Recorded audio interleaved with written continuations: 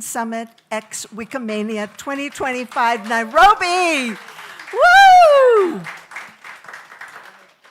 We're expecting 100 plus people today. Some have not arrived in Nairobi yet, so please just know that people will trickle in as they can, and we'll just make space for them. We know that there will be room for more chairs that they'll bring in if we need them. So good day, everyone. It's nice to see you again for the Wiki Women Summit 2025. Welcome to Nairobi. And it's good to see fresh faces again. So Rosie and I, and then Chinu, would always want a room full of women, bright, vibrant, energetic, and always on the move. So thank you and welcome. So how many are there in the room whose first Wikimania and Wiki Women Summit this is? Just raise your hand. First Wikimania and first Wiki Women Summit. Okay. I am going to give you a heads up that you will not feel bored at all throughout the day till we will be here like 3:30, 3:45 in the afternoon. All the best. Enjoy your first events and be energetic and try to help with anything possible. So just be watchful and happy Wikimania. Happy Wiki Women Summit. And now over to you, Ruby.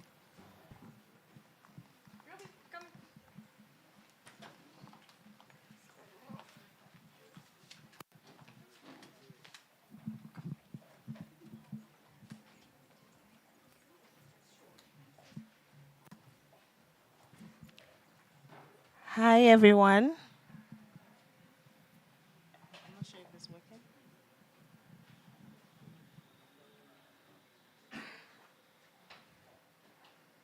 Hi. Hello. Ooh. Hello. I think it's working, but should I use this? This. Okay. Good. Hi, everyone. I want to warmly welcome you again to the Wiki Women Summit. I hope we are all excited to be here. So, just a little bit of orientation around the place. We have the beverage station right here.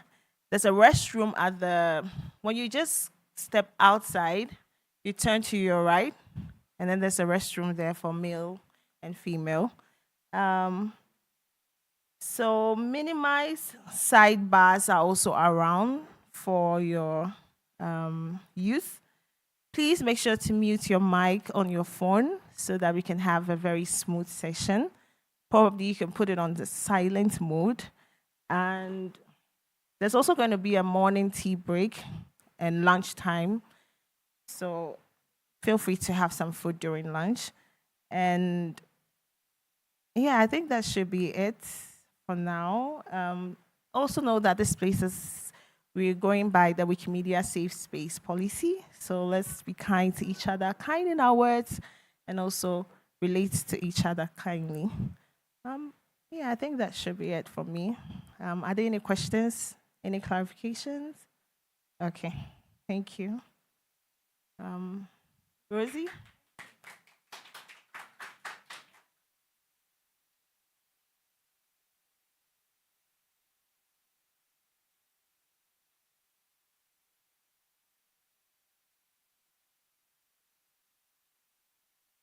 So, hello everyone. I hope you are enjoying. So, we are from the UCOC. So, here are a few guidelines. So, kindly abide by the rules for the code of conduct. And I think we should be respectful in every ways, like not only with our actions, but also with the verbal things. So, enjoy. And in case of anything, please feel free to reach out to us. You'll just see us standing, monitoring the room, but we believe it's safe. And if case you've not been told, Karibu Kenya. That means welcome. Welcome.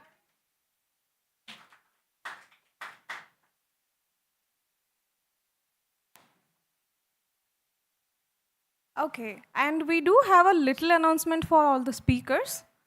Whoever. No, I'm on the first part actually. So there is a little reminder for the speakers. There is a live streaming going on for the online participants. So while you are speaking, use simple English words which will be understandable for the interpreters and speak with a low pace so that they can process it and interpret into their languages so that whoever is watching online, they can be beneficial for them. Okay? Little reminder. And to the camera angle also, you can be little watchful. Don't move here and there so much like, so that it will be difficult to be captured. So 3 things. Just be steady as long as you can be and use simple English, simple words, and speak slowly. That's it. 3 things.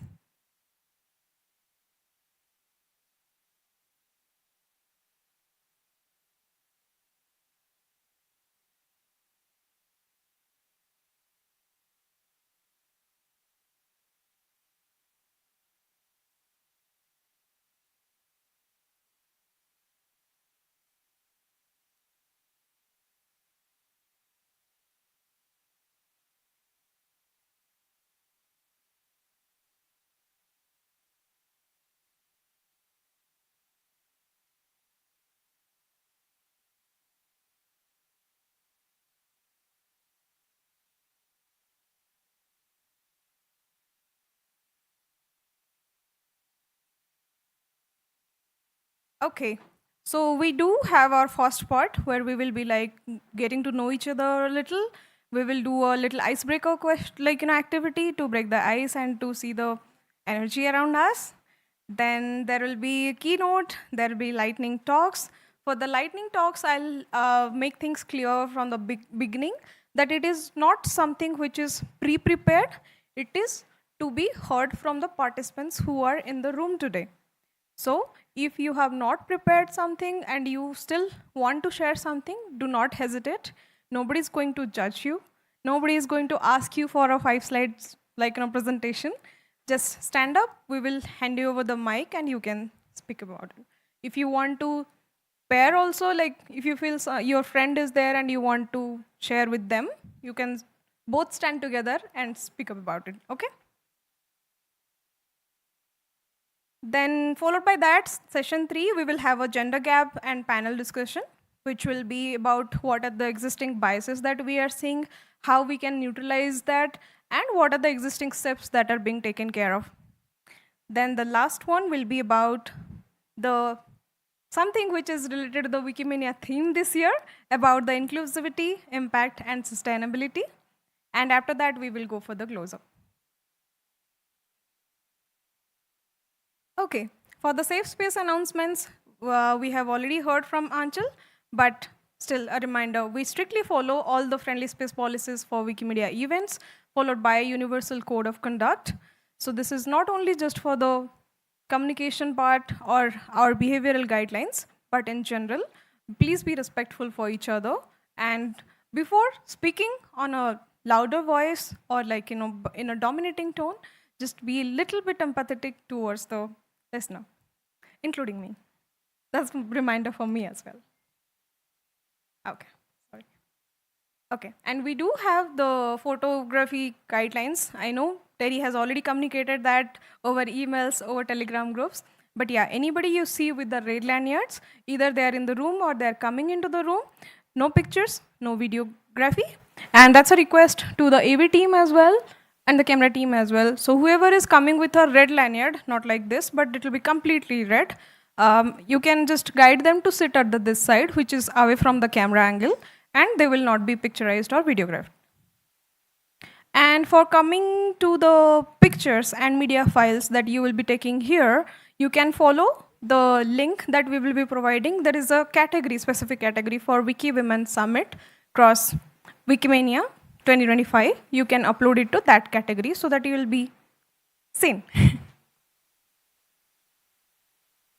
Okay, now we will officially start in a bit.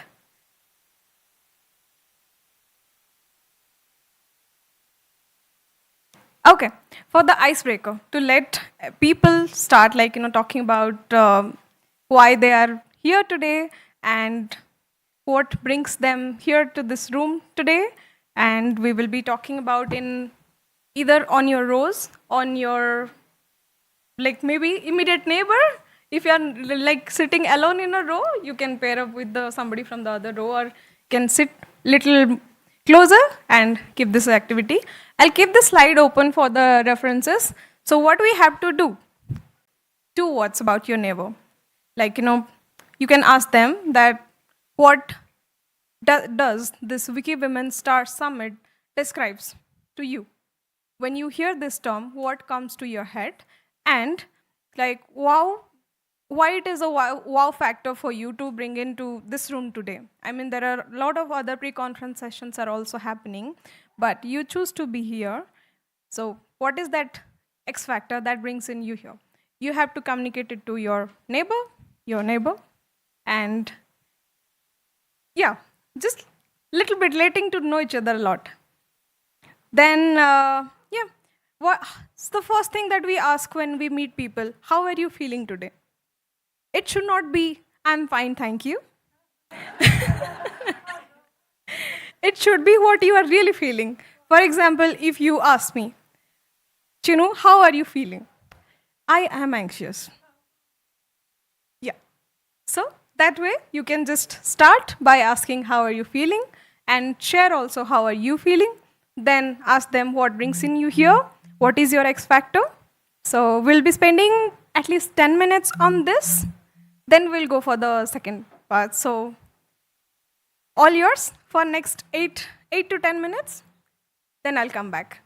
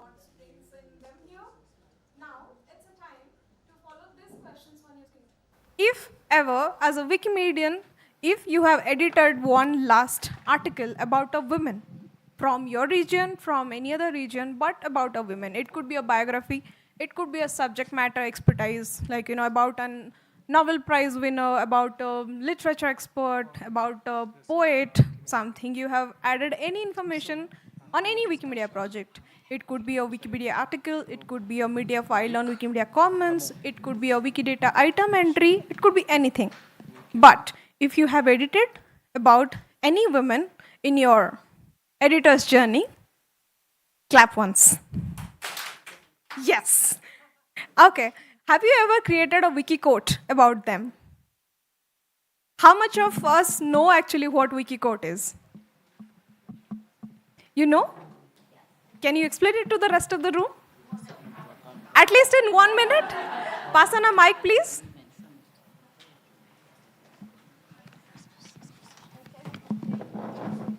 It doesn't have to be like pictorially perfect. It could be, it's her.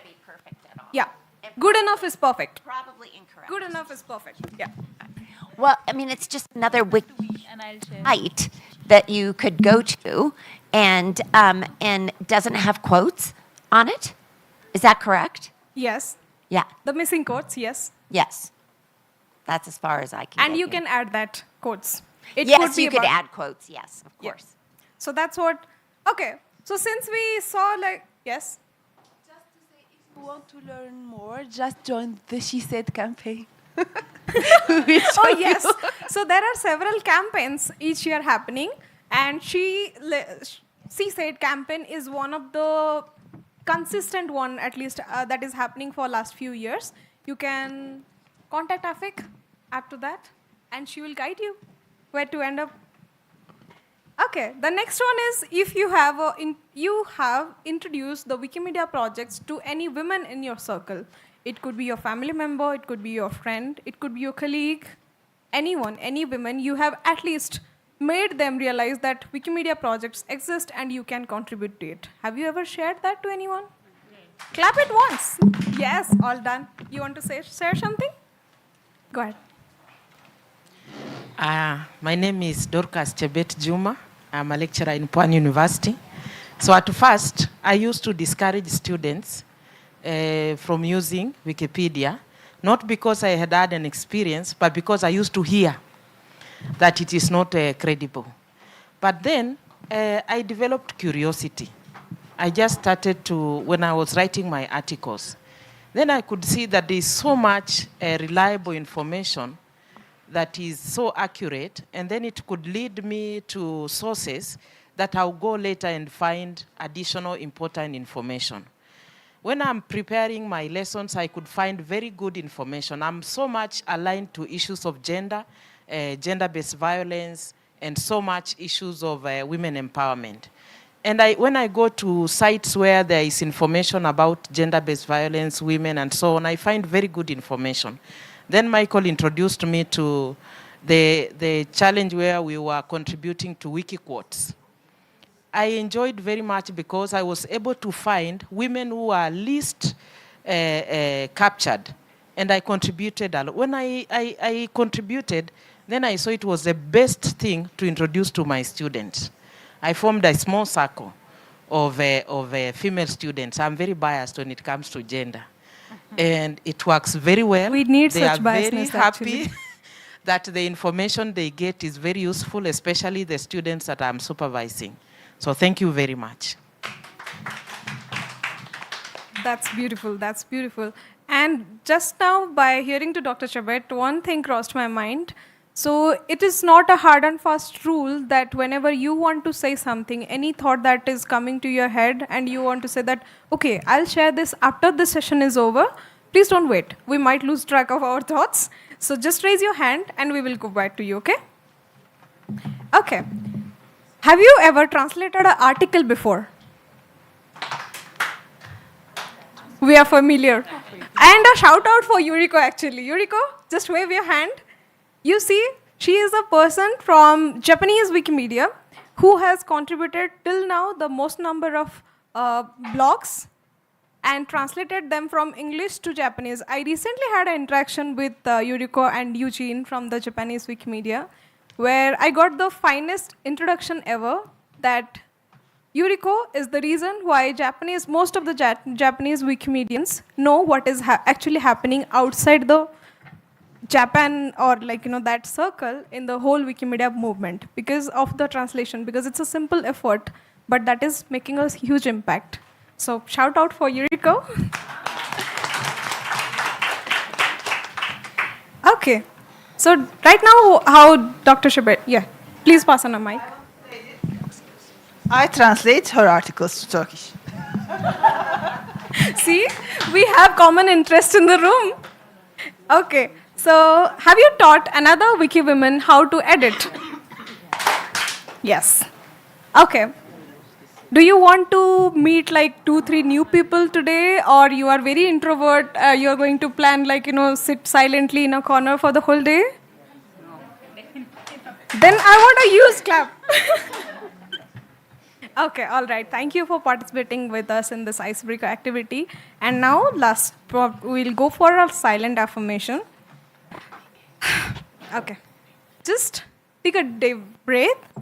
Look around the room for a moment. If you are sitting among the people, the women and the men who are also in the room and supporting with us our logistics and everything, we are shaping the knowledge across the world, not only about the gender gap or the bridges that we have already identified, but also with the reliability, with the accessibility, with the translations, with the language inclusion, everything. So, last clap for all of you. And last step is, just look at any other person who is around you and tell them with a happy face, with a genuine smile, that you feel like that I see your contributions, I see what you do, and we value it.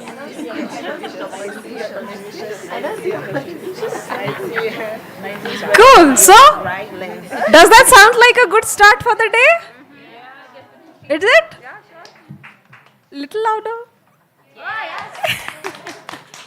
Nice. Okay. To all the people, those who are in the room, if you have already registered, I am sure that you must have received the survey link in your email. That survey link consists of few questions, few guiding questions that are meant to capture some of the essential data to improvise our programs in future, to improvise our Wikimedia plans in future. And who have not taken the survey yet, there is a QR code which you can scan. It will directly take you to the survey link. You can fill in the survey either now or maybe later in the tea breaks, something. We will also provide the links in the Telegram group. So who have not joined the Telegram groups yet, there is a QR code on the registration table itself for the Telegram group. So you can just scan that on the registration desk and you will be joining the Telegram group which we'll be using for the Wiki Women Summit and the Wikimania. Okay, so now we will go for our first tea break by, in 20 minutes we'll come back here. Okay. And for the announcement for the tea break, no, this is the wrong timing I put. I'm so sorry about it. Don't go for the slide time. There is another project that we are going, the Wiki Portraits, the existing chapter of the Wiki Portraits. So whoever in the room wants to be in that project, like if you want your portrait to be captured professionally well, so Afik and Tina, are you in the room? Okay, Afik is there. So she is the one who will guide you to take your pictures. Whoever is interested, just go to Afik and she will guide you to the picture place and click your good pictures and upload it to Commons later. So yeah, enjoy your tea time. Happy tea break. They'll go to Afik and she will guide her.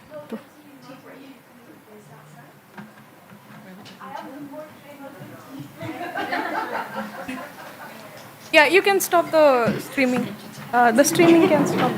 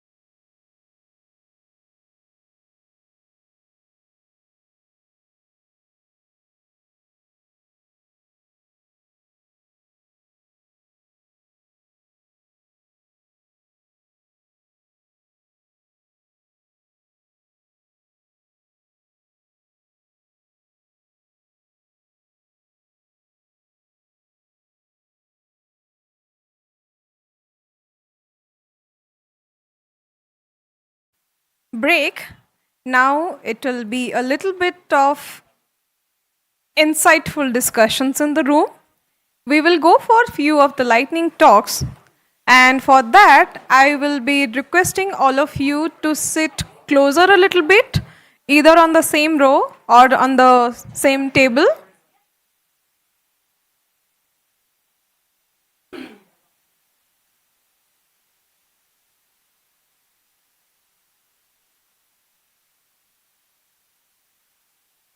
Hello back. Hello back. Now we will go for a lightning talk session. And for the first part, I would request everyone, please sit in a group of 4 or 5, either on your immediate chairs, on your rows, or on the table. And we will give you 2 guiding questions. You have to discuss that on your closed group. And after 10 minutes, we will start hearing from each of the group, either from the tables or rows. It's a simple activity. You don't have to look at for slides. You don't have to look at your phones. Yeah, it's just you having conversation with your immediate neighbors. Yeah.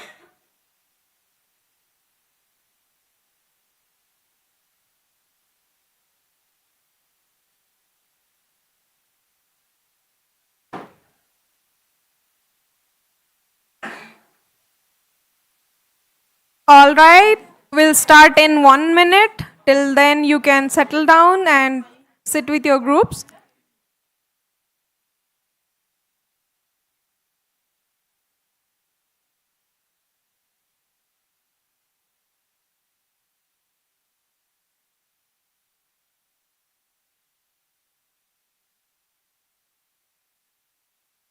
Okay, I see people settling in, so we'll start. Your first question for the group, attention, attention.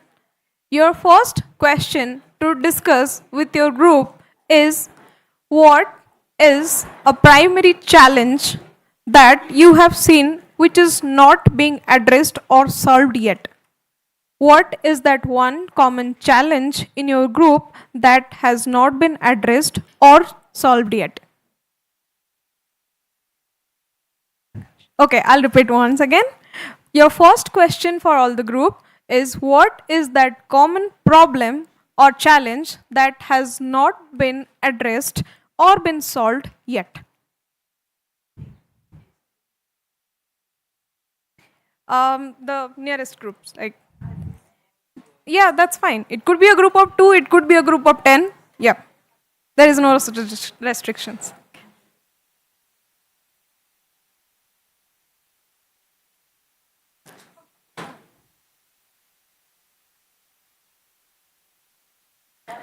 Hello, hello. Welcome to the participants, those who are coming in right now.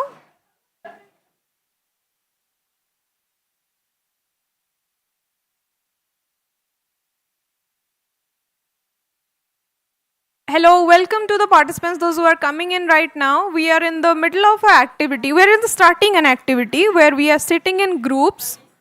And the first question for your group, what is that common challenge which has not been addressed or being solved yet? You'll have 5 minutes.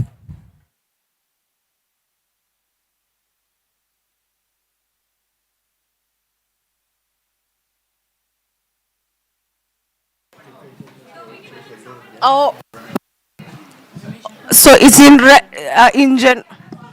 That's a good clarifying question. That's a good clarifying question. So yes, the context is in terms of Wiki women. It could be gender gap, it could be gender bias, it could be extended right users and the gender gap. Yeah, but in the Wiki world. Yeah. What is that one challenge in the Wiki world which is not being addressed and solved yet?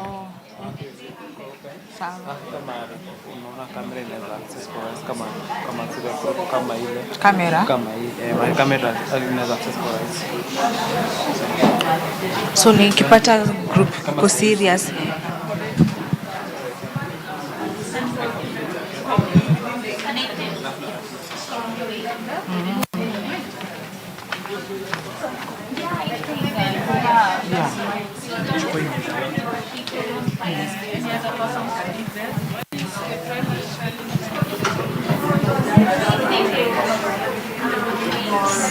Right.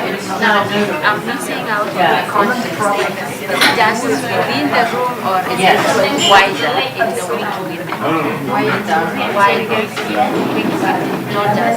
Not just in the room, but for now, yes. generally.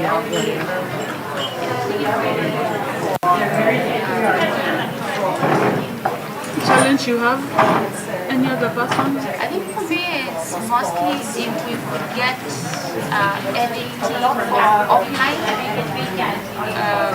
I don't know whether it is being addressed, but it would be something wonderful if you are able to count when you are offline. Because usually you are able to register counting online because of internet challenge. You cannot be online also, but you can work offline and then upload. So if there is a way that can be technically addressed, this can be good, especially for those of us who are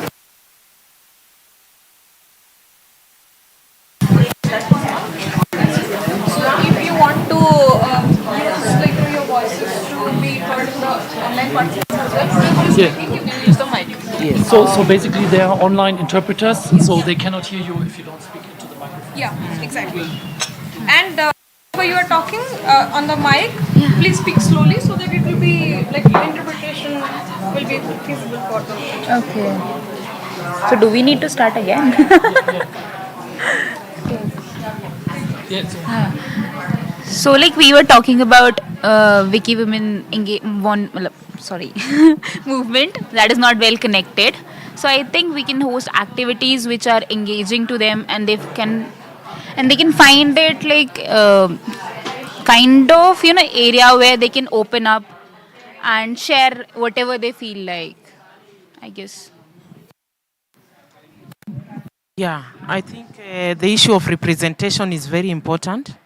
And just like any gendered thing, Wiki Women is not very well underscored. So I propose the need for arranging the Wiki Women in different thematic areas that have a direct impact on the lives of women.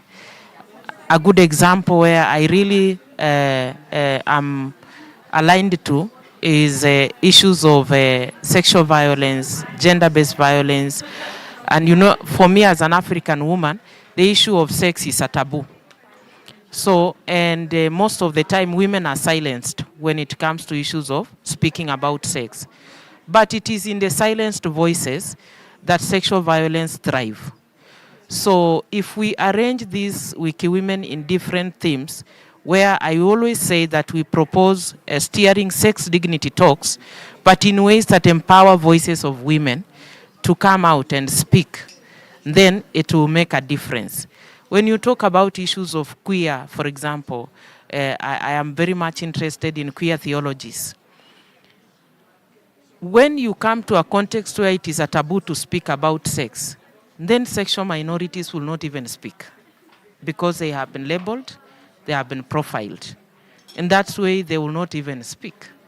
In Kenya at the moment, there is a proposed bill called Family Protection Bill. So this Family Protection Bill proposes punitive measures to sexual minorities. And in a context where women are already vulnerable, then you realize that it will be even difficult for women sexual minorities to even find voice. So if we can have Wiki Women be arranged, apart from what we did, the campaign of she quotes, Wiki quotes, she said, then we can also have different hashtags that capture different themes, but under the umbrella of Wiki Women. And that way, every context, whether you are a man or a woman, every context, somebody can find reminder for a the hashtag online to align participants with as well on in event a way here. to be relevant If you and are to following contribute. this conversation, And you will see that even we those are who in have no the voice middle of an will find activity way which is to happening. speak. If you want to give any feedback I on would what like is to- the existing challenge that The has not been suggestion I would addressed have yet, for and this you want to is write it maybe in the chat, identifying please existing join the initiatives Event platform and write it building in the on chat. the We will existing moderate that. initiatives. Thank We you. don't need to recreate the wheel. We just sustain. In fact, it will be aligned to the theme of sustainability.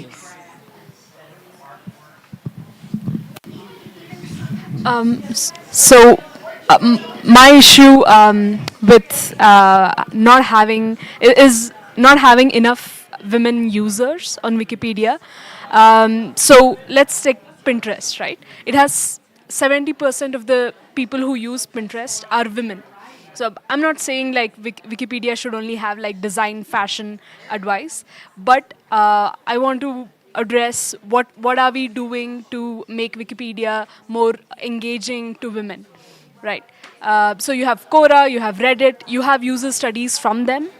You more or less have like 50-50 or like let's say 60-50 breakup of men and women, but I want to know if that's something that we can solve, like bring more topics that are more interesting for women.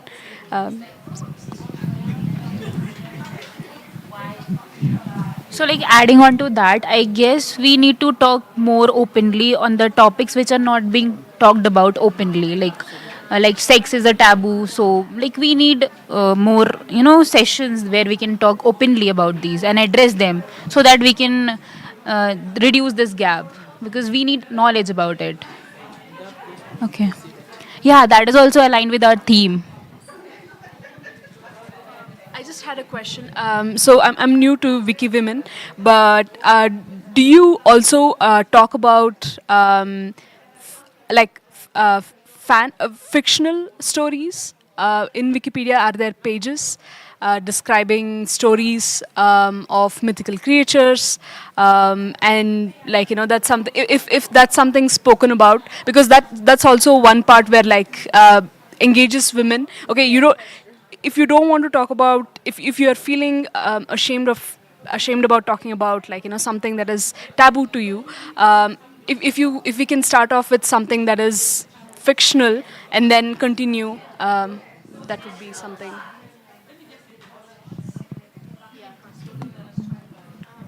Regarding the Wiki fiction, I think what is existing now is the Wiki Loves Folklore campaign. But then, as all Wiki loves, it's mainly on photography, but not really on the storytelling side. So I think to complete the whole scenario, we can start with the existing campaign, which is the Wiki Loves Folklore, and then expand to the storytelling of fiction or mythical creatures or stuff. So we don't have to reinvent the wheel, or we don't have to add another new thing, but instead expand from what we already have and the resources that are already available to the community or to the movement. Saro, are you done?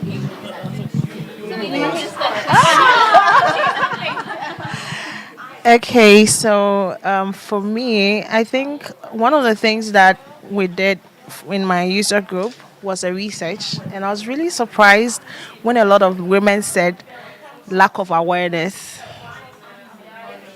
Because I was like, oh, Wikipedia is everywhere. But when they said lack of awareness, I was really shocked that a lot of Okay, women we have said they 3 don't know minutes what's left. happening We have 3 in the minutes space. left They to don't- complete they are the not 10 aware minute of the slot. opportunities I that would are in request there for everyone, them. one person from the They are table not aware should of prepare like Wikipedia themselves projects. They with don't the access it gist on social to be media. shared It's like it's something that is so later with the bigger distant group. from them. So as a woman, I'm thinking, how can we collaboratively work together to create that visibility, especially using social media? Because we know that all the youth are now on social media, and all the We have spaces 3 that we minutes find like left. TikTok, Start capturing your Instagram, notes. especially That these should be days, the reflected young with the bigger group. folks are not on Facebook. When I ask a young folk, they're like, "What? They're not on Facebook." I find it strange, but then I realized I'm in a different world. So I think that there's a lot that we can do to make it more appealing, more exciting than the boring way. And also, our platform is becoming archaic, like not archaic, but the young people are not finding it fascinating how can we, especially developers, how can we make the platform more appealing? Because we need to follow the trend before we get kicked out. And that's what happened to BlackBerry and all the other things. Because they were following their usual their usual tradition that worked. But things don't work always within the same timeline. You need to look at the trend and move along with it. So I think that's also one of the things that we need to do as Wikimedians. Understand the trend and see how we can transition our platforms to become more appealing for sustainability. That's just what I would say. Yeah. I just want to emphasize on what you said. Many youths are on social media. I was on TikTok, and I used to package my contents on the issue of the dignity of human sexuality. Do you know I had approximately 64,000 followers, but I gave the account to my daughter for personal reasons, because I realized that for the youth, there is a way in which when you package information that reaches them, you find audience. They listen to you, they follow you, they want to hear more. And especially if you are sensitizing them, giving them information on the dignity of human sexuality. Because I realized most right, men of we are on God in time. Africa package I human would sexuality request in a way Bridget, that please it be is ready seen with the note-taking. We are and going it to is capture not the supposed reflections. to be even. But there's All a way right, I spoke all right. in a way Time's that I up. create awareness, and I had a very Time's huge up. following. So yes, Which social table wants media. to go first in with the reflections? Because I took notes, I'm going to share with whatever. You want to go first? Okay. Can we have the mic, please, on the last table? Last table. Last table. Mic here. Ruby, this side. This side. Is there a mic here? No. Mic here.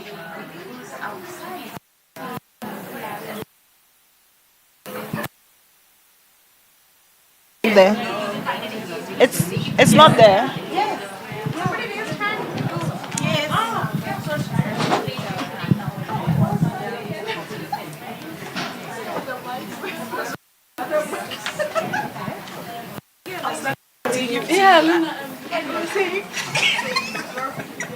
Okay, attention everyone. We are starting with the first group's reflection. Please go ahead. Okay. They're still discussing there.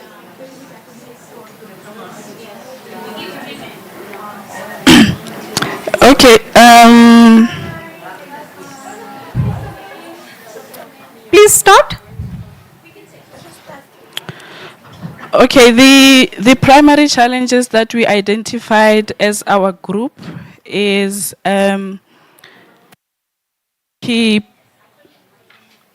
Wikipedia. There is no Wikipedia for sign language, especially for us that are from South Africa, and sign language is one of official languages. That is our challenge.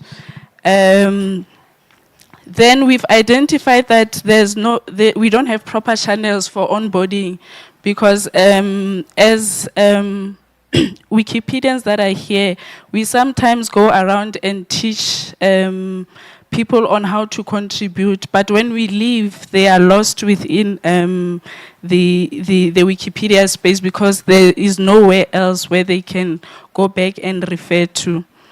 Then the other challenge that we have identified is that Wikipedia interface is not user-friendly for new contributors. Then the other point is that with regards to our oral history that has been told over generations, unfortunately there is nowhere where we can reference it, and those stories we cannot tell because we can't reference oral history and some of our cultural practices that happen within our villages. And the last one is that minority languages are not accommodated. So it's a challenge as to how do we get minority languages to be accommodated within Wikipedia, and sustain their contribution within the Wikipedia space. Thank you. Thank you. Those are the very realistic challenges, actually, because we do face those, be it like whichever region we come from. Thank you for the group one. Yeah, good morning, and I'm Telesia. I just try to run us through the challenges that we have identified as a group. And the first one that we noted here. Please speak a little slower for the online participants to follow. Thank you for reminding me of that. Yes, one of the challenges that we have noted here is for the first timers, we didn't get an introduction of what Week Women is, orientation. So we are kind of lost. Probably I'm speaking for many plus myself. So with regard to Week Women in general, one, we talk about the challenge of getting credible sources, especially when you're writing on women, and I will connect that with the second challenge here. What is notability? What does that mean? Can notability be positive or negative? Then we also talked about sensitization of Wikipedia is lacking. People do not understand the wiki spaces. They don't know that they are there, so a lot of work that might be done, need to be done there. Then we talked about contextualization of policies. We feel like the Wikipedia policies are up there. They've not trickled down to reach, probably I would say, the marginalized, and we made reference to the photos. So here in Africa, and I hope I'm representing every African in the room, we own the photos. You take me a photo, it's my photo. But I think Wikipedia policy is like the cameraman holds the copyrights to the photo. Then we also talked about offline editing. If offline edits can count as contributions, then this would be great. But as it is now, you only have edits when you are online. I think the rest have been shared by the group here. Thank you. Thank you. That was an interesting one. Let me go to this table. Next group. Okay, so we have very interesting insights in here. This conversation starter that we first discussed was that Wiki women all over the communities are not yet connected strongly within the movement, which gave rise to issues like we should bring more interesting topics that are more interesting to women. And we are not having enough Wiki women users or editors. So the problem is, the question is, what can we do about it?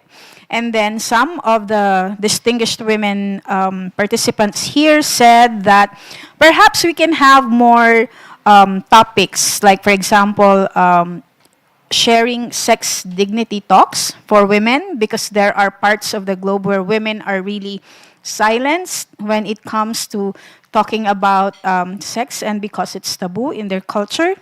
We can also have like a suggested wiki fiction, which can be expanded from the campaign Wiki Loves Folklore, so that we can have content that is not only focused on images, but on stories that women are very much interested to. So who among us women are not interested to fiction? I don't think there are a lot of hands, so that's a good starter.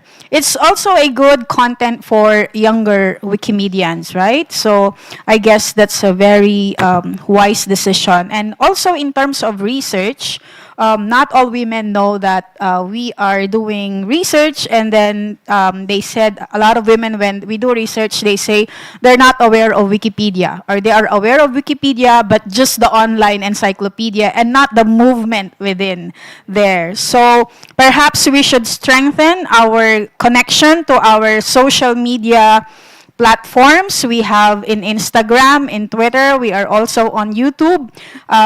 I guess this is also a time for us to really advocate on sharing content about Wiki Women on our social media platforms. We have a social media platforms. It's Wiki Women Global across platforms, across social media. So if you are going to have your content to be posted, kindly please just tag the Wiki Women Global hashtags or user account on various social media platforms.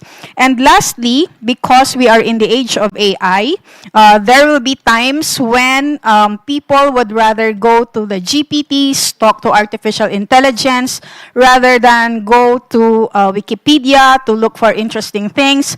And that is the reason why we should be, as women, as nurturers of the global repository of knowledge. I mean, not entirely nurturers, but of course contributors, should also work harder for the people, especially the young ones, to be to have a scene and to create more content that is not being on artificial intelligence. So that's what our table has produced so far. Awesome. Very insightful. Okay, let me move to this table. Who wants to go next? Okay.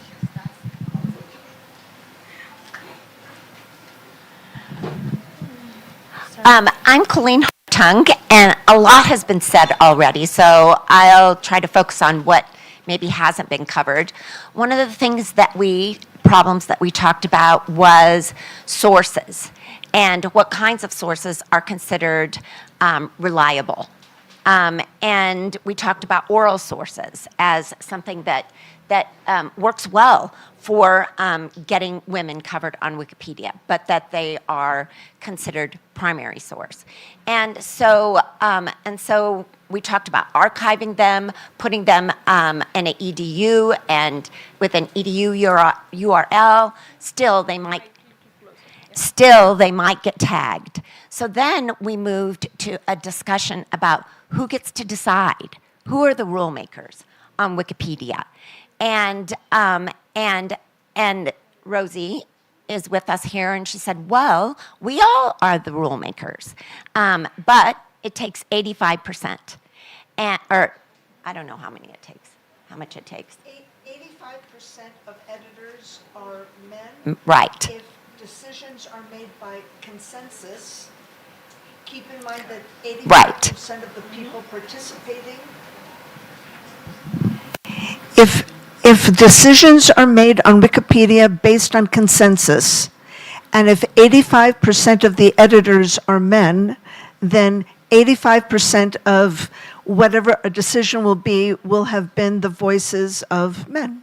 Right. This is just a fact, nothing more than that. Yeah, it is. I have a new mic.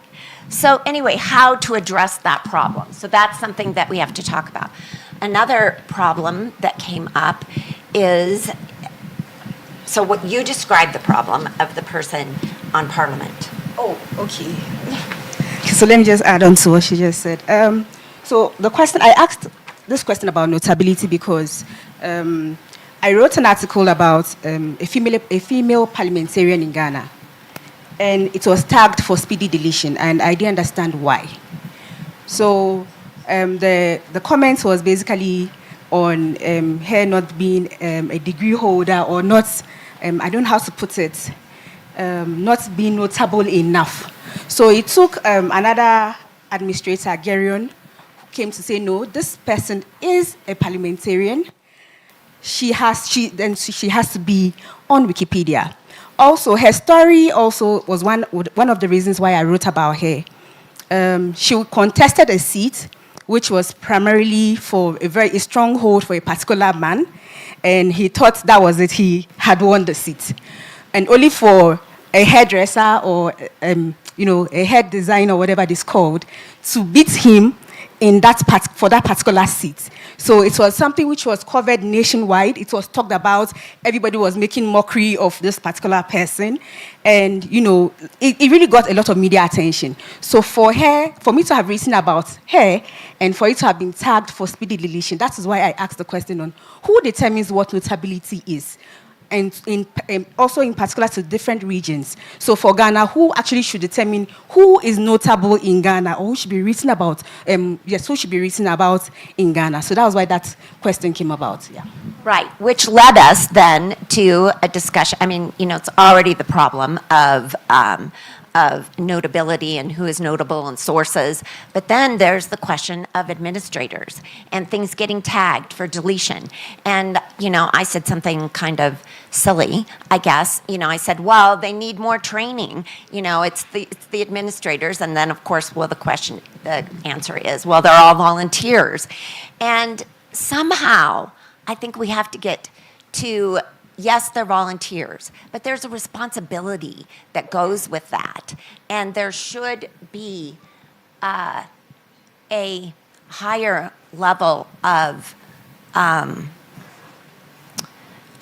don't even know what, the morality or something. Higher level of judgment or the cultural understanding. Right. That there shouldn't be this running rampant on Wikipedia of people trying to get more edits, more points, more whatever to move up the scale. No, that is what's going on, and that we should keep track of that, not just notability. We should keep track of the people who are keeping track, and keep them in reign in a mode that aligns with our values, which is inclusion of all knowledge. That's my soapbox, so anyway. That's interesting. Thank you. Hello, my name is Katrin from Germany, and yes, sorry. We just also mentioned it's not only about writing about women, but about the things that women do. Speak a little slower. The things that women do are not considered notable, just like making this. And it's not only writing about the biographies of women, but about what women do produce and do bring to this world should be considered notable, and this culture should also include giving enough importance to this. Thank you. You can go ahead. There's a question. There's a question? Go ahead. The spirit of never giving up. Following up on what she has raised, I think this is a suggestion based on my also experience. There is need for training, and also when you write an article and you submit for publication, it should not just be marked for deletion, but I propose, because there is a very wonderful article I wrote, and twice it was marked for deletion, and I think based on my experience of publishing, I thought it was a very nice article, because I have published good articles. If you go to Google Books and search my name, Dorcas Chebet Juma, I have written wonderful articles. So at least I can boast of having an experience of publishing. So the article you write is just marked for deletion for this reason and this reason and this reason. I am proposing that instead of just giving reasons, those who are charged with the responsibility of ensuring, because we love quality, of ensuring quality and credibility, to at least give reviews of what you are supposed to correct. That's a good one. Basically, a curated guidance towards improvement. Okay. You can go ahead, sorry. Okay, I'm Catherine, and our group is made up of 4 women of 4 different communities. We identified 4 problems that might sound familiar. In the Spanish community, we identified the treatment of women editors, which is often harassing, as a problem. In the Dagbani community, there are problems with the notability of local people, because there are not enough notable sources like literature, printed literature, and maybe a solution for this would be audio files or oral history allowed. For the Congo community, it is difficult for people with handicaps to contribute. And for the German-speaking community, I identified the lacking commitment of people as a problem.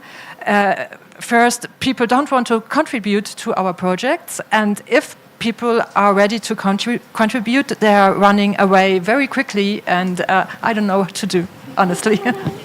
That's it. Thank you so much. Are there any more points? Any more questions? Any more suggestions as to how some of these challenges can be addressed? Anybody want to go? Okay. So we talked about a lot of challenges. Maybe if someone have any idea, you can share. Yeah, maybe the challenges are already there, and it's really like alarming to our faces that we really need to solve those problems. So, which brings me to the last Wiki Women camp that had happened in India. And there was a plan, Rosie, right, remember, about the, what do you call that? The hub for women. And because of things that are being discussed right now, I think we should, if not for that particular hub to happen, I mean, to start the ball rolling again, then we should think about similar things that will solidify our connections together so that we can share whatever challenges that we are facing, because sometimes it's not really easy to seek help, right? And then we only have each other. We can understand each other. We only have each other. So collectively, if we stand together, then I think there will be changes. The changes that we want to see, it can start from us. So that's... That's amazing. I don't know if this is the practice, but I propose the possibility of seasoned Wikipedia editors who can work with passionate authors so that when somebody has submitted an article, this particular editor identify if it is a very good article, then he or she works with this particular article author to ensure that that particular article has been published. Because we are facing, as women, under-representation, and there's so much good information and good knowledge from women that is not yet out there. So if we have editors, seasoned editors, who can stand out and identify articles that have been submitted and they see potential in this article, that they can work with this particular author to ensure that this particular article has been published, instead of just marking it out for deletion. That discourages people and it makes people give up very easily. Thank you. So we'll go to the event here. Yeah, we have one feedback from the, rather response from the event here room as well. Riddhi from India, she says that one common challenge in our group is the extremely low participation of women in the Wikimedia movement in India. Globally, 10 to 15 of the Wikipedia editors identified as women, but India, this number drops further to just 3 to 5%. Despite outreach and multiple editathons, sustaining long-term engagement is very difficult. Many women editors join once or twice, but they do not continue due to the lack of mentorship, recognition, or supportive peer networks. We need consistent follow-ups, leadership building programs, and community spaces that ensure women feel visible, valued, and supported in the Wikimedia ecosystem. That's a good point. Okay, so we have a response to that from SAC, which says, "Thank you for the input. I actually agree with you.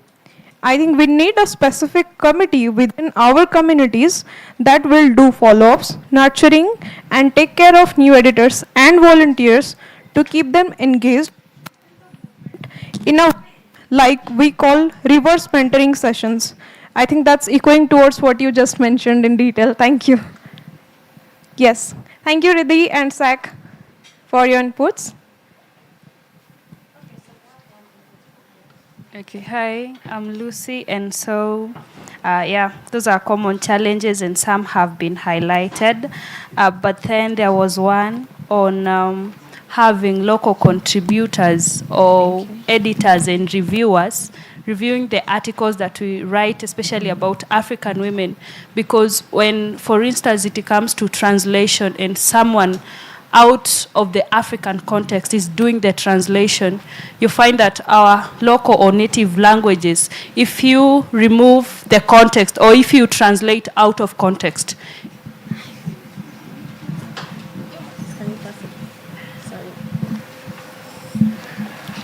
Okay, hello. I'm Joya Japan, and I'm from Wiki Our Initiative. I want to throw more light on what one of the ladies said about the sign language. I'm happy to share that Wiki Our Initiative is running this project for Wiki for Inclusion, which includes people with disability issues, specifically those with hearing impaired. And I wanted to talk about her comment because I reflected on it and I realized that there's a need for strengthening collaboration, because we started this project with all enthusiasm, and we realized that it's a lot of work, and we need to collaborate with other institutions, people from different communities who would be interested in making these special people part of Wikimedia community and contributing in unique ways. So thankfully we've had Tanzania running such a campaign, and I'll be very happy to talk more on it. If there will be any other community who will be interested in also running that special campaign, because there are a lot of barriers, there are a lot of challenges, there are a lot of hurdles you need to overcome to get there. And one thing that I would want you to take home is that these special people are very much interested in what we do. They are very, very interested, but sometimes they feel isolated.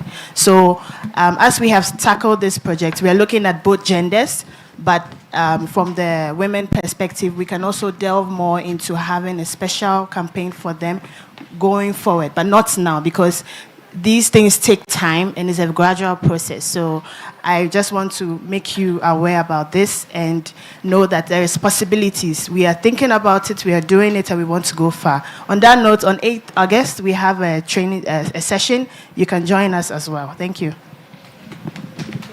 That takes a lot to think through that. So thank you, Joy, for thinking and implementing it into the world. Rosie has a So I want to make a note about AI. I want to say that the conversation has started within the movement. The Wikimedia Foundation has made comments about it within the movement, most specifically several weeks ago, like April. The comment was that AI strategy in the Wikimedia Foundation will be humans first. So I'm not sure what all that means. I'm not the specialist in this, but that was the statement made by the Wikimedia Foundation. We also brought up this topic of AI and writing women's biographies in Women in Red, and there was a lot of commentary. Specifically, it was one side or the other saying, not for anything, or let's be open to it, because for women's health articles, sometimes it's helpful for Netta Hussein, the physician, to use AI to help her with a paragraph or a header or finding an extra source. So what I want to say about AI is this.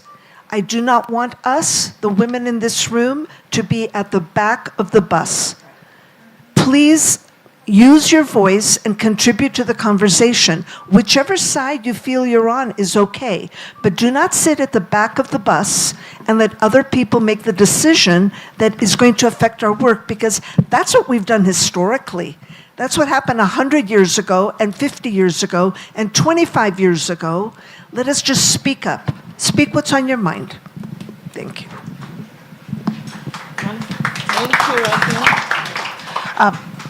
I just wanted to answer that there was a suggestion from over there who asked for seasoned editors.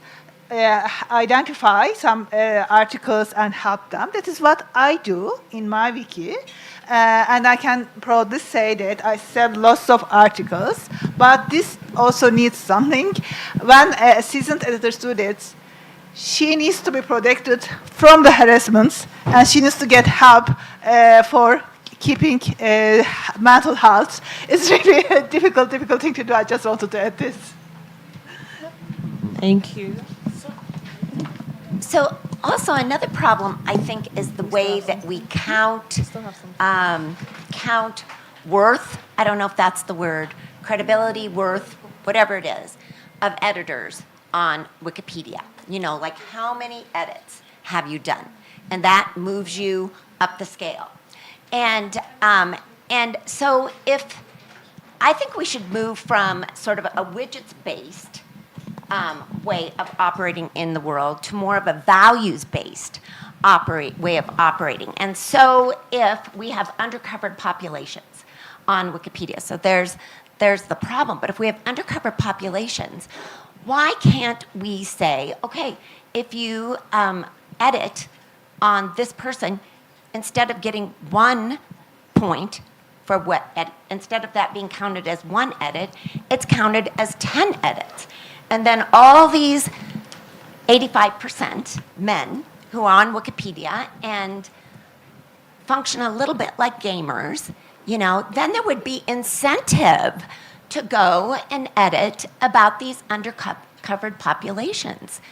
That I think it's the way we count. I think that is a problem, the way we count. Thank you. That's a very interesting point. I'll share something later about that. Okay, so as we are looking for solutions, we also have this adage that says catch them young. So it means that for women, we need to start very early with our young girls. You have them also in schools, universities. How do they use these online resources that are available to them? So the minute you start inculcating them from the ages of 13 to at least 13 upwards, they already understand basic internet and all that. Then you start teaching them if it's how to maybe just do basic corrections or using Wikidata, especially play the Wikidata game. At least that takes their mind off a lot of things. They get to learn also using the Wikidata games as well. Speak a little slower. Little slower. Speak a little slower. Sorry. I'm so sorry about that. So we're saying that there is a way we can start engaging our young ladies, and then they also grow up and also become like us and also continue to, edit and contribute. So please, all hope is not lost. Yes, we know we currently are 24% of women editing Wikipedia, but I think we can bridge that gap. We can actually increase the numbers that are online currently if we start engaging our young ones now. Thank you. Thank you. Yes, so in addition, we also have a lightning talk you can pass through, and then we'll talk more about what we've done so far with Wiki Hour as well. Thank you. Okay, there is a little announcement. So the QR code that you are having on your screen and on your table on the printed format, it will take to the Wiki Women Impact Instagram handle. So those who are active on Instagram, you can follow the handle so that, and yeah, as Vansh mentioned, feel free to tag it also if you are like highlighting any of the campaign or any of the projects that you are doing. We will be happy to reshare it on our handles and make it more visible. Thank you. Thank you. So you have a contribution?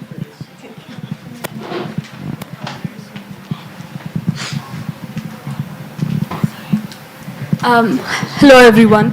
I was just having a discussion with Vansh on tagging articles of women, like artists, actresses, people in the government, tagging them in Wikipedia as female or anything, Wiki Women, or it's not Wiki Women, or like women of Wikipedia, or like just women.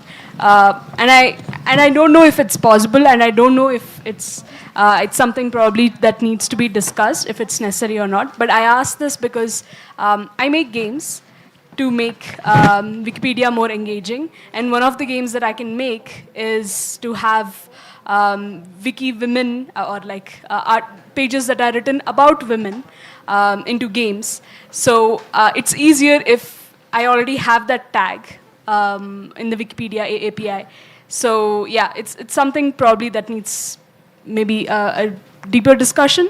That are we going to tag all women as a separate tag on Wikipedia? But yeah, something that will be useful for me to make games.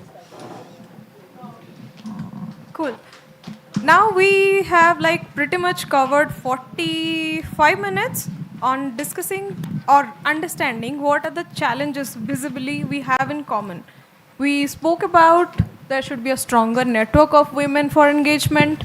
We should be focusing on different topics of impact for the campaigns. For example, like say it is for abortion, it is about the sex, it is about the taboos that exist in regional pages.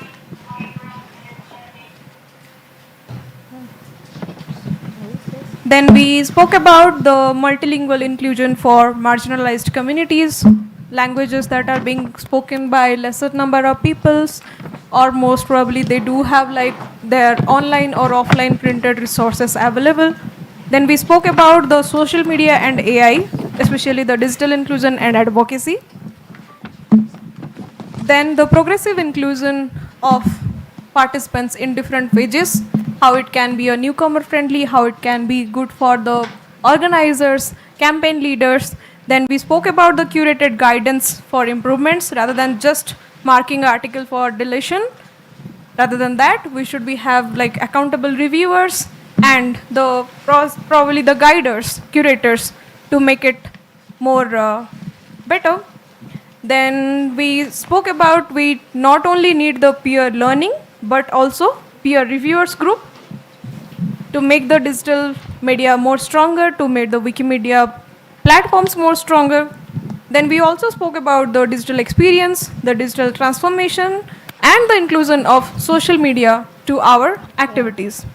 Now, the last and quick question that I would ask everyone who is in the room, that if after understanding all these challenges from all the wonderful people that you had, like now we are having here today, what is that one thing that you as an individual would like to contribute to in this context of the challenges that we discussed?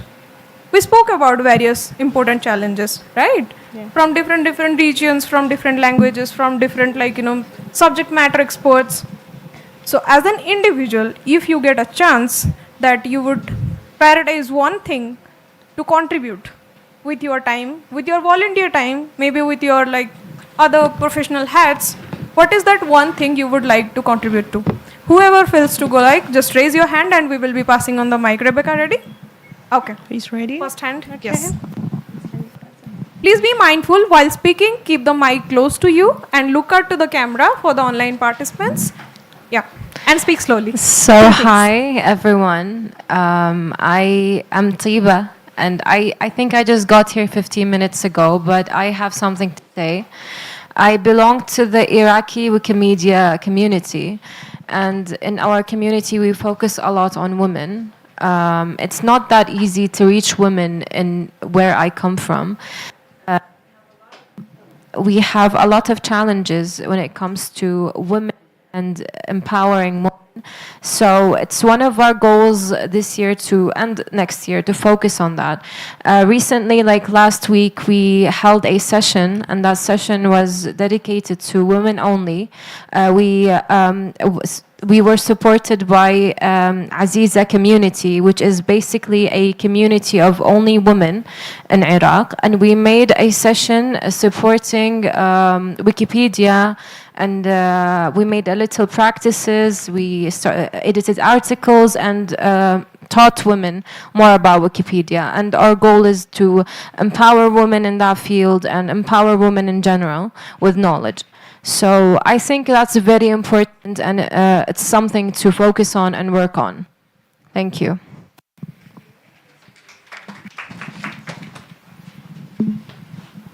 Just a housekeeping announcement for the team, whoever is speaking, once you are done with the mic, just press this button, power button, long press, so that it turns off, because the background noise is being heard in the event platform.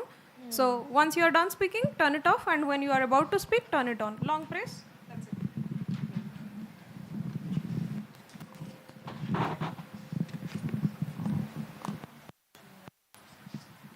Who's next? Yeah.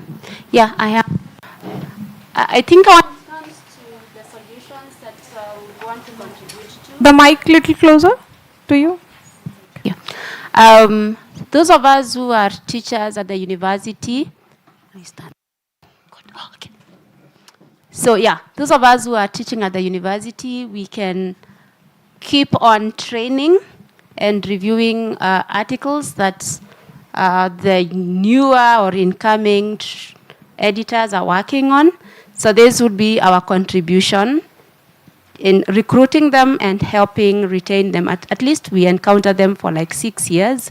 So if we have 6 years continued touch with the Wikipedia editors, I think this would be a wonderful contribution. That is for me before I retire.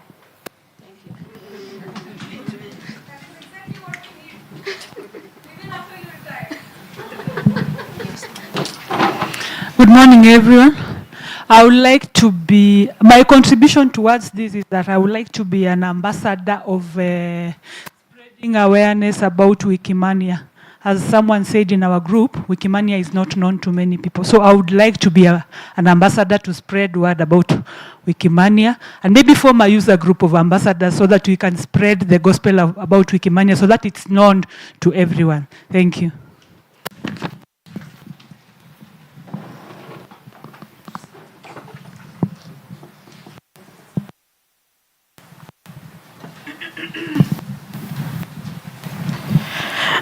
So for next year, we will dedicate our time in making the Wikipedia for Sign Language to be there or to be live. So if there are colleagues in here who can help us on where to start, where to go, we'd really appreciate that. We've already made a contact with our colleague over there, so we are really looking forward to that conversation and to actually making it a possibility.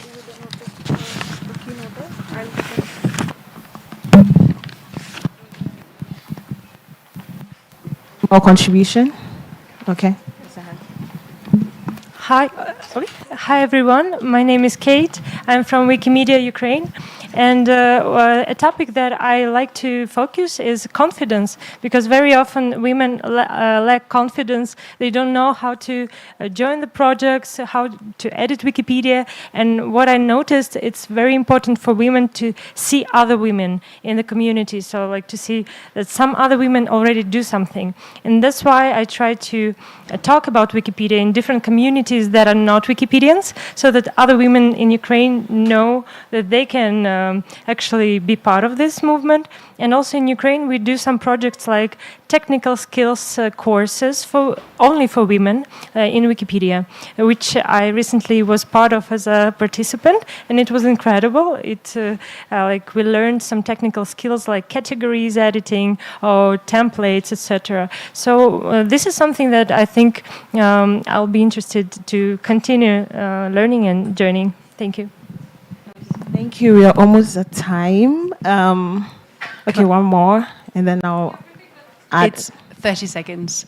I just wanted to answer your comment. It's really fascinating to see that you're interested in sign languages. I think it's very often that people from a minority group kind of have intersectionality with other minority groups. So we see women dedicating themselves to multilingualism, to languages that are underrepresented on Wikipedia. There's a great tool called Signet that works with Lingua Libre, where you can record yourself in video for the sign language, and then those videos can pop up on words. I can show you how it works, and I'd love to connect about this. So it's called Signet.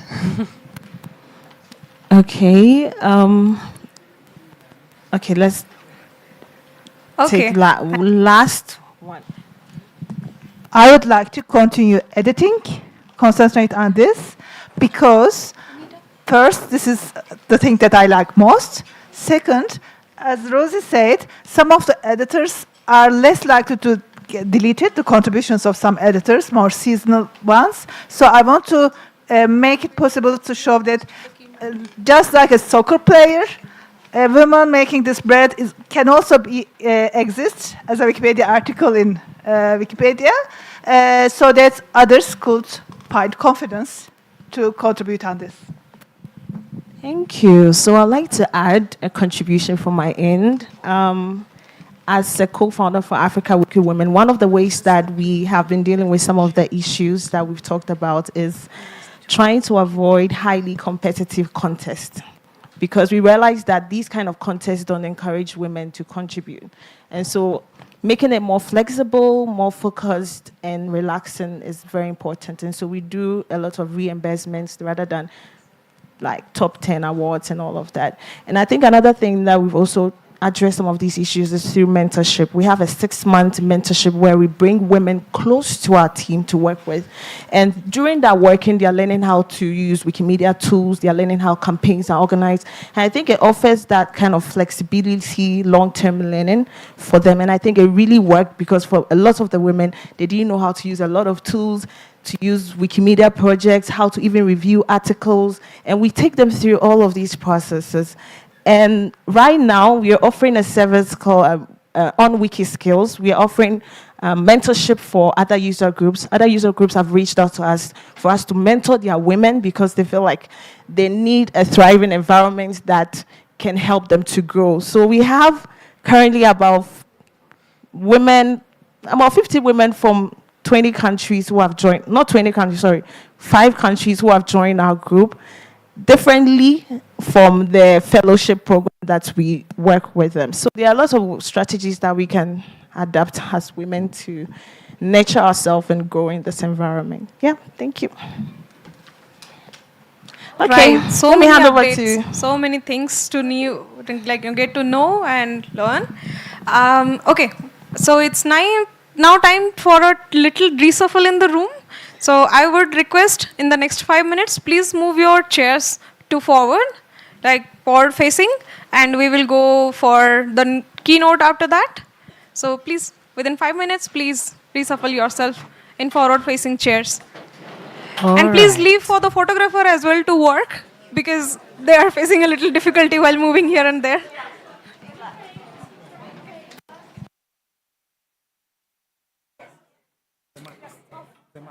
Nitumie hii hapa.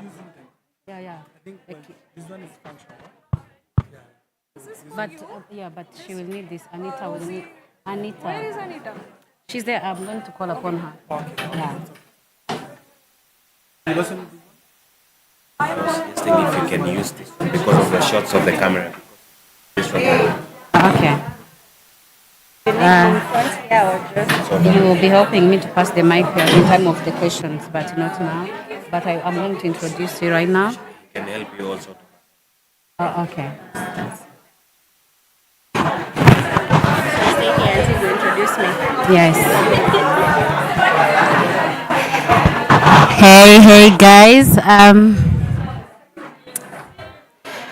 Let's have our seats right now.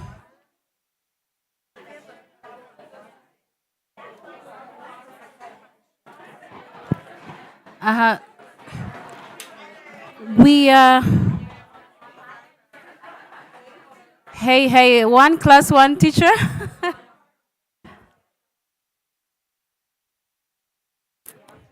Let's have our seats. We are going to, let's take our seats very quickly.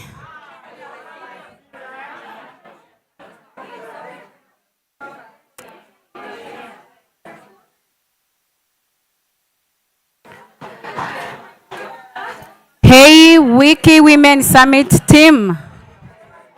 Let's have our seats.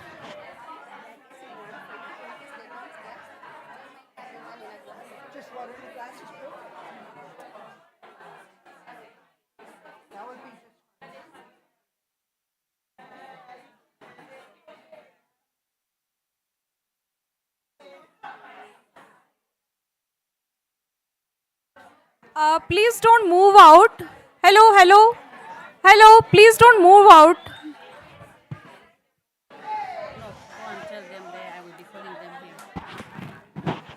Please don't go out. The session is not ending right now.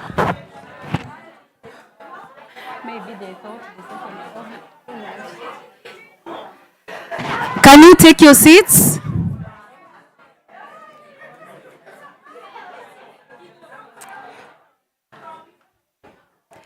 Hey, hey, please take your seats.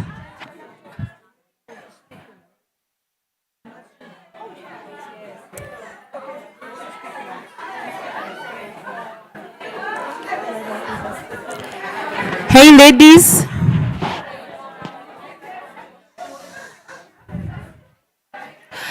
Joy and the team, please bring your team here. Please take a seat.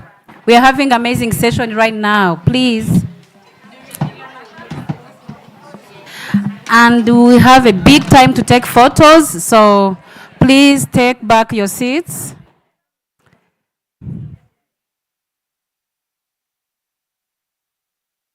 Let's try to harmonize this session. All right. I will wait until everybody's having the seat. Isla, we have a chair here. Please come and have a seat. Yes, so we are now settled and safe, right? All right. My name is Rebecca Jeanette Monho. I come from Rwanda. I'm a Wikimedia Rwanda co-founder, and I'm leading Africa Great Lakes Movement Strategy community. I'm also a Wiki Women volunteer and a member. And I'm happy to introduce my colleague here. Her name is Anita Wavinya. She's a community member here in Kenya. And yeah, we are going to take you through an amazing session right now. I'm sure you will love it. So right now we are going to have our today's keynote speaker.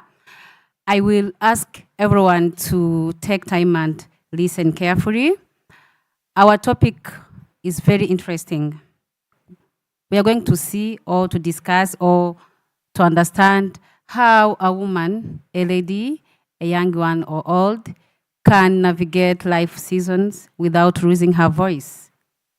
Is it interesting? Wow, thank you so much.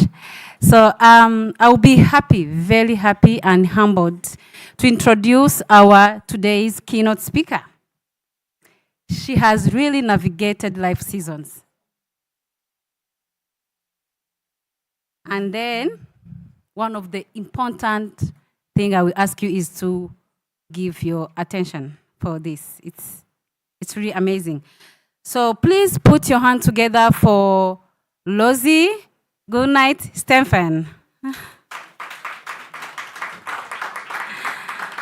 And please allow me to read your bio so that everybody can really understand who is going to talk to us. Yeah. Lozie is a long-time Wikipedia editor. Her global work is to close gender gap on Wikipedia. She co-founded Women in Lead and the Wiki Women Summit. Can you also put your hand together for that? She's one of the reasons we are here. So it's really amazing. Yes, and she has helped to create thousands of biographers about women. Lozie has served on the Wikimedia Foundation Board of Trustees. She has received major honors, including Wikipedian of the Year.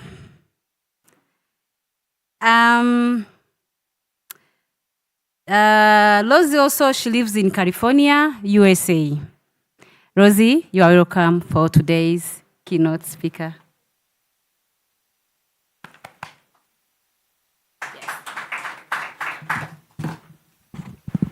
Thank you very much for that introduction. And thank you for having me be your keynoter. When it was suggested to me, I don't know if that's the right word, that I would be the keynoter, I was speechless. It was a Zoom call with maybe 20 other people on it. And when I heard Rebecca say the word, and we've decided it's going to be Rosie, I thought she was referring to a Rosie that lives in Rwanda or Uganda or Tanzania or Kenya or somewhere, but not me, Rosie. So thank you for that. I'm humbled by that. So asante sana kwa kuniliki hapa, which means thank you very much for inviting me here. It's, like I said, a profound honor to be here to share this space with you, the people in the room, the people who are listening to me now, the people who will listen to this recording in the future, 50 years from now, when your granddaughters are writing their PhD dissertations about the Wiki Women's Summit. You are the incredible women at the heart of the Wikimedia movement. And whether you're here physically in Nairobi, Kenya, or participating remotely, a very special jambo to you all. The theme of my talk today is Women in Wikimedia, Navigating Life Seasons Without Losing Your Voice. It's a very fitting topic, I think, at this third annual Wiki Women's Summit at Wikimania. This is a gathering that truly embodies the spirit of our collaboration, our empowerment, and the relentless pursuit of knowledge equity. As we look forward to Wikimania, which starts officially tomorrow, I want us to embrace this unique space where a tapestry of Wiki women have convened.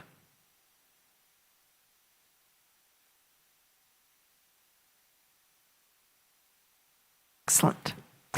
We as Wiki women exist in all the beautiful seasons of our lives. I believe we are the heart of Wikipedia and the Wikimedia movement. We might not be the largest organ, but no one questions how vital we are. With our identity as Wiki women comes this tapestry of responsibilities. We're daughters, we're sisters, we're partners, we're professionals, and for many, we're also mothers and we're grandmothers. These roles, while deeply rewarding, can also bring immense pressures. In many cultures around the world, there are often unspoken expectations and traditional burdens that ask women to carry more, sacrifice more, prioritize more the needs of others above our own. Just recently, I heard from a young woman who had to turn down a scholarship to attend a major Wiki conference because it had too many constraints for her to bring her toddler. Her story is an example of how structures in our movement can sometimes create barriers, making it incredibly difficult for women to participate. These external pressures can manifest as internal struggles. We might feel the pull of volunteer fatigue, the constant juggle of family and career, or just the quiet fear of disappointing our communities, our friends, or even ourselves. We see the incredible work being done by others, and we yearn to contribute fully, yet the demands of life seasons can sometimes make us feel like our voice, our time, our energy are slipping away. I started my Wikimedia journey in 2007 at the age of 54. There have been plenty of days of very prolific editing, fueled by a singular pleasure, a passion to research and write, more than 5,000 new articles. There have also been times when I've had to develop an understanding that I won't be editing and giving speeches forever, as health issues have slowed me down, age 71. My capacity for editing also shifted during the years that I devoted to Wiki movement strategy, to serving as an officer of AFCOM, as a member of the Wikimedia Foundation Board of Trustees. But there's a profound truth I discovered, and that's what I want to share with you today. It is your voice. Your voice is essential, regardless of the season you are in. As the Honorable Madeleine Albright once said, it took me quite a long time to develop a voice, and now that I have, I'm not going to be silent. Not losing your voice isn't about maintaining a constant level of output. It's about maintaining your connection to purpose, adapting your contribution to what's comfortable for you, and recognizing the immense value in every type of engagement. It's about understanding that self-care is not selfish. It's foundational to your resilience. It's about setting boundaries, even small ones, to protect your physical, your mental, your emotional well-being. The fear of burnout is real, and it's okay to take a wiki break. Protecting yourself is a contribution in and of itself. It's about finding your unique why, what, when in the Wikimedia movement, that spark that ignited your passion in the first place, and holding on to it even when the path winds. And crucially, it's about us. It's about this community.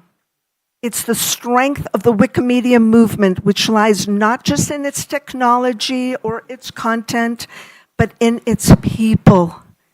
You, me, us. If we choose it, we have a powerful network of mutual support. Together, we can celebrate victories, lean on each other, lift each other up, and collectively become more resilient. As we do, there comes the recognition that the Wiki movement is immense, and opportunities abound. Just as not everyone edits every day, we don't have to all touch the tusk of the elephant.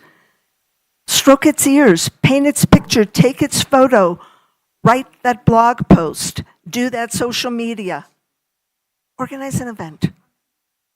Like the elephant, Wikipedia and the Wikimedia movement is gigantic. Touch what you can, when you can, and step back and enjoy the view when that's the best action for you. Just please don't wander away forever.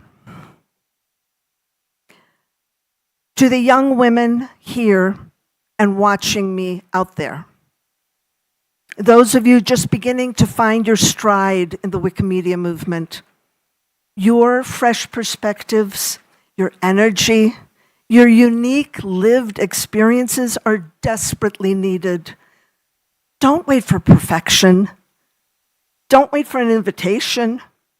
Your voice is valuable right now. Be bold, be curious, and know that you're part of a global sisterhood. To the new mothers, and I saw a new mother in here with her new baby. I don't know if she's here now.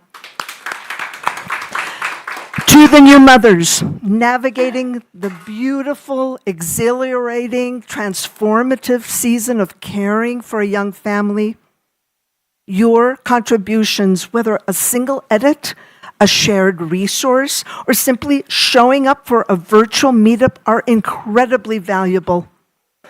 The movement understands that your capacity may fluctuate.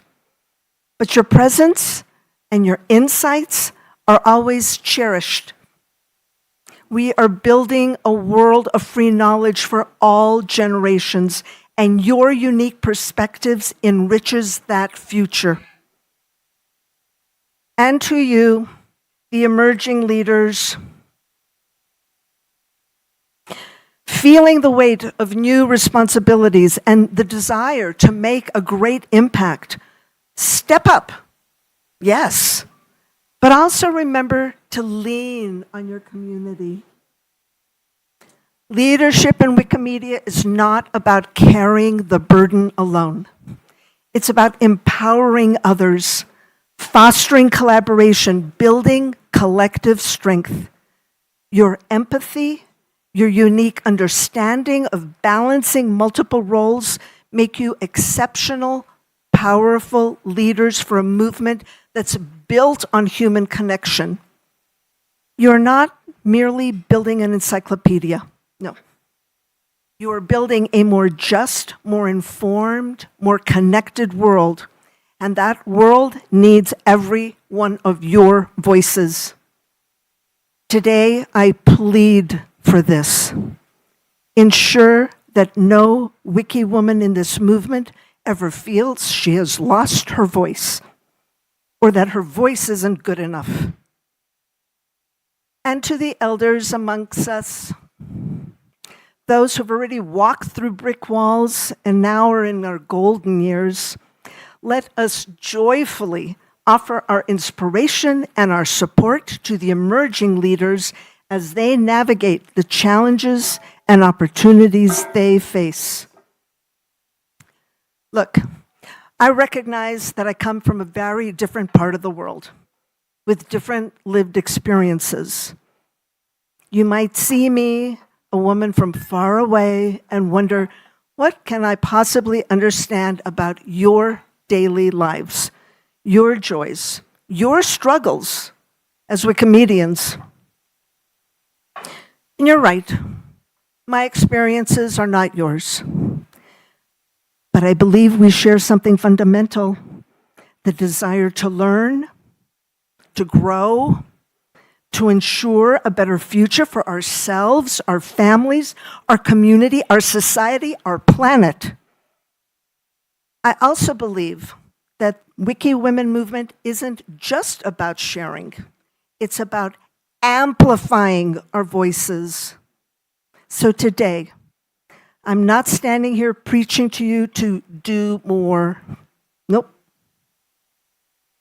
I'm asking you to consider the power of your voice, no matter the season you're in. The Wikimedia movement believes that everyone's knowledge matters, and it is through our shared voice that we as Wiki women can create something truly extraordinary beyond the Wikipedia of yesterday or today. This is why Wikimedia meetups, like this third Wiki Women Summit at Wikimania, why they are so important. The groundwork is already there for us in the themes from this year's Wikimania: inclusivity, impact, sustainability. As we continue to convene over the next few days at the hundreds of sessions at Wikimania, do not mute your voice. Do not sit at the back of the bus or the back of the sessions you'll be attending. You know the saying, nothing about us without us? It only works if we speak up, if we share our point of view.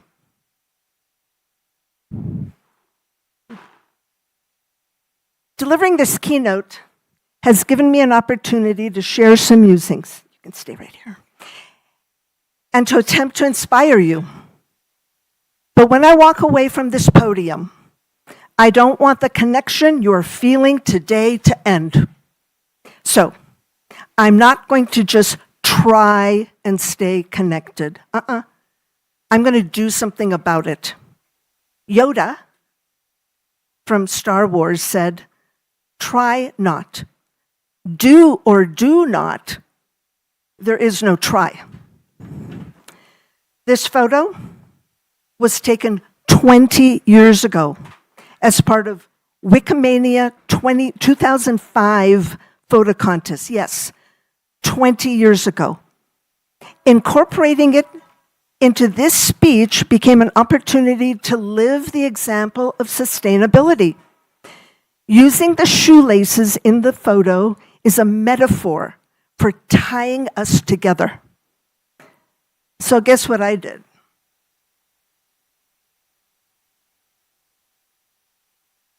I brought 200 shoelaces with me in all the colors of all the seasons of all our lives. To me, these shoelaces are a representation of how we, Wiki women, can stay connected this week and beyond. If you are willing to make a commitment to stay connected, don't say, I'll try. Instead, take one of these, tie it to your wrist, tie it in your hair, attach it to your backpack. Let this string ensure that our connection is not limited to a brief moment in time. If you will support this Wiki Women's Summit's themes of weaving inclusive futures together, please pass around this Wikipedia at 20 bag and pick a string, just one. Hopefully there's some left over for Ruby to bring to the Wiki Women Lunch on Friday, as we're expecting another 100 or so more Wiki women to be there. And with that, thank you very much. Thank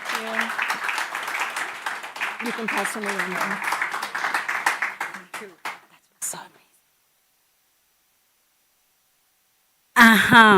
I told you. All right. Again, please let me ask you to put your hands together for her again, one more.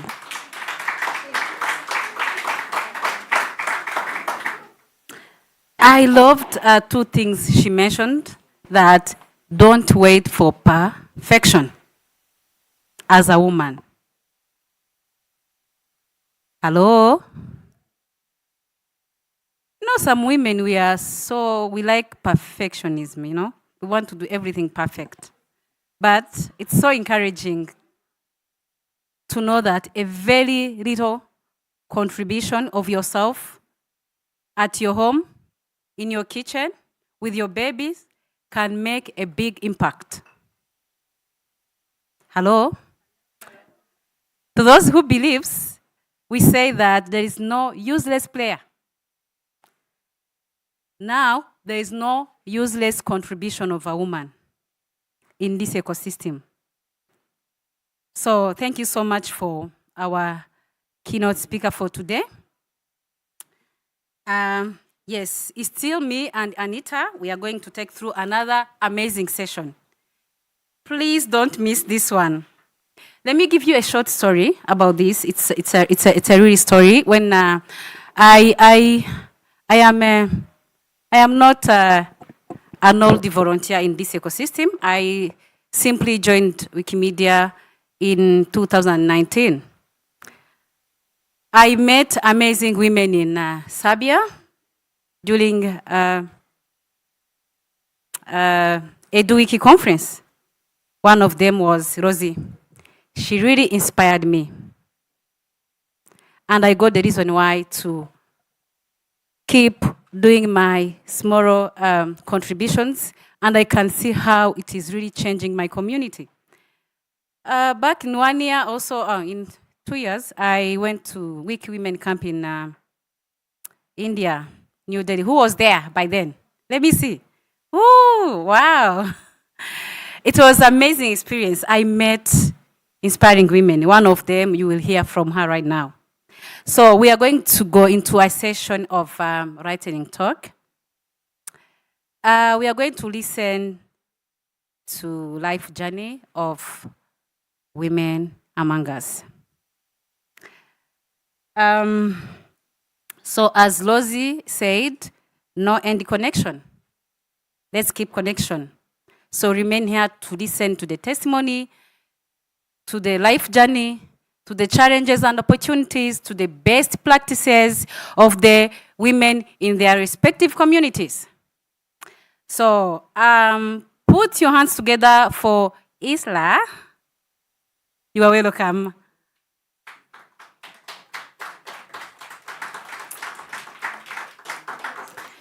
She is a big woman in this ecosystem, so I will give her a chance to introduce herself to make it better understandable. Hi, everyone. Can you hear me correctly?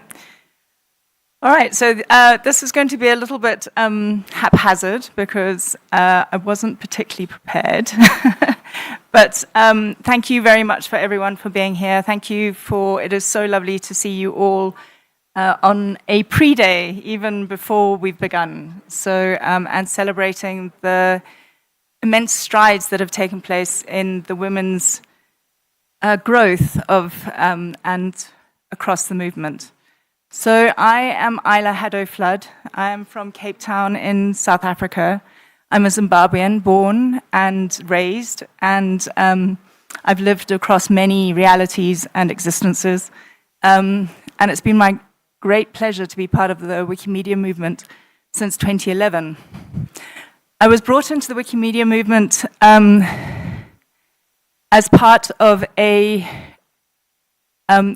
Wiki Africa. So Wiki Africa was started by some forward-thinking people in Italy because they acknowledged that there was this massive gap between what people knew of Africa and what Africans knew of Africa and what was present online and specifically on the Wikimedia platforms. And at the time, everything was fairly nascent. So there was very little representation of communities in Africa. There were very few communities that were within the Wikimedia world. And there was very little knowledge that was coming from Africa. And so we started with Wiki Africa, we started within the GLAM movement to try and build, to have partnerships with libraries and galleries and museums. But it soon became very, very obvious that it was a much, much bigger challenge. And the bigger challenge was that you need contributors.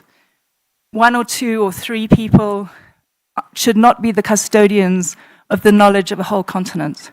And so it turned from being a partnership with content holders to being an activator of communities and contributors across Africa. And we've done this slowly. We've built, as the community has built, from Wiki Africa movement into Wiki in Africa, which is the organization behind parts of it. And we are an activator. So we essentially activate different elements in order to make sure that people have the knowledge and support and the support really to go and the experience to go forth and add their contributions, add their knowledge, add what they think is important in the world. And so we've done this. Is it okay? We've done this through Wiki in Africa, through different fun ways of engaging. You may have heard of Wiki Loves Africa, which is the largest, we think, citation needed, photographic competition across Africa. We also have done this through Wiki Loves Women. And Wiki Loves Women started in 2016, and it was a way of building communities through, starting at the beginning, but in the way that it should be, with women and women's thoughts and women's experiences and notable women, women's voices being placed first for a change in Africa. And so we did, across 6 different countries, we did experiences and partnerships in a very multi-layered project across 3 years. Some of you are here today because of that, and some of you have gone on way beyond what our little starting seed began. And with Wiki in Africa and Wiki Loves Women, it's grown, this movement has grown. It's been so brilliant to be just one of the activators. but we now have She Said, which is not just based on Africa, but based across the world. I think many of you have heard of She Said. It's a Wikiquote project, which is great because it supports a fairly under-supported platform within the Wikimedia space, but it also makes sure that notable women's voices are celebrated and disseminated and heard. We also have a small program called the Focus Group, which is about just, it's a network of women who support each other in their own growth, and some of you are here also from that. There is also, we also do Tell Us About Her, which is about getting women's photos from Commons and adding descriptions to them and making them more findable through the ESA tool. So there's a multi-layered aspect to what we've done and what we will continue to do. But most of all, it's just a thank you to all of you for being part of that, for contributing. And I don't think Afek is here, but if you are, She Said is coming up, please take a moment from September to November to add a quote about women, but about a woman who inspires you, who should be heard and is not yet. And that's all. Thank you very much. Thank you. Thank you so much, Isla. That's so inspiring. And one of the campaigns I actually love is Wikiquotes, the She Said. So I'm looking forward to that. Help me welcome Yakshita.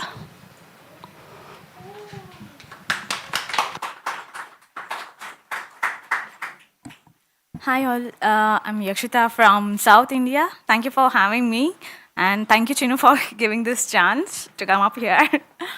So speaking about Wikipedia, so I have been entered to Wiki world in the year 2019 when I was in my graduation.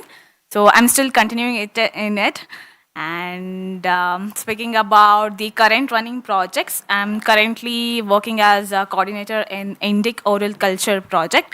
So this is a project where we are just documenting the oral cultures. One of them mentioned here, like we are our oral cultures are vanishing off and we don't have any documentaries created on it. So this is one of the project where we are just documenting oral cultures, folk songs, folk stories, any fictional stories, or many more on it.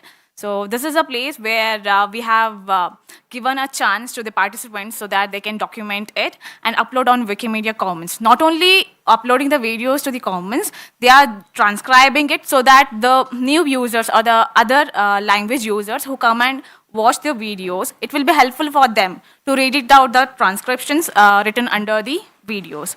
So this is the one thing. And not only the videos, these videos are also connected to Wikisource. So Wikisource and Wikipedia articles are also created under these videos. So these videos are not only just held in for the documentation purpose, but this will give a big, what we can say, the exposure for participants, so that not only their culture will be stored somewhere to the upcoming generations, but this is the thing where we can see, for example, if a category is created under Wikimedia Commons for the videos which are documented, users can commit and use it whenever they want it. So this is the purpose of the Indic Oral Culture project. So if you want to join us as a participant in this project, you can contact us. Thank you for this. Thank you. Thank you so much, Akshita. Anshul, welcome. So, hello everyone, myself Anshul Patel. So, I would like to, brief about where I belong to. So basically, I belong to a community which is called Wiki Club SATI. So that SATI is where we formed. Okay, so SATI is the abbreviation of Samrat Ashok Technological Institute, which is our university basically. It was found there for the first time. So the credit goes to our founder Shreya Dwivedi. So in this community, we focus in bridging the gap between the newcomers to the experienced Wikimedian. So from editing Wikimedia to contributing photos to the Wiki Commons and to organizing events and campaigns, we have been the stage where you can just share knowledge openly and try to connect with the newcomers, because in Wikipedia we tend to get lost because things are very vast. So we are just trying to bridge that, and we are trying to connect with the newcomers, and I hope we can collaborate in that thing. So thank you, everyone. Also, I have the QR, so if you wish, you can just zoom in to this and join us with that. Anyone can zoom in? Okay, thank you.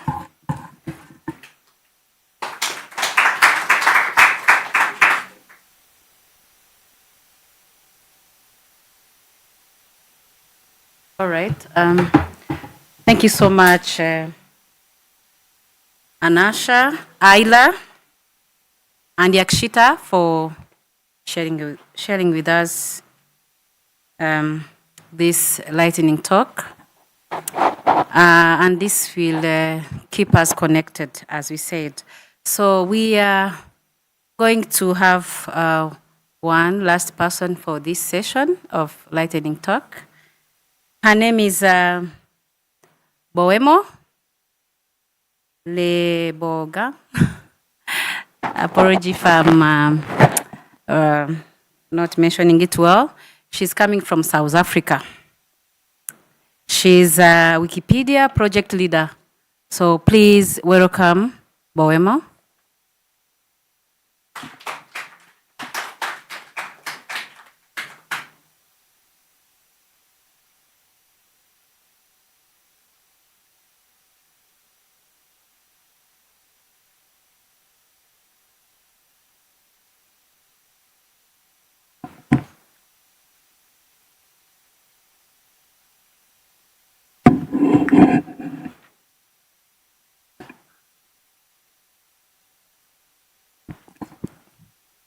Good afternoon, everyone. As the program director has already indicated, my name is Lebogang Boemo, but you can call me Lebo for short. I'm from South Africa. I'm a project manager for a project that we are running in partnership with Wikimedia ZA. I am from an organization called South African Center for Digital Language Resources, where we are digitizing our South African languages. So we are in partnership with Wikipedia in this project that I'm going to share. What we do in this project, we run Wikipedia workshops across universities. We have already ran them in 10 universities, and we are also busy in our second phase where we are visiting another 10 universities. And this is where we are introducing students, lecturers, the broader language community to Wikipedia, and also sensitizing lectures on how to use Wikipedia, as the other lady was saying that they will discourage students to use Wikipedia, but we are introducing them on a new way on how they can use Wikipedia. In this project, we've had reviews from some of our women students that have participated in the project. I will only read on two of them. One student said, "This is the first time I've ever seen my language Wikipedia. I didn't know we could write ourselves in." Then the second one said, "I used to think Wikipedia was only for experts. Now I know that I'm an expert of my own knowledge. These moments show us that women aren't silent. They're just being excluded. So this project has given me the tools to set up into the digital space in their own terms. So across the workshops, women opened up about feeling intimidated by technology and the editing interface, questioning if their contributions were valid enough. Some of them said they lacked confidence due to the language bias and digital inequalities that they have experienced.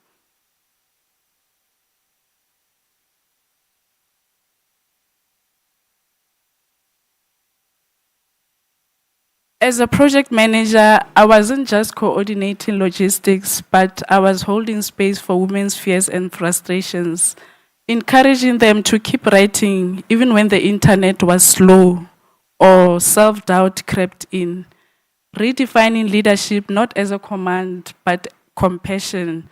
So when I reflected on this journey of this project, it showed me that leadership in this space means being visible and vulnerable. From these workshops, we saw that women writing articles on other notable women who were never documented before, we saw that language students became language activists online. What I carry with me from this workshop is that language is power and women carry it richly. The digital tools, when democratized, become instruments of liberation. That our voices, however uncertain at first, deserve space in every archive, especially one as global as Wikipedia. To every woman navigating Wikipedia, Wikimedia, or any open source space, you do not need to know it all to start. You are allowed to be soft and assertive. You are allowed to take space and create it for others. On a last parting note, Wikipedia isn't just code and policies. It's a living archive of who we are. So let's make sure we are not just contributing content, but building confidence, not just growing numbers, but nurturing voices. Let's keep editing, keep leading, and mostly not lose ourselves in the process. Thank you.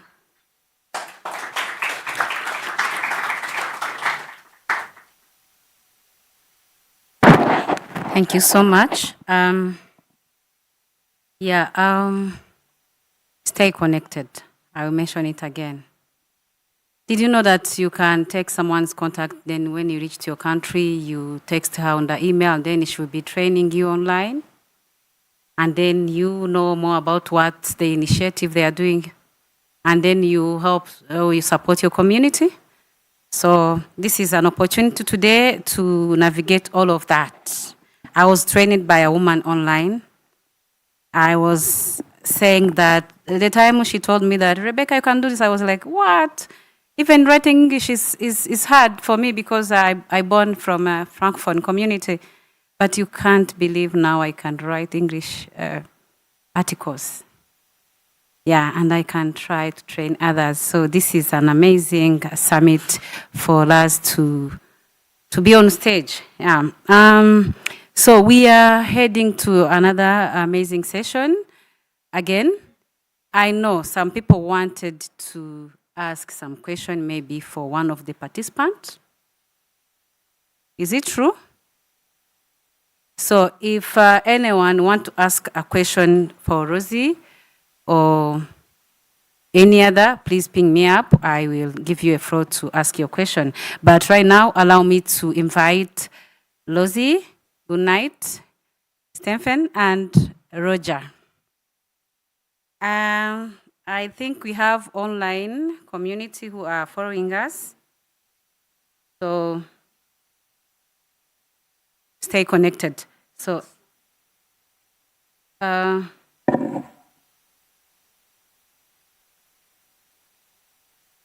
So they are going to talk about content gender gap. So you are welcome.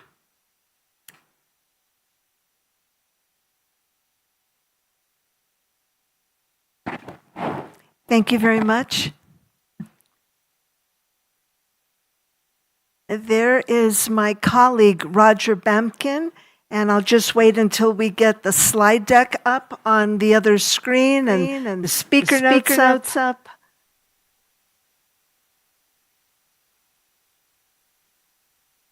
There's the speaker notes, and we're waiting for the slide deck. There's a slide deck, and there's Roger. Wait. There's Roger. There's the slide deck. We are ready to go. Roger, say hi. Can we hear Roger? We can't hear Roger yet. Can the AV people help us?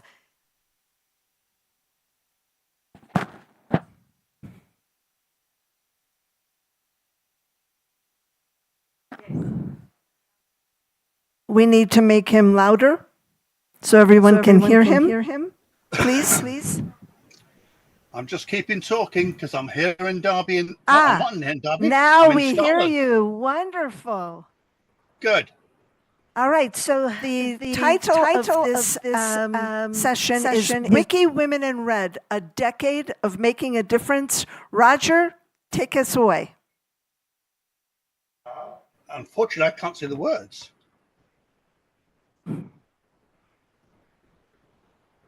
So,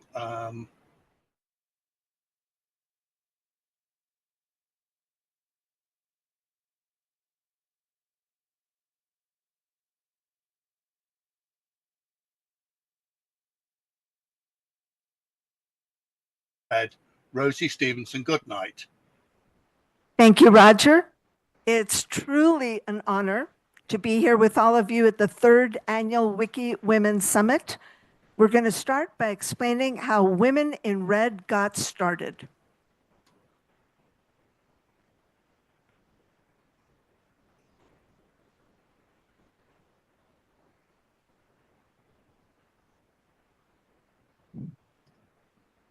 Roger? Well, I was expecting you to say a few more words than that. Our story began with a simple observation. For example, Wikipedia had been growing rapidly at that time.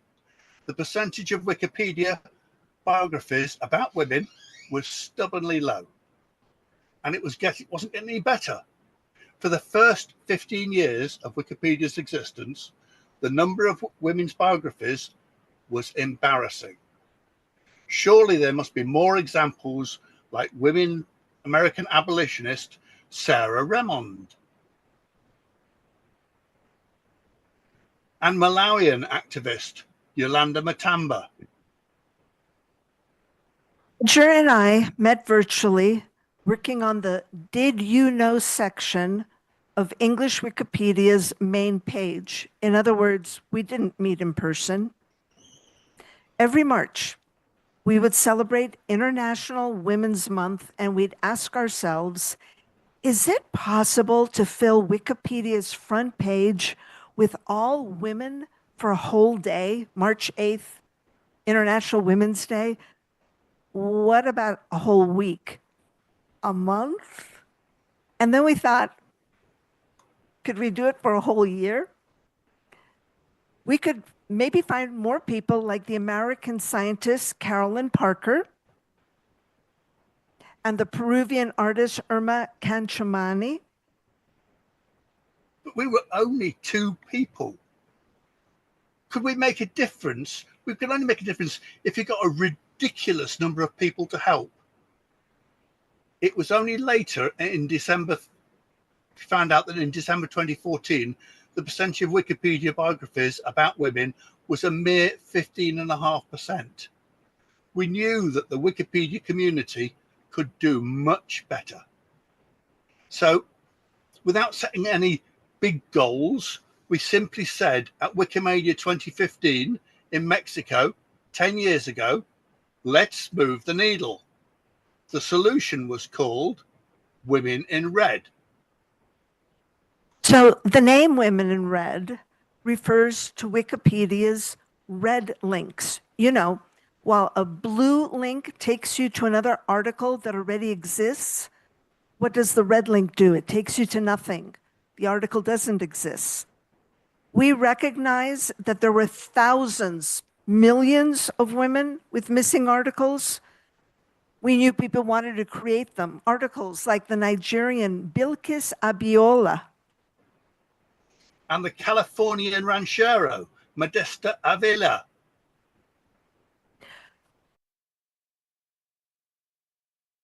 Women in Red during 15 minutes that we established Women in Red at Wikimania 2015, Mexico City. And by the way, this is how Roger and I presented at Wikimania, Mexico City. Roger zoomed in, and here I was standing at a podium. Would anyone want to write biographies about women when it wasn't March, you know, Women's History Month? Articles about someone like Liberian missionary Helen Curtis, or the nuclear scientist Matilda Osi Agaman, who started her career as Miss Ghana. We were wrong. Some people wanted to write articles about women every single day. Since we started, women have not only gained biographies, but you can find them. We've linked those new articles into other articles across the encyclopedias in different languages. We've linked Matilda into the International Atomic Energy Authority. And we've linked Amanitori into other lists of Kushite monarchs and rulers. The enthusiasm didn't stop there. Some of our editors wanted to increase the number of articles about women's works. You know, the paintings they painted, the sculptures they sculpted, the schools they founded, the conferences they convened. Others wanted to increase articles on women's issues, such as women's health, women's suffrage. We even have something called Women in Green, which focuses on improving existing articles, not creating new ones, Women in Red. Improving them to be the best that they can be. Truly, it's intriguing that an article about an Egyptian Cinderella could be improved to be a good article. Or another Egyptian, the mathematician Pandrosia's article could be improved too. Amazing articles. To help people get started, we created lists of notable women who didn't have a Wikipedia article yet. We started with one, and now there are more than 1,000 of these lists, what we call red lists. This was a great suggestion by our project's librarian, Mega Library Girl. Our editors wanted to make these women visible by adding photos to Wikimedia Commons, and to date, we have loaded more than 46,000 photos. We have found photos for the South African Nokutela Dubi, who was cast aside because she didn't have children. We are always struggling, though, to find photos. Diolinda is an important role model for Angolans, but we cannot find an image that we are legally allowed to use. So you're sitting here wondering what makes Women in Red different than some of the other projects. We think it's our philosophy, our focus on what really matters, and that is to create more articles about women, their biographies, their works, their issues. We've managed to create a powerful movement by avoiding bureaucracy and drama. Our editors just want to write articles about women, like Elizabeth, for example. Women in Red doesn't have a hierarchy. No CEO, no executive director, no board. We are just volunteers who write articles about women like Arnak from the far north. You know, no one at Women in Red wants to write grant applications or deal with a budget or contest prize money. Instead, they just want to create more articles like Paralympians, like Isatu. Also, our members don't want to join the affiliations movement. Instead, they want to write articles about women like Tina, who is trying to save her country. Our members don't want to write reports to funding bodies also. Instead, they want to write articles about women like Temwani, who's making a difference. One thing is for sure, Women in Red community does not put up with bullying editors. Instead, they focus on writing articles about women like Melbogo, who also doesn't tolerate bullying. One thing is, we are fiercely inclusive. We heard people say that you have to be a woman to write about women. We argued, though, that if you look at articles about dinosaurs, like this one about Sue, we have lots of these articles, but very few of our editors are dinosaurs. We're happy to have members of any gender or any species to help us write articles about women like Florence, who was enslaved in Europe and then taken to explore Africa. Or Sarah, who escaped enslavement to return to Sierra Leone with a college education she gained in America. And finally, Women in Red does not focus on creating perfect articles. We believe the most important bit is to create the article of the notable woman or her works or her issues, to get the article started. The wonderful Wiki community will help improve the article over time. Our focus is on making sure that notable women get their page. Roger and I both have granddaughters, and we want them to find thousands and thousands, millions of role models like Agnes, who helped to peacefully overthrow a rigged election. Yeah. Women in Red have created, makes me a bit humble to say this, a decade of impact. After 10 years, where are we now? We now have editors working across 34 different languages. Wikipedia's Agnes's article is in Tumbuka, and Claire's article is in 8 languages, including Kurdish. We've created 260,000 new articles in 10 years, including this one about a Nigerian scientist. We've had countless thousands of editors and hosted 350 online editathons that created articles like this one for Saloni, who recycles recycling stuff. Mona, who wrote about a Guyana school life later in New Zealand. Or this very intriguing story about a Chinese woman who saved 100 Belgians from a German firing squad. And over those 10 years, Rosie and I have met twice. In real life, we've met dozens of times online, but only twice in real life. But as Mayworth would say, now is the hour.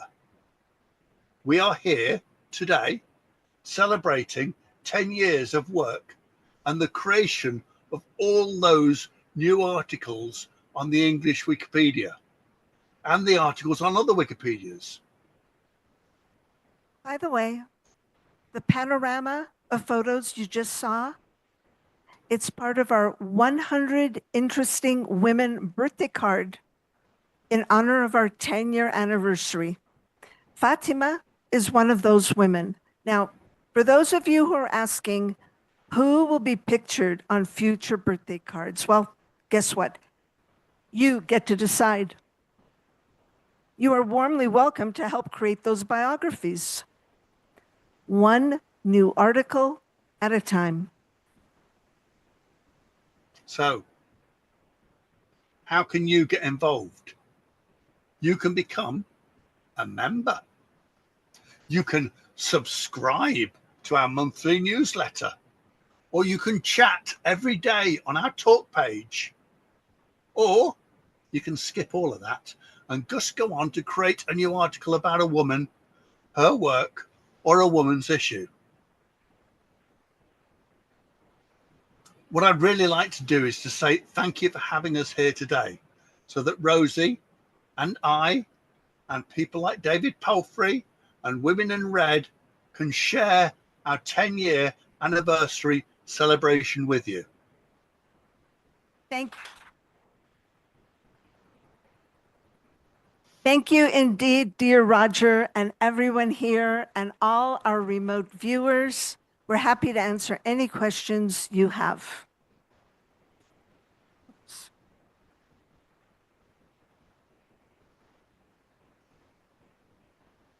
Again for Roger.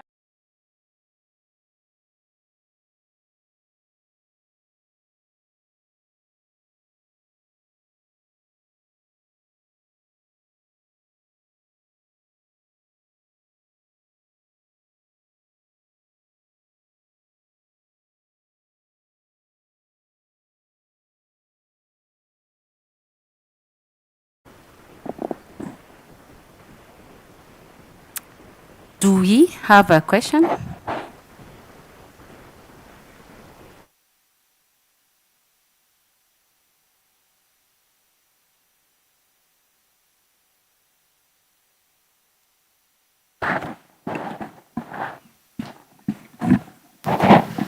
Can we get Roger back up on the...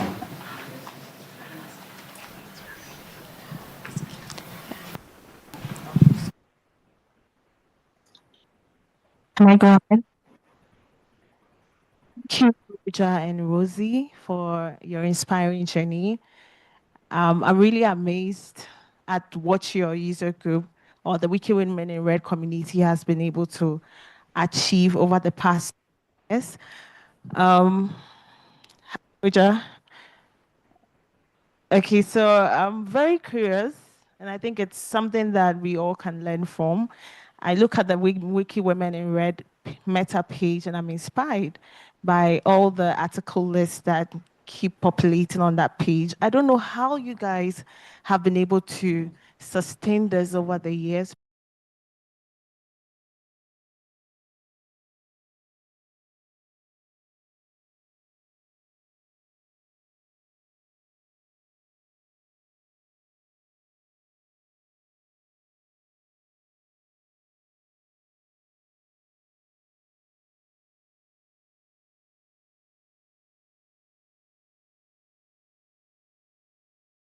Of how you've been able to sustain this over the past 10 years. I think it's worth it. Thank you for the question, Ruby. I'll start, and then Roger, maybe you can add what I've missed. So how? I think the how is that we focus on something minuscule. We only focus on creating new articles. We don't focus on trying to get more editors of any gender. We don't focus on improving articles. We don't focus on applying for a grant, having a budget. Everything we've done has been on a budget of zero, 10 years, $0, zero. Because the people who are part of Women in Red, nobody, including me and Roger, none of us want to apply for one of those rapid grants or any grants from anyone. We only want to write the articles. So we've gotten pretty good at it because it's the only thing we focus on is writing the articles, not on maintaining a off-wiki website at some .com, not as establishing a 501c3 nonprofit, not at doing social media, nothing else. We just focus on one sliver, little thing. People only write the articles. Roger, what did I miss? Oh, and I think that the other thing is having confidence in people. Rosie goes on holiday for 3 weeks. We don't have a plan to work out how we're going to manage well without her. I go off for a weekend and have good fun, and then come back and write articles every day. But somebody takes over, because the key thing here is this is a real problem. My granddaughter and your granddaughters need to look on Wikipedia and see photographs of people like them. That's a big problem. And just taking some time and taking the time to say thank you to people who've done work, like I mentioned David's work earlier. It's just kind of, I feel embarrassed that I can't list you the hundreds of people who have helped. It's not Rosie and I. Rosie and I have written lots and lots of articles, but it wouldn't even have touched the problem. Writing 1,000 articles doesn't get you anywhere. You need to write tens of thousands or even hundreds of thousands of articles to have an effect. But thank you very much for your nice words. I'll add one more thing here, and that is that, as I mentioned, we don't have any off-wiki sites. That includes, we don't have a Telegram group, not a WhatsApp group, not on Discord. We don't have a listserv. We don't do emails. We don't do Zoom calls. We don't do Skype. We don't do any of those kinds of communications, zero. The only communication Women in Red does is the over 38,000 comments on our one talk page on Wiki. Only on Wiki. That's the only place where we communicate. And because everyone's anonymous on Wiki, we don't know the gender of that person. We don't know their gender.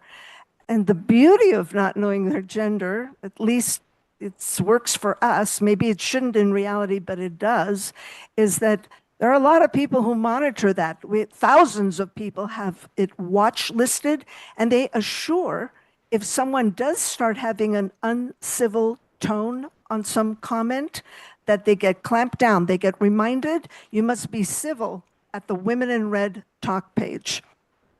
So for us, it works. Maybe for someone else, it won't. Some other wiki project, it won't, but it does for us. Question from Colleen. About your generosity. So it's true that it's true that you don't do all these other things. For those of us,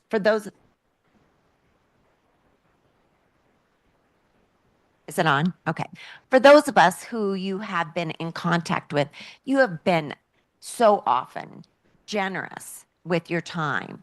You know, yes, it's true. Initially, we contact you on the talk page, but then we develop relationships with you and you nurture those relationships. And they're not being nurtured on that talk page. They're being nurtured in other ways. And working in our own wiki project, the amount that is an enormous amount of time. Roger, you know, I don't know you as well, but just the time of responding, you know, on the wiki page, that all is a time element. So yes, you're not putting your time in these other things, but you do a lot of nurturing of people and other projects, which then feeds back into the success. Women in Red, I think. It's a circle. Thank you. And I want to say who I learned that from. Her name is Carmen. She's sitting right here, who developed the Editatona before there was Women in Red. That's what she did. And that was a mentoring kind of a figure for me. And another question, Isla? Again, it's not really a question, it's more of an observation. I think the resounding success of Wiki in Women in Red, is the invitation. And I think it comes to the generosity, but I think it's the invitation to people to join. I don't think there doesn't seem to be barriers. And I think one of the things that I see across Africa is that people are always looking for permission in some ways, and that holds people back. It holds them back from, they don't want to mess something up. They don't want to invade somebody else's space. They don't want to mess with the politics. They don't want to do any of that thing. And I think one of the things that we hope to do with, with Wiki Loves Africa and other things like that, but it's the same with the micro contributions that you guys do, which is about, it's not micro, I'm not diminishing it. I'm just saying that it's one article at a time. It's something that's graspable, but it's also something that somebody can go, okay, I'm not going to break Wikipedia, and I'm not stepping on anyone's toes. And I think that's an important lesson for people across the movement to take, to be bold. And I think you guys did start and give permission for that boldness. Thank you. I'd like to pick up that point. I think one of the things that I think is amazing is this is a very, very big problem. But the stunning thing is, you're allowed to fix it. You don't need permission. You can just come along. You can just kind of go, there aren't enough articles about women in Malawi. I'm concerned about that. Other people are concerned about that. Well, you just sit down and write them. You just encourage your friends. And we do other things. I go to a monthly meeting at University of Edinburgh, which is organized by a guy called Ewan McAndrew. And he runs it every month, and people come along, and sometimes we have 6 people, sometimes we have 60, and they're just learning how to write Wikipedia articles. And by the end of the day, we have a few more dozen articles about women who come from various parts of the country. And you don't need permission. I couldn't believe it when I first discovered Wikipedia. You just do it.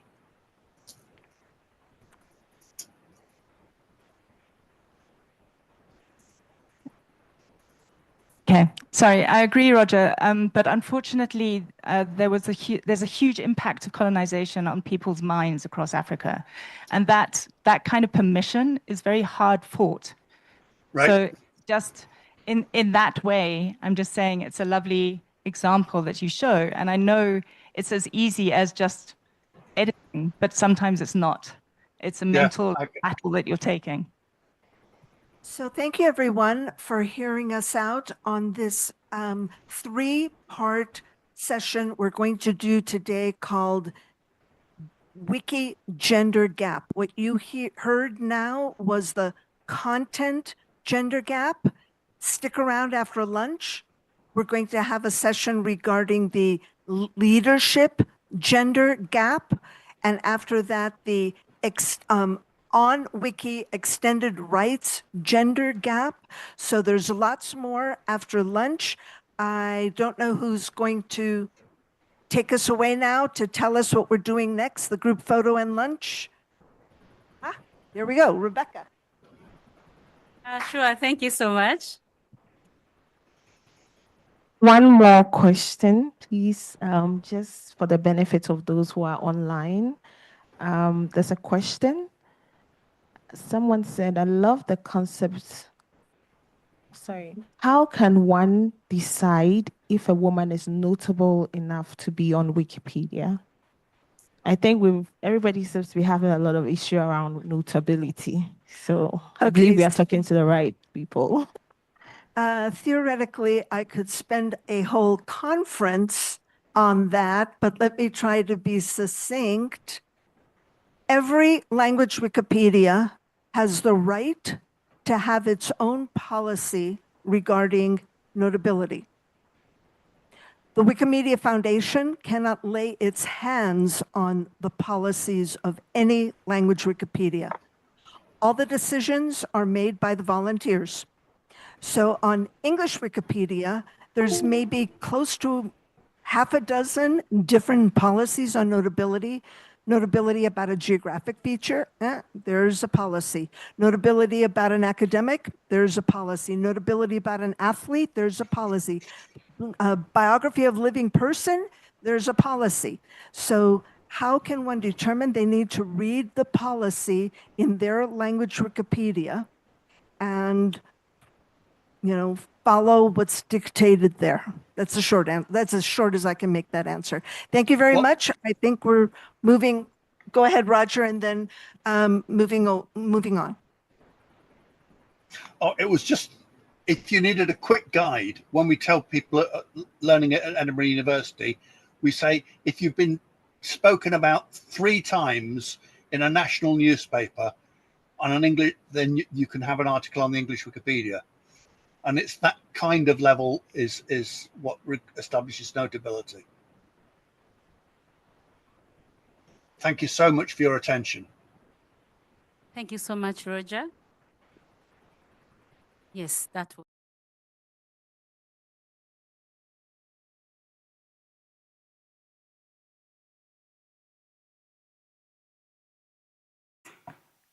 All of us. We are going to go down. Rebecca. Is it here? The photograph for the group picture will be right outside here, where we were taking the portraits in the morning. So all of us, you can leave your bags here because this room will be locked once we will be heading for lunch. So you can leave your bags and join us there for the group picture. After the group picture, immediately we will leave for the lunch. It will be lunch break. It will be on second floor. On the second floor? Yeah. All right. That's the lunch area. And we will be back here in 2 o'clock, 2 p.m. Okay? Yes, we will take the standing. There is already one, then we'll take second one. Yeah, the same.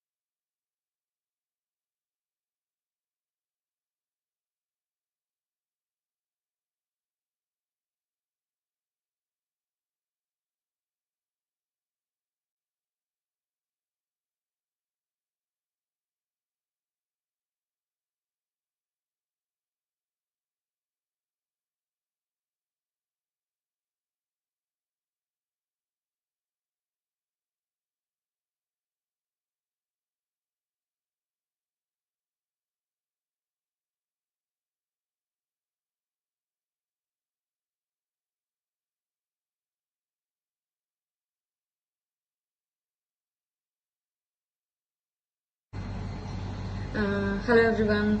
I'm Nitesh Gill, and I'm really happy to share a little bit about She Leads program, a special initiative that supports and empowers women in the Wikimedia movement. So what is She Leads? We started She Leads in March 2024 to create a space, like safe and supportive space for Indian women Wikimedians to grow their confidence, learn leadership skills, and feel encouraged to take on bigger roles in the movement. So why She Leads, right? So many women contribute to Wikimedia, but not all of them get the chance to lead or be visible. She Leads was our way of saying, let's change that. It's about building skills, finding mentors, and supporting each other to grow. What happened so far? So in the first phase, we had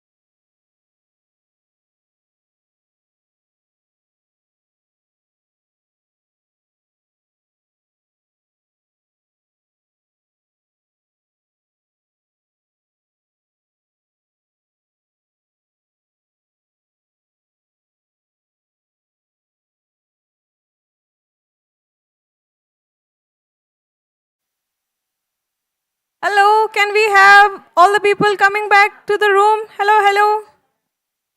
They can hear me? They can hear me? Okay. Ruby, can you help me bringing in participants inside? Thank you.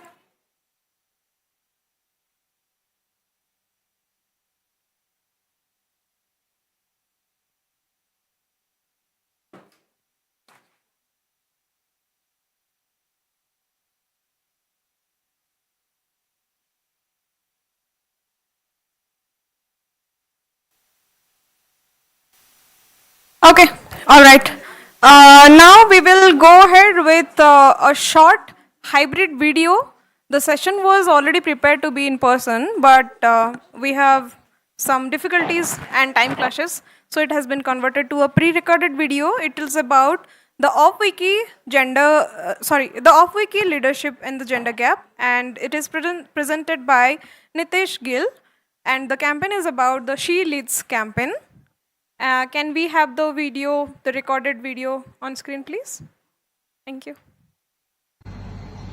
Hello everyone, I'm Nitesh Gill and I'm really happy to share a little bit about She Leads program, a special initiative that supports and empowers women in the Wikimedia movement. So what is She Leads? We started She Leads in March 2024 to create a space, like safe and supportive space for Indian women Wikimedians to grow their confidence, learn leadership skills and feel encouraged to take on bigger roles in the movement. So why She Leads, right? So many women contribute to Wikimedia, but not all of them get the chance to lead or be visible. She Leads was our way of saying, let's change that. It's about building skills, finding mentors and supporting each other to grow. What happened so far? So in the first phase, we had many inspiring women join the program and group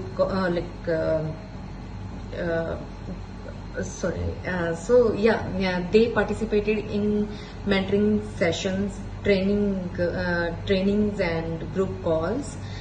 Some of them went on to lead community activities, take up leadership roles and support others, and that's exactly what we hoped for. After that, there was a She Leads Bootcamp 2025. This year, in 2025, we launched the second phase of She Leads through She Leads Bootcamp 2025. It brought together a new group, not new, but a group of women to lead more, to learn more and more advanced leadership skills and start working on community-based projects. So that group of women was the same group who participated in phase 1. So it's been a wonderful experience so far, and we are already seeing positive results from there. So what's next? Actually, we are not stopping here. The next step is to extend She Leads globally. We will be organizing open online calls where women from different regions can connect, share their experiences, learn from each other and explore how they can start similar programs in their communities. Our goal is to make She Leads something like which communities can use, shape and grow in their own ways. For that, to join us or to join those calls, if you are interested to support women in leadership in your community, or if you would like to be a part of upcoming global calls, we would love to hear from you. Let's work together to support more women and create stronger, more inclusive space across Wikimedia. So thank you so much for listening, and let's keep this conversation going. Thank you so much. See you soon. Yeah, thank you.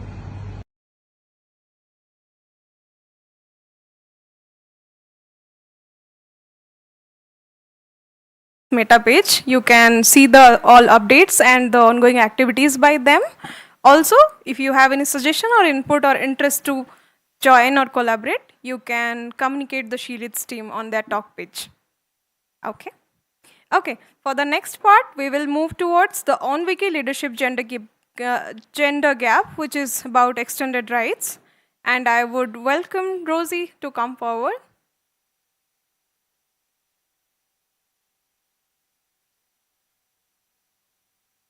Rosie? Okay. So most of the time we see like lot of updates how extended rights are being permitted, or how people who are requesting, contributors who are requesting for adminship or bureaucrats. So the process is little complicated. Today we will see like what is the current gap lies in terms of extended rights. How many global admins are there? How many local admins are there? What are the challenges they are being being faced by them, and why there is such a visible gap between the men and women, or the women star gender diverse personals to be in those spaces. So this particular track will be focusing on that. We will not only discuss the challenges, but also see some of the figuratical and statistical data that we have recently obtained from the survey results. Followed by that, there will be a panel discussion which will be moderated by our dear Terry. And the panelists will be there, Dr. Dorcas, Shabet and Joyce, then Winnie and me. Followed by that, we will go for a round of circle sharing again. Before that, we will see some of the insights from the Wiki Women Star Task Force team. And then we will move for the closer. Okay, now since we have Rosie back in the room, please come forward. Yep. Come here. Thank you very much. So this morning, we heard this session about content gender gap. We just heard Nitesh talk about off-wiki leadership gender gap. And now we're going to talk about on-wiki leadership gender gap.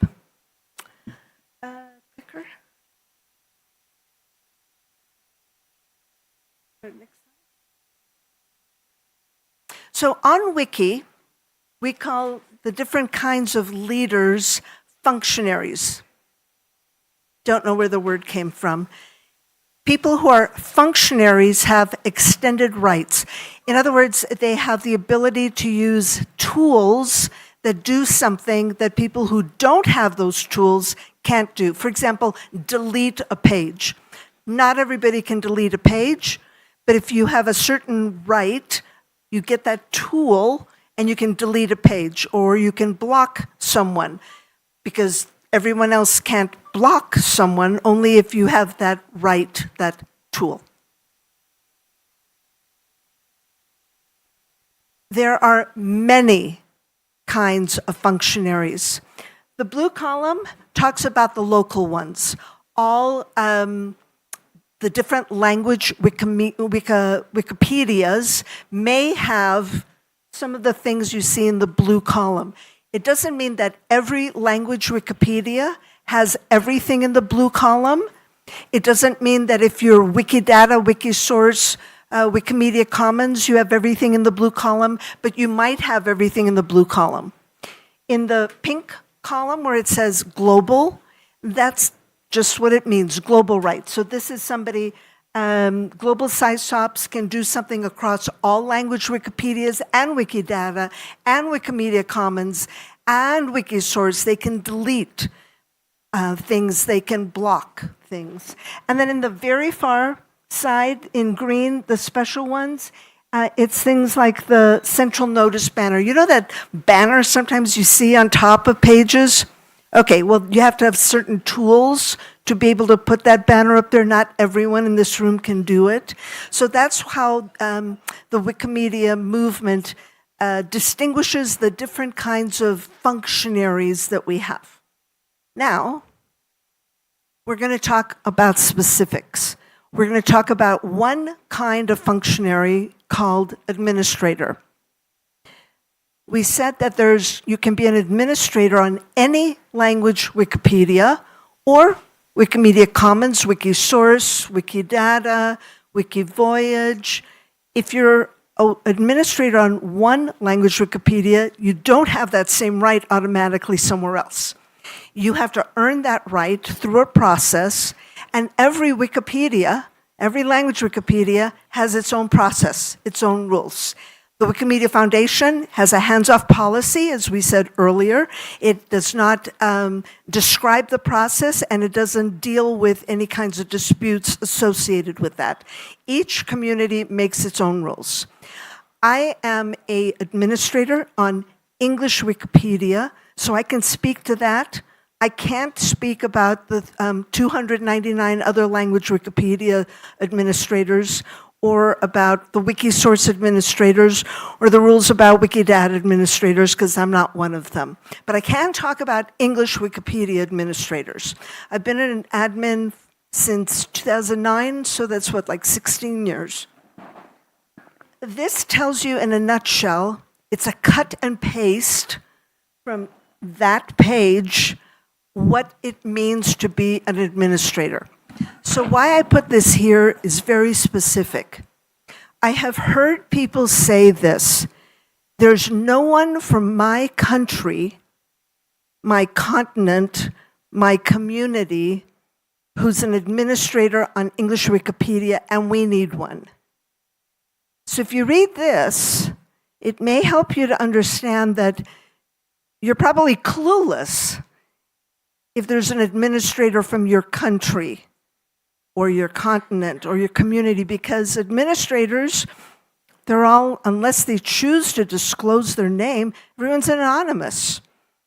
How do you know that there isn't one from your country? You might think you know, but you really don't, because we can be anonymous. I'm not anonymous. I've put my name out there, but the other 400-something administrators might not be as outgoing out there as I am.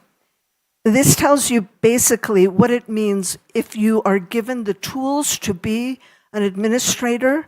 You have the right to block people, not just in your country, because of course you don't know who's in your country. Again, the people are all anonymous, right? You can delete articles, not just about your country. You can delete articles across Pokemon characters and lakes, rivers, and streams, and any other topic. Drilling down further, I was asked, specifically, what do I need to do before I run for an administrator on English Wikipedia? Tell me, specifically, what do I need to do? So guess what? See this blue link? It tells you there are 3 pages that have links to dozens of pages you need to be familiar with. You need to be familiar with, on the page called Administrators Reading List, there's a link to it. There are 2 policy or guidelines about things you should already know. There are 7 policies that are called general. 3 different pages you need to read about blocks. There's 6 about closing discussions. There's another 4 pages for content policies, another 3 pages worth of info on controversy, another on copyright, 6 different pages about deletion, and so forth. And then you go to the page called Administrator's Guide. You need to make sure you've read that and understood that. It has links to 21 other pages that you need to read and understand. And then there's a page called Guide to Requests for Adminship, and it has many additional links to pages for you to read. It sounds like a lot. My gosh, it is. Did I read all of that in 2009? No. First of all, in 2009, we didn't have that huge list. It was smaller. I don't know how much smaller, but it was smaller because the policy keeps changing. It evolves. They add pages, subtract pages. Mostly don't subtract, mostly it's add. But it means to familiarize yourself with it. Are you going to be quizzed? Are you going to have to stand in front of a professor who asks you? Absolutely not. When you run for being an administrator, you are sitting at your laptop at home, and people might ask you questions, and you can find the answer on one of those pages, and then you respond. So you don't have to memorize anything. You just need to be familiar with them, because those are the things you're going to do. That's what your job is. Your job would be to deal with copyright. So you need to know about copyright. Your job would be about page protection. Do you have to do all those things when you're an administrator? Absolutely not. How much of that have I done? 0.5%, not even 1%. I do very little admin work. I do admin work when someone asks me, Rosie, would you block someone? Would you delete this? Okay, I do it, but I'm not a prolific administrator. You don't have to be, we're all volunteers. Now you want specific examples. I know. So I'm going to give them to you. Last month, there was a large election for new administrators on English Wikipedia. There were 18 people who initially ran. 2 were disqualified because they didn't meet the minimum qualifications. 16 did. The top 9 who are in green, it says elected, well, they were elected. And then the lower group, they were not successful. How many edits did they have? And when did they become a Wikipedian? That info is there too. And the specifics of what questions were asked of them, well, there's the links. So you got your phone? Just take a photo of that, or I think we're going to be sharing this slide deck with everyone, so you can wait for that. But all the information about what's the questions that they're going to ask them, it's all there. So what I would encourage you to do is not reinvent the wheel. Read the pages they say you should read, and read what these 16 people wrote when they ran to be an admin, and see what the people who were elected wrote versus the ones who weren't elected, what they wrote. Some of it, you'll see quite easily, might have been that, I'm not saying that this is the case with anyone, but I will just say, maybe someone had been blocked before. So if you've been blocked before, you should wait at least 2 years, maybe longer, before you run for an admin. Hopefully you have a clean block record, but if you've been blocked, it's not the end of the world, but you need to wait a while, and there's going to be a question about that. The question will probably be, did you learn your lesson? Why you were blocked, and what did you learn from it?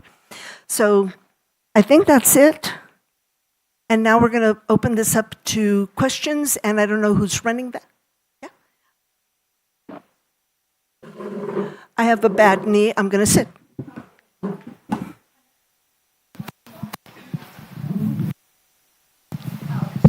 Hello?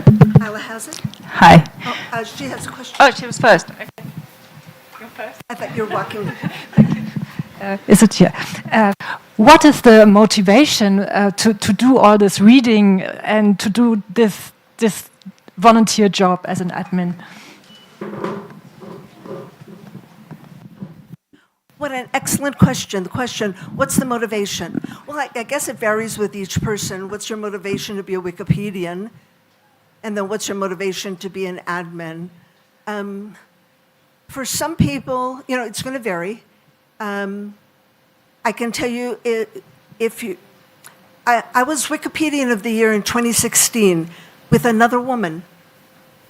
That other woman, Emily Templewood, who's now a physician, was 12 when she became a Wikipedian. Her first edit was vandalism. Her first edit is, my sister is a, and she used a nasty word.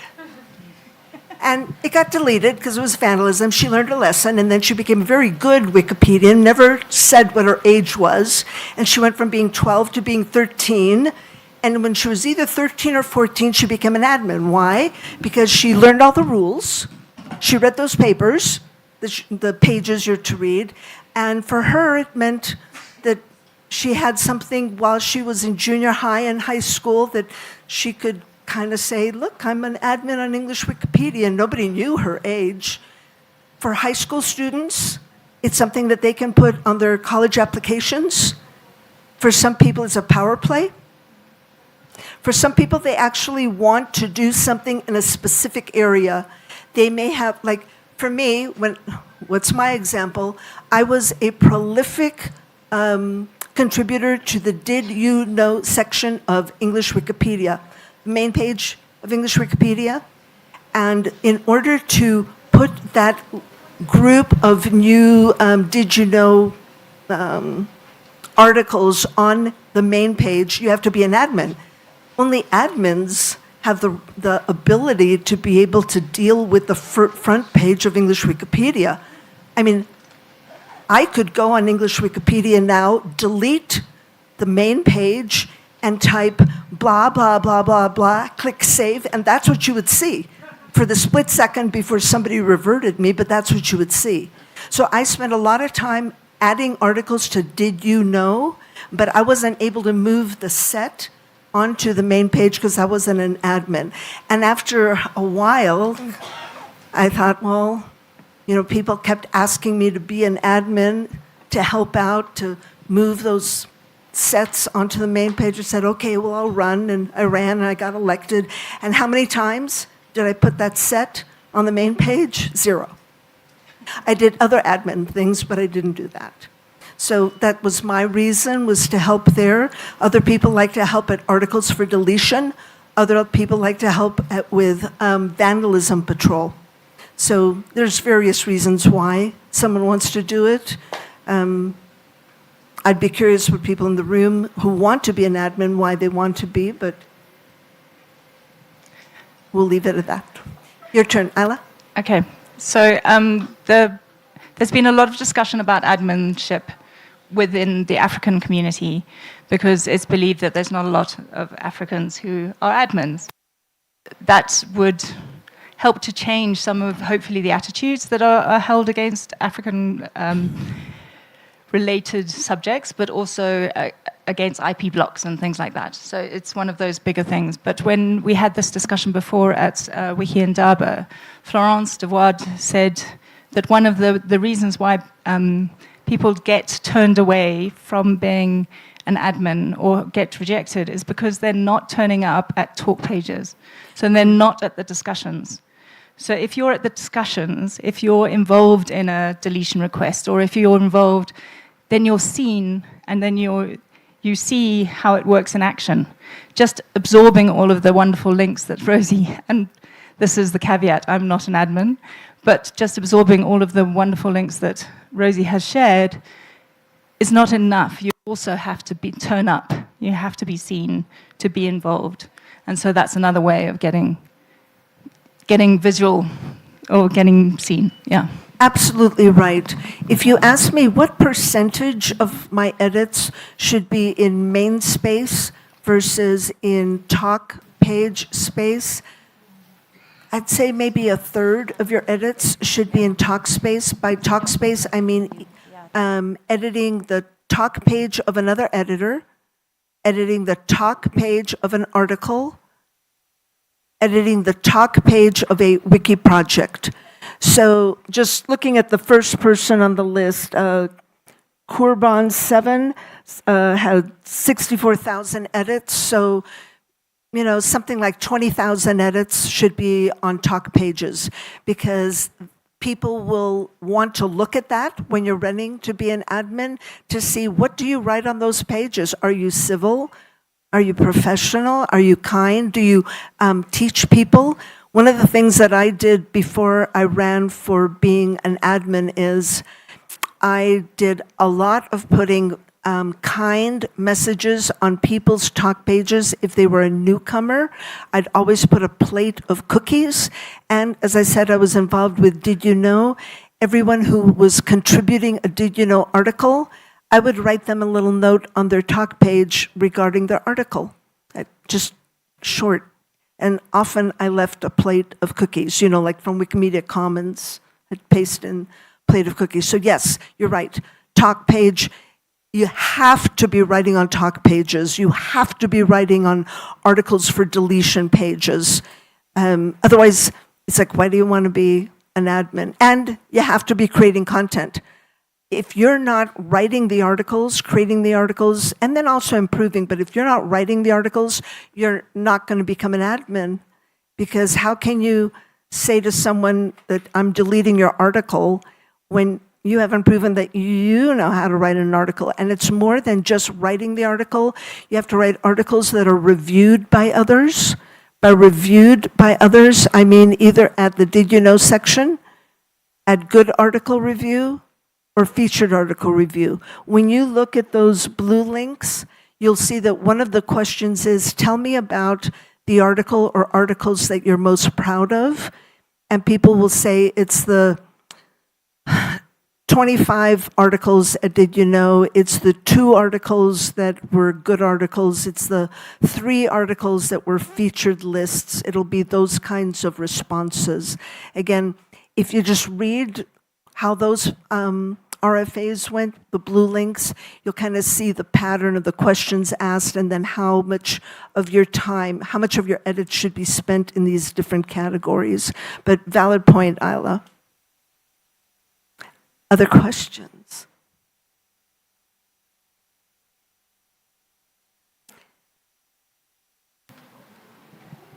So I have a question. I want to know who is, first of all, has anyone in this room run for an admin in any Wikipedia, any sister project? Show of hands if you've run.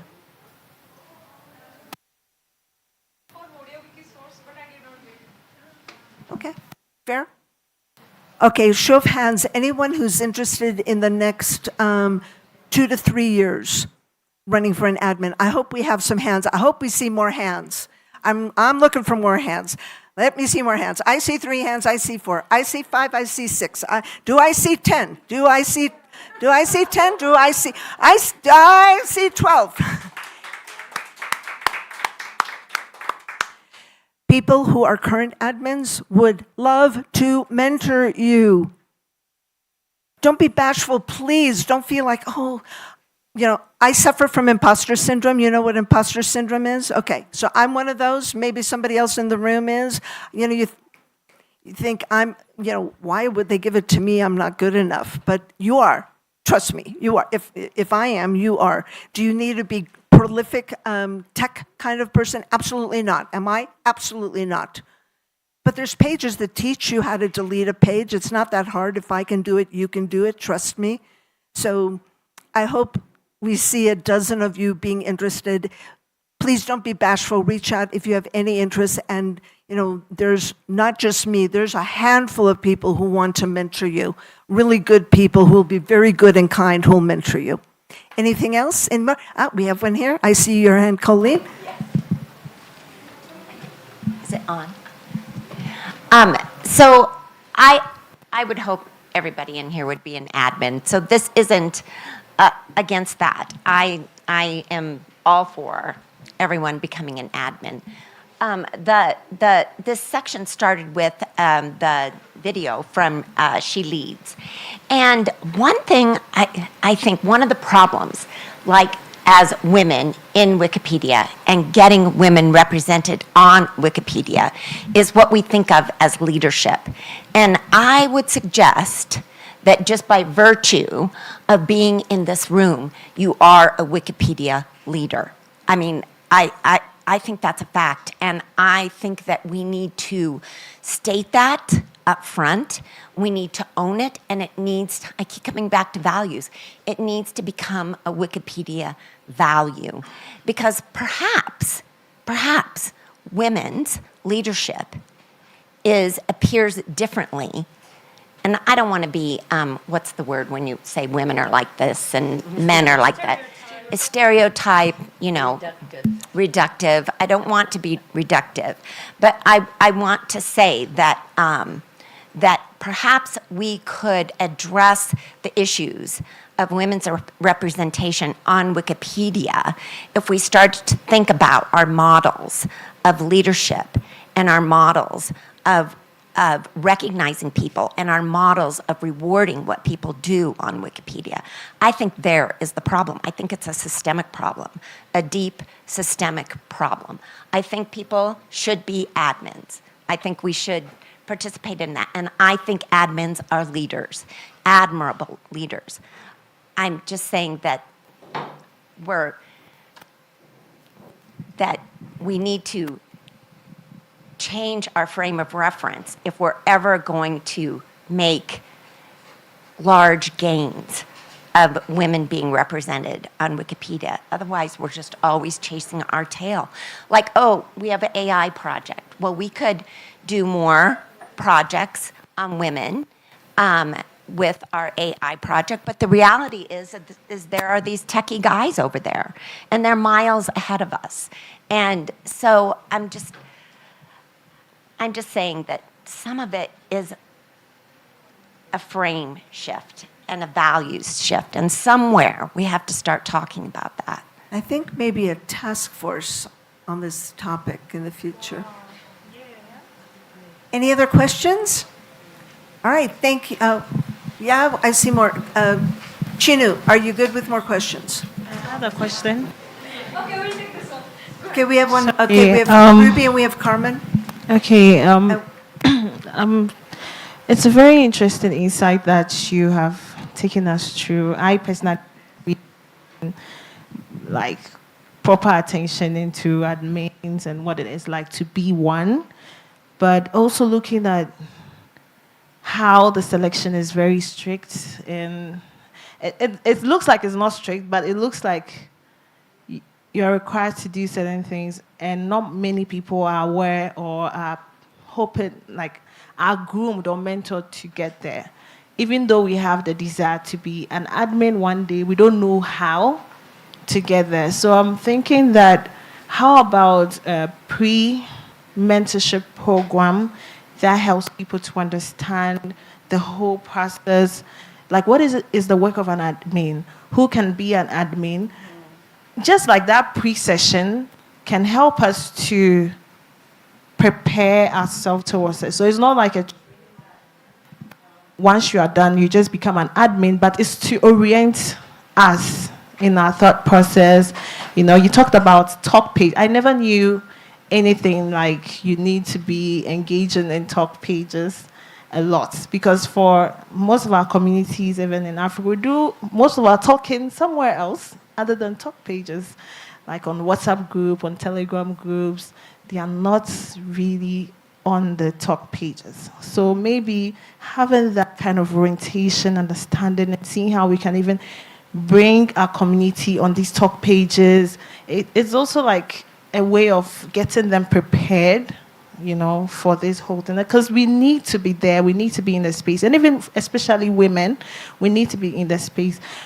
It almost feels like the men are taking over everything. They are seeing things like differently. They are getting the skills, and we are always behind. I think we need to be very intentional on how we bring women in the space. That's just my contribution. Carmen? It's just a comment, and in Spanish Wikipedia, it's difficult because the community don't vote when you work gender issues. Yeah. I think there are only 4 female administrations of 70 admin. Wow. Only 4. Yeah, I mean, I'm not surprised. And yes, if the bulk of the content you're writing is on subjects related to women's representation, then the people who are reviewing what content you're writing, they're going to see that. I think the lesson I'm hearing from Ruby, which is to have a pre-conversation so that people understand The next 2 years, I'm going to make 20,000 edits. 1/3 are going to be on talk pages. The content that I do, the other, what is that? 12,000 edits that I make are going to be on content pages, and I'm not going to only write about women's topics. I'm going to split it up, and I'm going to write about lakes, rivers, streams, trains, Pokemon characters, comic characters, and I'll write about women.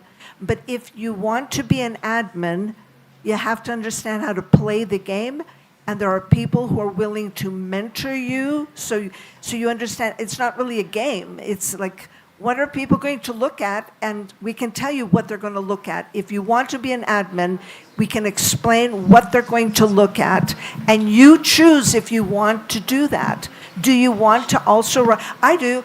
I wrote close to 1,000 articles about geographic features of Nunavut, Canada. I've never been to Nunavut, Canada, but it interests me. So I wrote those articles, and that was part of what people saw when I ran to be an admin. So hopefully you have diverse interests. It's not just a matter of diverse interests. Rosalind commented to me, and when we were talking, she goes, "Well, you do that, and you've already lost the game."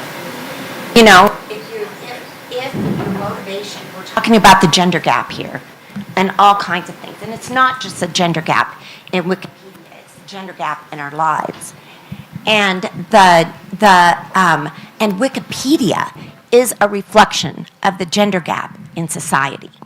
And so if we come to Wikipedia as people who are concerned about the gender gap, and then we form ourselves to this system, in the name of working against the gender gap in society, it is the reason that women continue to struggle across the board. We have to work to change the frame and the mindset, and coming to Wikipedia, informing ourselves to whatever it is, a colonial mindset, a anti-feminist mindset, a misogynist, whatever it is, to me, there is something profoundly disturbing about that. I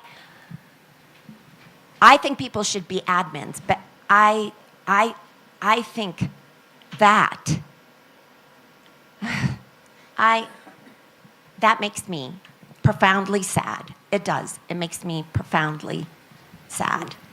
That is what you would have to do to become an admin. I guess the argument for that is that when you receive the tools as an admin, you can delete any page on English Wikipedia. You can block anyone on English Wikipedia, and no one needs to believe that you will only focus on content related to women, as you'll be able to delete any page, not just content related to women. And that's why there's this desire to see that you have touched different parts and not just one part. Is it a must? Is it possible that you can only edit articles related to women? I think in Spanish Wikipedia, impossible. English Wikipedia? But perhaps the question should be instead, what is the expertise we are missing on Wikipedia? Who are the voices that are missing? What is the expertise that is missing? Instead of, are you going to be able to go across the breadth and depth of football? And, there are so many people interested in sports, so many people interested in this, so many people interested in that. Perhaps the question is a question of expertise, and being able to have these voices in the conversation that are these leaders, these admins, that have a expertise. If you want your organization to be different in terms of bias, then you have to look for that expertise. That's all I'm saying. And asking people to jump hurdles to then be able to do whatever. It's a roadblock that people of minority or underrepresented areas experience all over. And yes, you can play the game, and I'm not saying we shouldn't play the game, but I'm saying the game is flawed. That's what I'm saying. I have something to add to you, Colleen. I think now, as of now, we do not have any editors have to disclose their identity to become administrators. I don't really see the necessity for them to disclose their identity, but if we could get aggregated statistics of what gender they are, which part of the world they come from, what time zone they work in, what is their age group, then we can kind of measure the gender gap there in terms of how many women are there and so forth. I remember, Rosie, when you said that it was 16% of all Wikipedia's biographies were women, people just caught it up and figured out that this is a grave problem. So projecting that kind of aggregated statistics would let us know where the knowledge gaps, where the gaps are in terms of admins. And then when the next election comes up, we could advertise and say that these are the areas that we have people lacking, and then the voters will be more mindful that, look, there are fewer women admins. There are fewer admins from the global majority. There are fewer admins from the Philippines, for example. So in that case, we would be able to make the voters more mindful that they have to elect an admin with these particular qualities. I think that would probably solve this problem partially, but I don't know. I don't see any other alternative now. Yeah.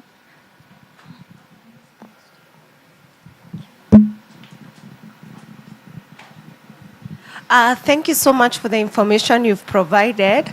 Mine is a question. Is there anyone who regulates the administrators? And why I'm asking this, you've said administrators have rights to delete any pages, but is there a way to monitor and ensure that the pages deleted, there's somebody who's checking on what has been deleted or what has been done by the administrator? Oh, yeah. Yes. So every page that's deleted, there's a log of it, and there are those who scrutinize what administrators do, including administrators scrutinizing other administrators. So that is very carefully logged. There are statistics related to that. Do people make mistakes? We're human, we're volunteers. Most administrators have something on their page saying that if I make a mistake, just tell me.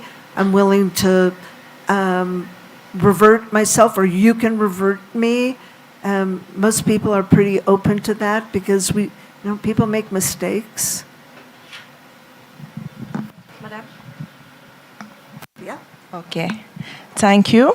As an organizer, we spend a lot of time giving information to the administrator about blocking problem, about deleted article. And other. And it's very difficult for us when we have a live event. I want to know how we can act in an emergency, or it is possible to have a provisional right to solve some problem. Thank you. So there are various rights that an editor can get that are not full admin rights. There's actually a very long list of things that you can do beyond the initial things that an editor can do, which is edit a page. So for example, someone mentioned IP block. You don't have to be an admin to be the person to undo the IP block at your location if your venue is doing an edit-a-thon. You don't have to be an admin. You can get the special right just for that. And then there's a whole long list. I'm sorry they don't come to mind right now, but if you look at what the different rights are, there's a list of rights that you can get. One is that after so many edits and so much period of time, your new articles that you create no longer go through new page patrol. I'm not sure if you're aware that every article that a new editor creates has to be reviewed by someone. All admins can do it, but other people too who aren't admins who are given the right, they have to be reviewed, and either we accept the article or we can nominate it for deletion. We can delete it if it's absolute absurdity. If the article is blah, blah, blah, blah, blah, blah, blah, blah, blah, blah, blah, blah, blah, blah, we can just delete it. We don't have to ask about deleting. We can suggest moving it into draft space. We can suggest merging it. But you can get a certain right when you're not an admin that your articles are no longer reviewed. They're automatically, they go into main space after you create it. It's proven by the trust that people develop in your writing. If you write articles that don't get deleted and you write so many of them over a certain period of time, then no one wants to be reviewing your articles anymore. We want to review the articles that somebody with, maybe less than 5,000 edits, are writing. Those, that's kind of where I concentrate. If you've got more than 5,000 edits, and I still see those articles coming in, people who have 25,000 edits, and they're perfectly good articles. I don't need to be reviewing them. So yes, there's a whole plethora of different rights that people get along the way before they're ever an admin, including if you are an event organizer and your event space has an IP block, you can unblock it. You don't have to be an admin. How are we doing on time? Okay, I'm getting the, thank you very much.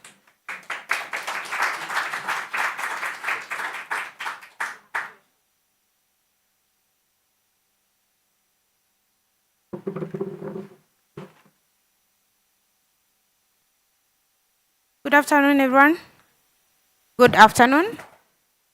Kindly, if we can all stand up and do some energizer.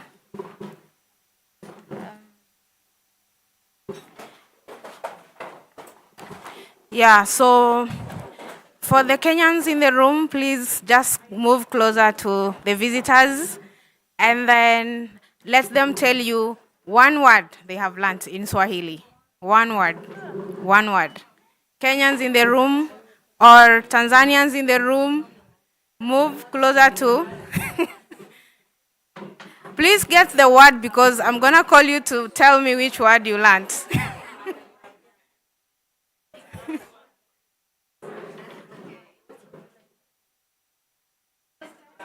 You didn't understand? You want to interpret?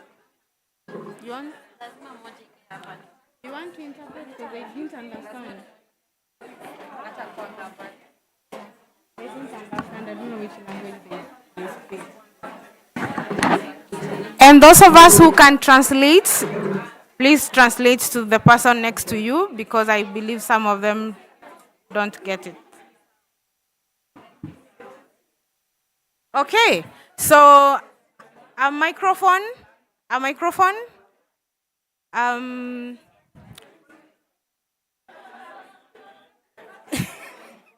Okay, attention.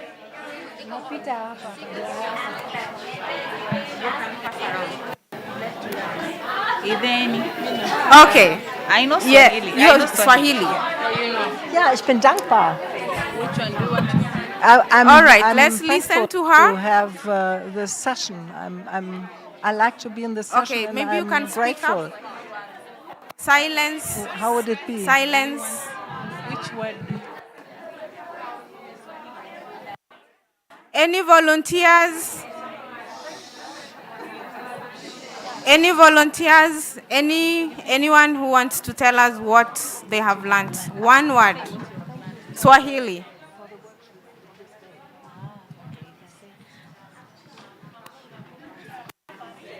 Give to another person.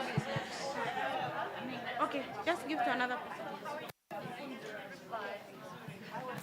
Check.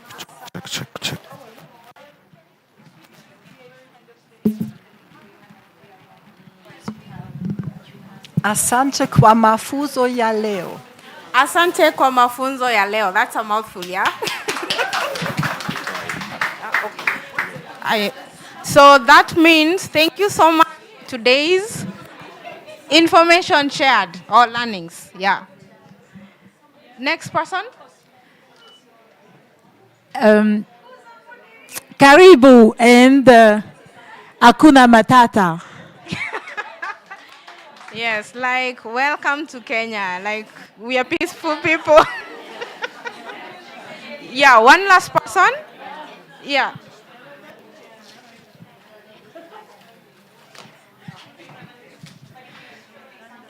Napenda kula chakula cha viungo. Was that like translation from Wikipedia's English? All right, so like I love to eat spicy food. Yeah. So thank you so much, everyone. We can have a seat.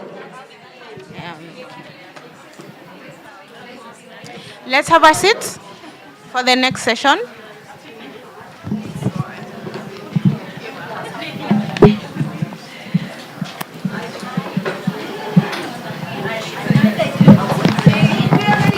Great. So my name is Terry Boke. I am a member of the Media User Group Kenya, and I have been the communications lead for Wikimania 2025. I'm so happy to see all of you here, and I hope you are enjoying and having a good time in Nairobi. If you're not, then maybe you need to see me after here. Yeah, just to make sure that you're comfortable and everything. So in this session, we are going to talk to 4 wonderful Wiki women who have been part of the free knowledge movement. And the session is about navigating life seasons without losing your voice. And sometimes without losing your cool, because we all can, yeah? Anyway, I'm going to be moderating the session with Rebecca, who is from Rwanda, seated right there at the back. Maybe Rebecca, you can come. Yeah.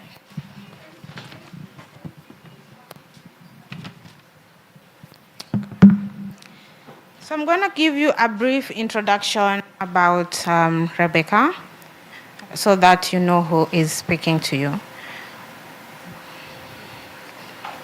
So Rebecca Jeanette Nina Wamuntu is the co-founder of the Wikimedia Rwanda user group, and she is an advisor of the Wikimedia Affiliations Committee, AFCOM. She is also a member of the Wiki Indaba Steering Committee. For those African Wikimedians who know the Wiki Indaba, that's WISCOM. And she is supporting the growth of the Wikimedia communities through impactful initiatives that are focused on disaster reduction and resistance, biodiversity conservation, climate change, and she is also represented the Wikimedia community at international events, including Wikimania, Wiki Indaba, sharing her expertise in fostering community engagement, collaboration, and sustainability. Rebecca, please make your way here. And the next clap. Thank you. Thank you. The next person I'm going to introduce is Dr. Joyce Nakutumba Nabende. Are you in the room? Dr. Joyce? Okay. Seems like we don't have her here, so we'll skip that. The next speaker is Dr. Dorcas Chebet. So Dr. Dorcas is also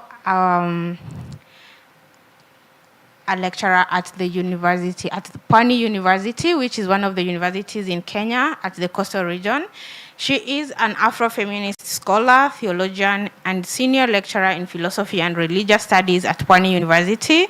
She researches the Bible from African women's perspectives and has published powerful work on gender, justice, and spirituality. So you have points of reference when you're writing articles, so you can refer her. She is also a research fellow at Stellenbosch University and UNISA.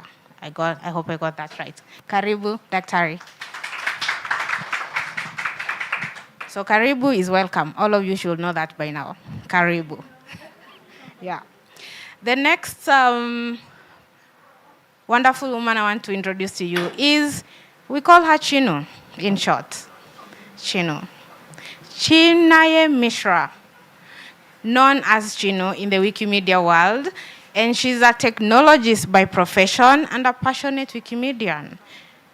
Before I came here, she told me she's an engineer, like she makes robots. I was like, oh, that's cool.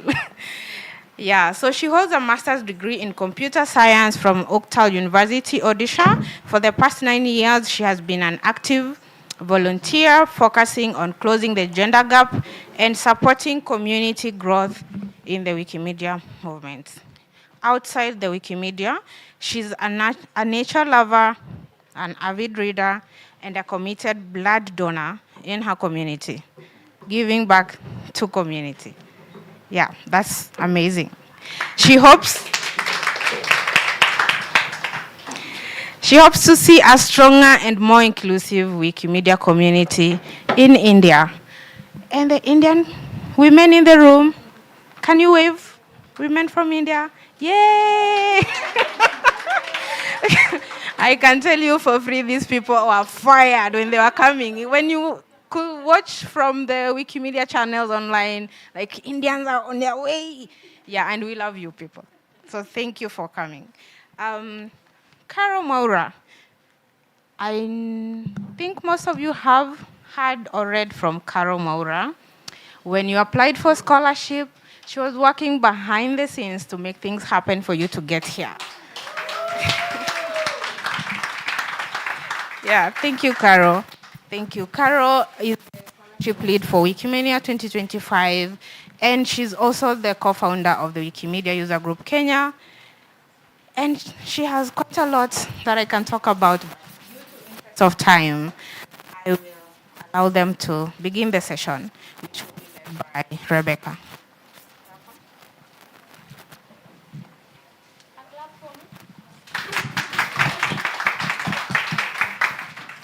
Asante Terry.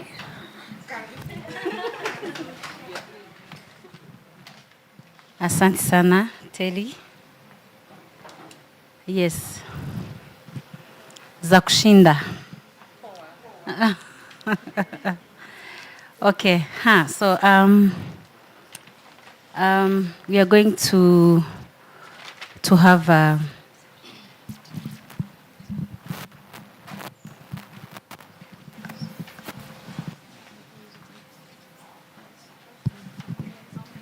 all right. So this is a panel discussion. And it's very amazing. If you want, you will just ask a question during the session. Yeah. I want to start with Dr. Dorcas.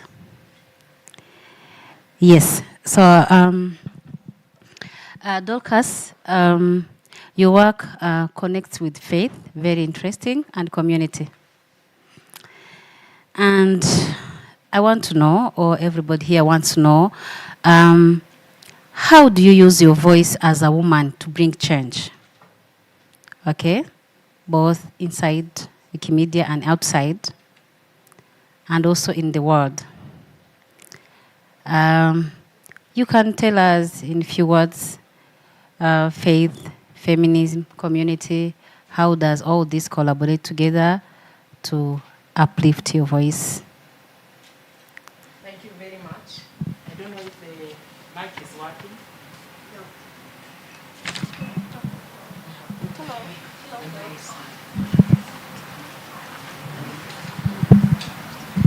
I have come to know one thing. And before I say what I have come to know, I also want you to know that I am an ordained minister in the Reformed Church of East Africa. And it took a very long time for me to be ordained. In fact, in 2007, I was sacked because I presented a paper on the finding of the Synod's resolution on the process of women ordination in the Reformed Church. And because I read one of the clauses that had been written in the resolutions of the Synod that said, ordaining women is like ordaining homosexuals. So the church was very furious, And the General Secretary stood up and said, we first of all want to disassociate ourselves with her paper, other things will follow. And I knew that it's going to be bad.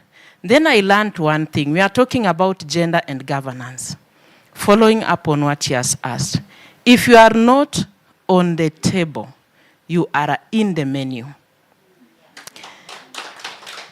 Many a times women, we have been on the periphery, voiceless, silenced, and there is power in our voices.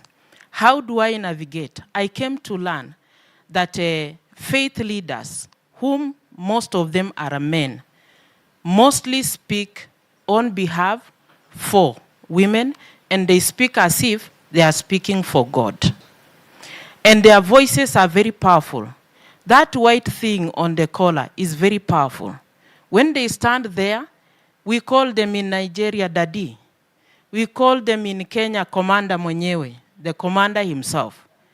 You cannot point a finger to the man of God. And when they say man of God, they are very specific.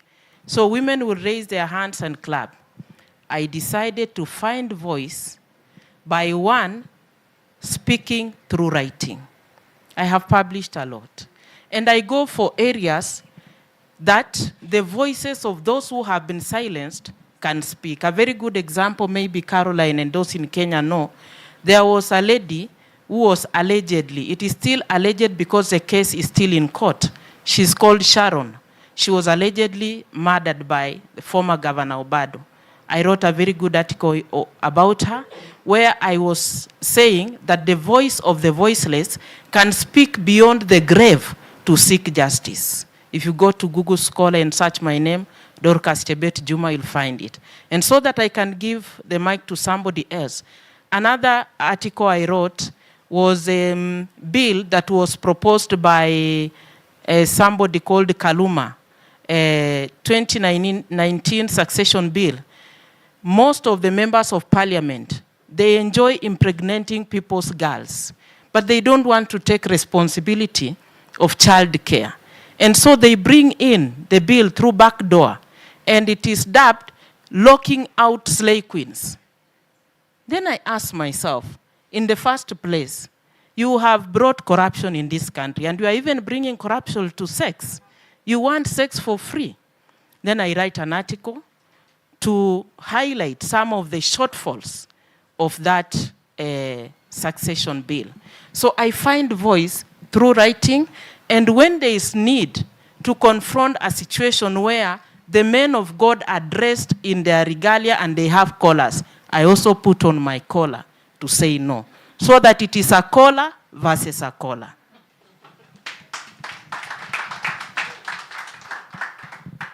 Wow. I feel I can say thank you so much for what you have been doing.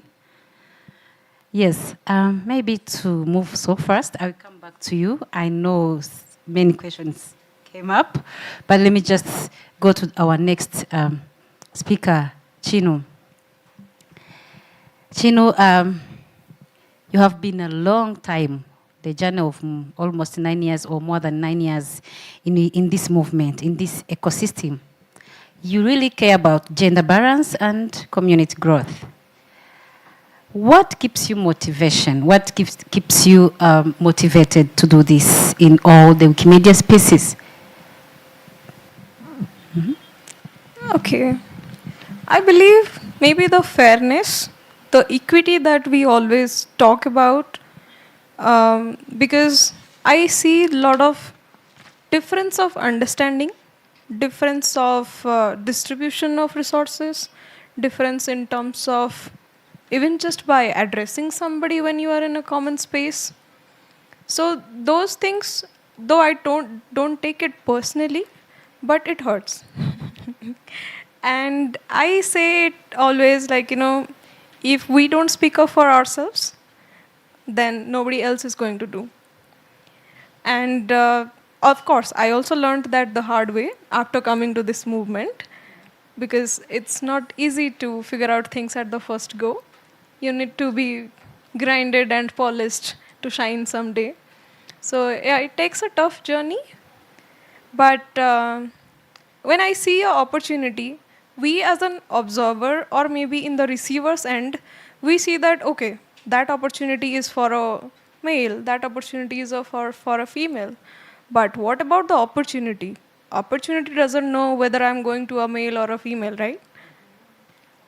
It is an opportunity.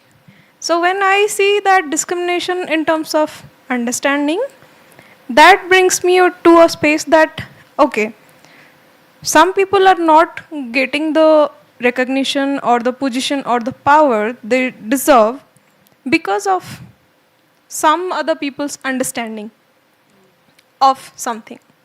So if we showcase them the visibility of, or maybe the impact of the work that the people are doing, that gives a space, a fair space, a transparent space that we call, that we have deserving people, be it in India, be it in Asia, be it in the world, any small affiliate who is doing a great work.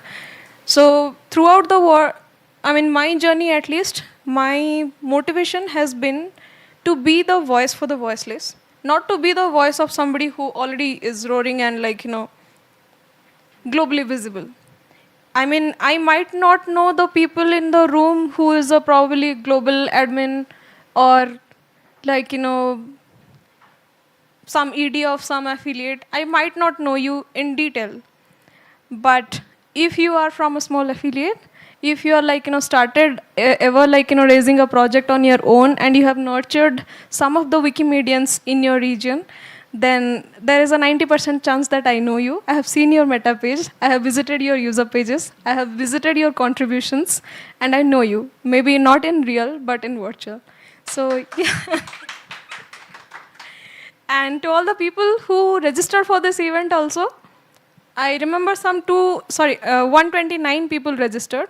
So I have visited all their profiles. Whoever has signed their proper usernames.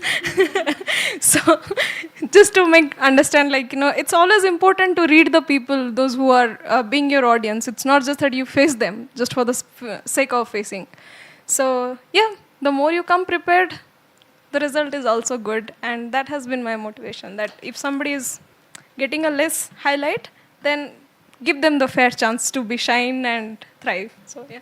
Thank you so much. Why are you still holding the mic?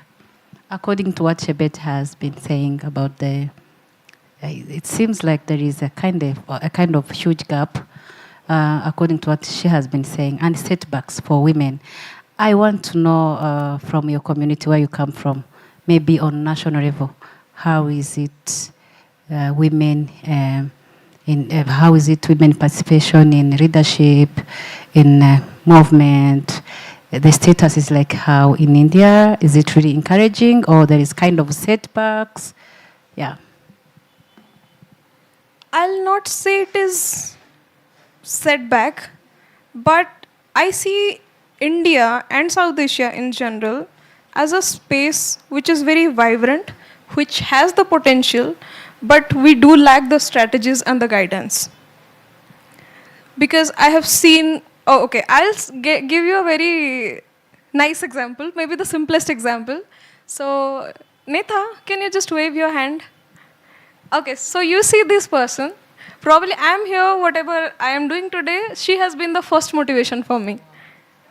Back in the days, 2017, I never told this, but yeah, I see you, I saw you, and I tried to become like you. So it's not that we do not have the potential, because I see some of the young people in the room. I see Akshita, I see Anchal. These people, if they are groomed well, I also see Shreya. She has done a wonderful job in terms of outreach and the social media handling and everything. So I see these people, they do have the enthusiasm to proceed. They do have the energy to invest, and they just need the proper guidance and the scope that we are here. So I'll not say that there is a setback in South Asia. No, there is no setback. But it's just that we need the proper guidance and strategy. Yeah. Wow. Thank you so much, Chinu. Yeah. She has it, don't worry. I loved the way she appreciated her mentor. I was a bit nervous about that. You know, it is always good to appreciate someone who has helped you and encourages more people to also try to mentor others. So thank you. I'll just word one more sentence. So there are people who are actually bringing new leadership to the movement in general from South Asia. You just now, after the lunch, saw the message from Nitish, the She Leads campaign. That is an emerging and very powerful campaign that is bringing on more, women into leadership and to more visible spaces. And unfortunately, we do not have Manav here today. She has been the reason that we could host the Wiki Women Camp in India in 2023. So there are people who are putting all their time, energy, effort, and intent to bring people more into the movement, more to the visible spaces. And yeah, that's what it speaks like. Action speaks louder than words. Okay, wow, that's great. Yeah, it is always good and amazing to appreciate someone when she's still alive, okay? Yes, let's move to Karori Mwara. She's an amazing woman, and especially she's among the organizers of this event we are having here. Aren't you curious?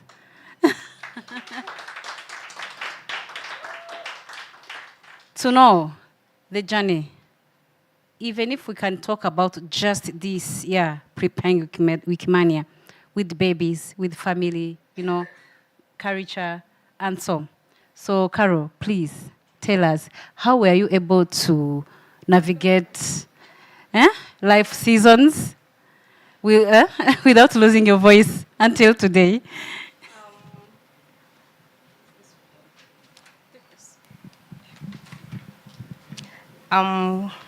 Good afternoon, Jambo to everyone.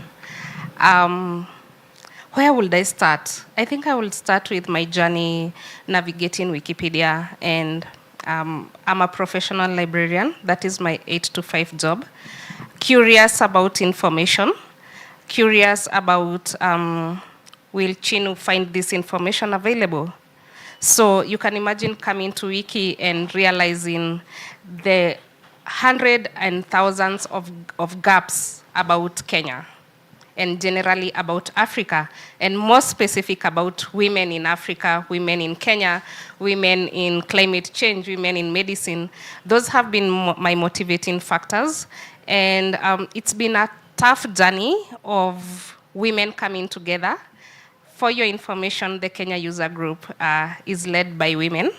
So you can imagine we have decided to we bring our babies to our meetings.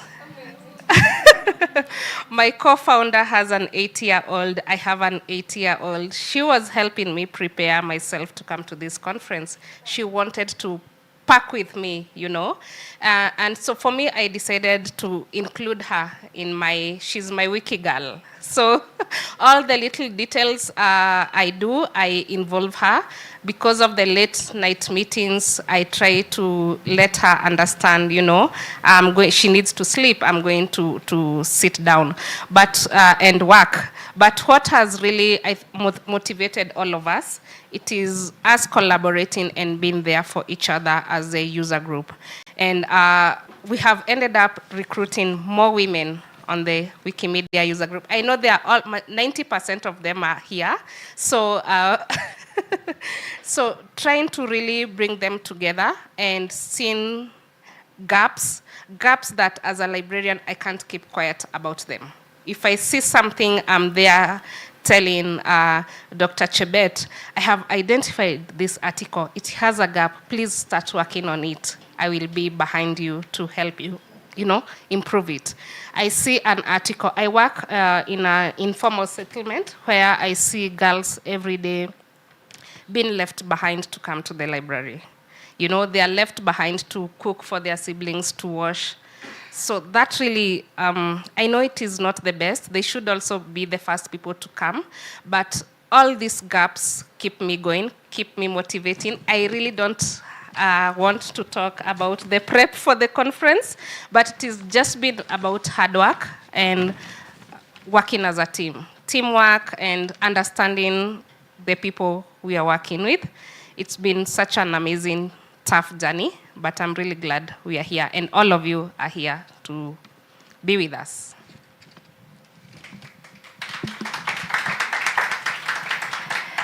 Yes, thank you so much, Carol. That is really amazing journey. Let's fresh back to Dr. Hello, hello. One more, Doctor.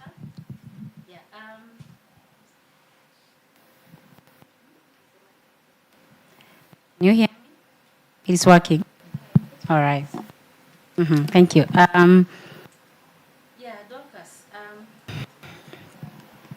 How can African women's story and spiritual wisdom can really shape the future of Wikimedia or Wikipedia content? Do you think that can work? Is there any alignment? Thank you very much. First of all, let me use the African women. They are innate storytellers. And there are 2 articles I've written, very good ones. If you go again to Google, scholar Dorcas Chebet, Juma, motherhood. And then I have written another one on climate change, where I tap on the indigenous traditional knowledge of African women, how they were able to assist in preserving and countering issues of climate change. My grandmother was a herbalist, and most of the time when she went to get the herbs, I used to follow her with the djembe so that she would show me how to get roots without uprooting the tree. She would tell you when it is almost to rain, listening to the voices of the birds. And there were times we would sit around the fire.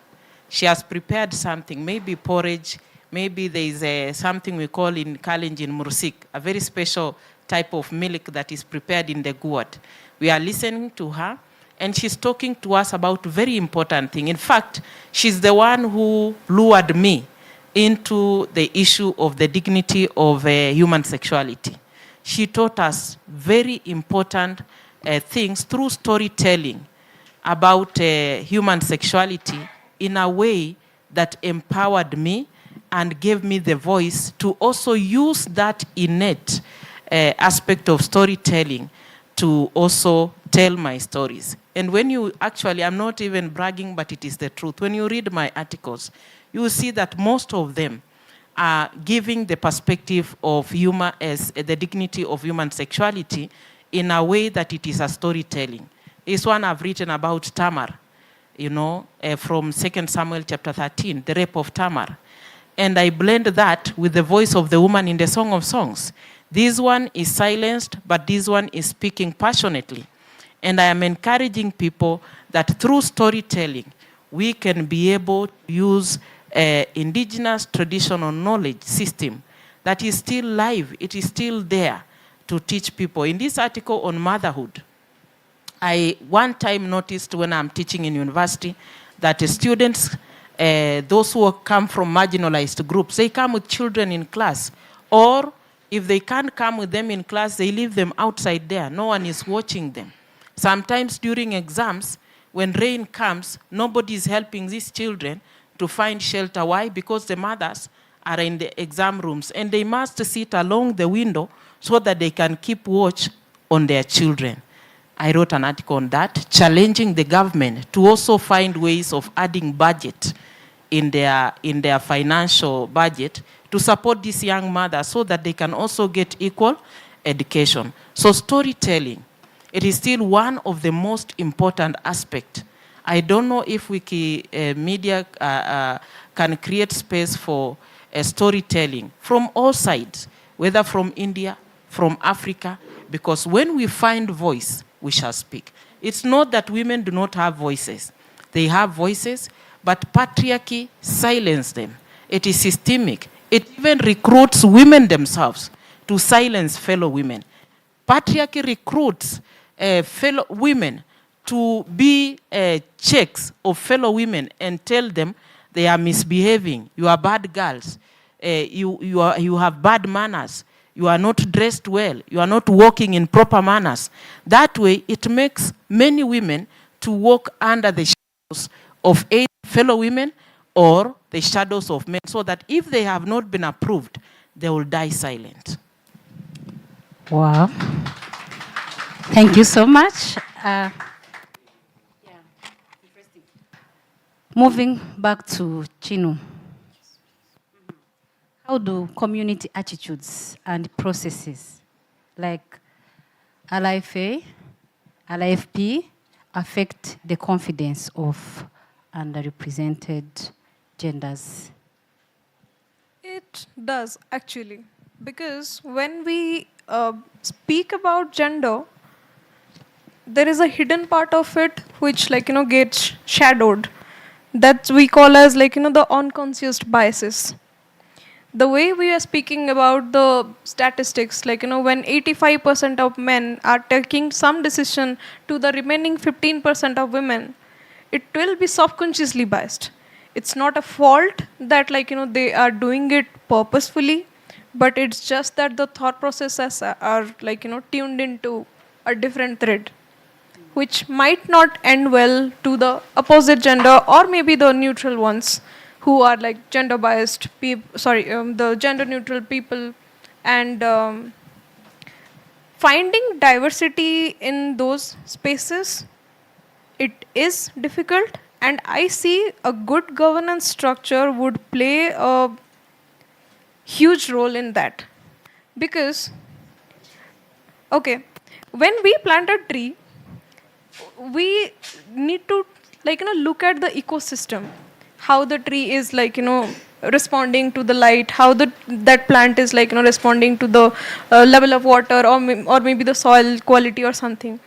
You should not do it uproot the plant every day and check whether the roots are growing well or not, right? Similarly, when we pass on comments after, let's say, a newcomer who is trying to step into a leadership role, trying to do a leader project for the first time, trying to work for a conference for the first time, of course they are also human, we are also human, we do make mistakes. Instead of guiding, if we'll tell them that you have already been in this space for 2 months and you are responding this way, this is not done, yeah, of course guiding them is good, but passing on some kind of unacceptable things or which might not end well, I see that little less empathetic. And that visibility, yeah, there have been some recent instances where I have seen that people getting little biased towards newcomers, especially females. Either it could be a visibility issue, it could be a knowledge issue, it could be the confidence issue, or maybe the sheer imposter syndrome. But it is visible and it impacts really bad. I mean, when 50 people are there in the room and you are praising somebody in front of those 50 people, but just right after that you are being framed as things are not doing well for you, because of you we did this, we faced this or something. I mean, that is something which is less empathetic, I find. Yeah, that's my understanding, and would expectation not only for the region or from the movement, but to everyone who is actually working in the gender gap space. Yeah, just be a little empathetic more. Be kind to yourself as well, because at times as women we do have this perfectionism towards inclined towards the perfectionism.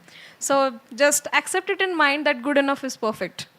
I am a coder, and in corporate life we say that if the code is working, there is no need to touch. So, yeah, if something is working good, we can try to improve it, but do not try to change it or uproot the tree and check whether the root is growing or not. So we all need to observe the ecosystem rather than the person's efficiency or questioning it by any means. Yeah, that's all I. Yeah, thank you so much. So do you think the current eligibility and the pathways to these rights are equitable? Why or why not? I will not say it is 100% equitable because of the evident statistics that we have. I'm not saying that it is a personal opinion, but we have seen, be it in terms of elections, be it in terms of grant making, be it in terms of any kind of preferences in terms of bureaucracy or something, it is evident. So we do not need a personal opinion in that part. So yeah, it is not yet equitable, but one good thing is, at least in this Wikimedia movement, we talk about it, we know the gaps, and there are people who are working for that. So it is not something, it is not the elephant in the room anymore. Everybody knows that there is an elephant, and we are kind of trying to make the elephant come. So we are taking steps for it. We have not let it go just like that. So that's one good thing that we have. Yes, thank you so much. This is what Dr. Dorcas has been saying. We are moving in the shadows of those who tried before, and this has been there for a long time ago in every corners of life of a woman. So yeah. So Carol. Yes. Thank you.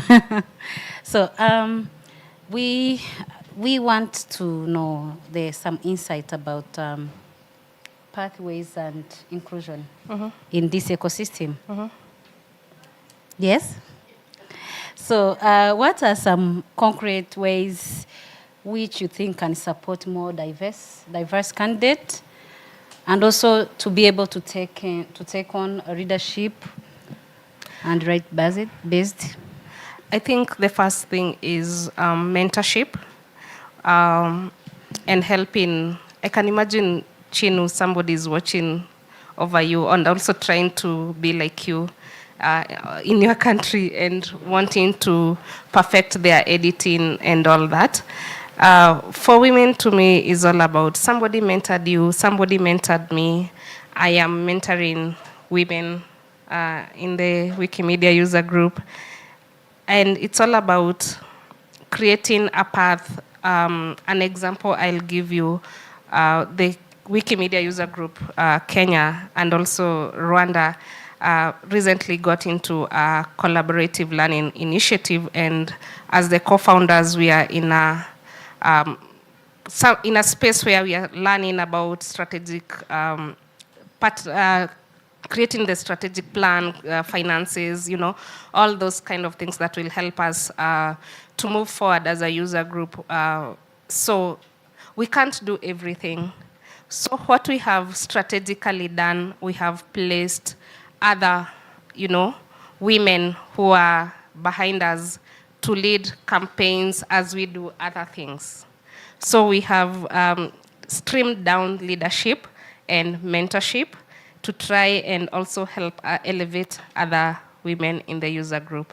So mostly it's all about appreciating and being intentional in mentoring other women and just people on the ecosystem, even if they are not women. So for me, it's all about mentorship and learning from each other. Another example, the East African Region Hub. Basically, all the people that has been doing the conference, we as the Wikimedia Kenya, I think we are the youngest group. So we learn from Tanzania, we learn from Kenya, from Uganda, we learn a little bit from Rwanda, and we learn a little bit from another user group.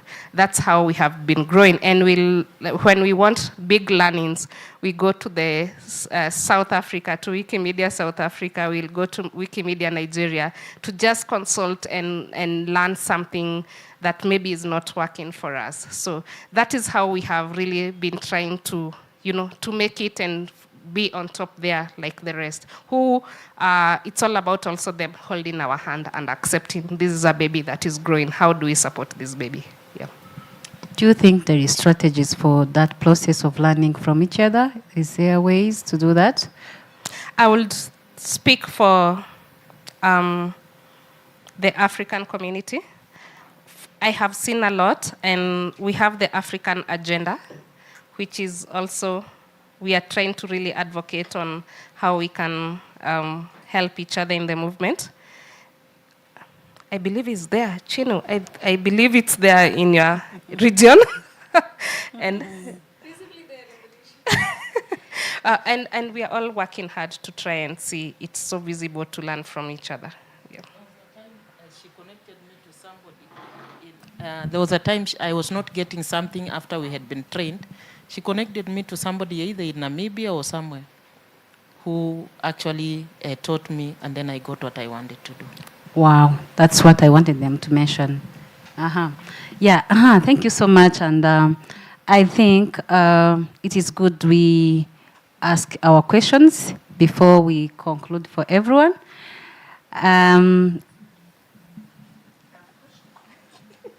You have a question?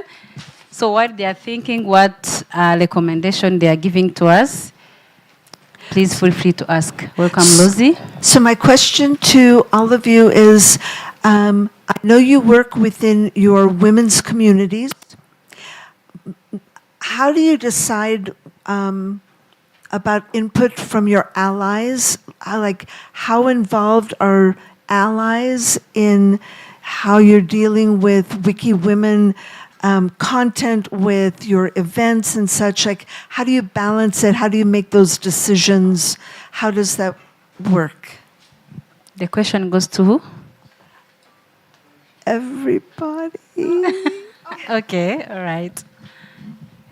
Everyone can just reply in 1 minute. Yeah. Dorcas can go first. Nowadays, WhatsApp is helping a lot. And Caro has put us in WhatsApp. We started with one with Dr. Telesia Musili for the Circle of Concerned African Women Theologians. So WhatsApp group puts us together, and then most of the times we do Google Meet, sometimes Zoom. So where there is need to connect through online meeting, we do that. And it has been very helpful. And then she helps also in identifying, when we were doing the wiki quotes, she helped us to identify women if we are not able to get the women who have not been mentioned or captured. She really did a good job, and also motivating and calling and saying, how far do you need help? And then Michael is not here. We work with him at the library. He would always say, come to the library, I will show you.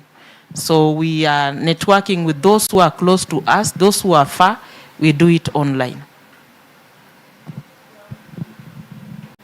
I would respond with one more point that I have personally experienced. That understanding the need is actually if you understand the need properly, your work is halfway done. Because if there are 10 people who wants to work with you, be it a ally, be it a contributor, be it official collaborator from government institution or somebody, so what they actually want, not everybody wants the same. If let's say Carol and I are collaborating, so I might have focused towards media generation or capturing pictures, adding information, structured data or something, and Carol's need might be something different. If I tell her to do the same thing that I want, obviously probably she will do it once, she will do it twice, but onwards her interest will also drop, right?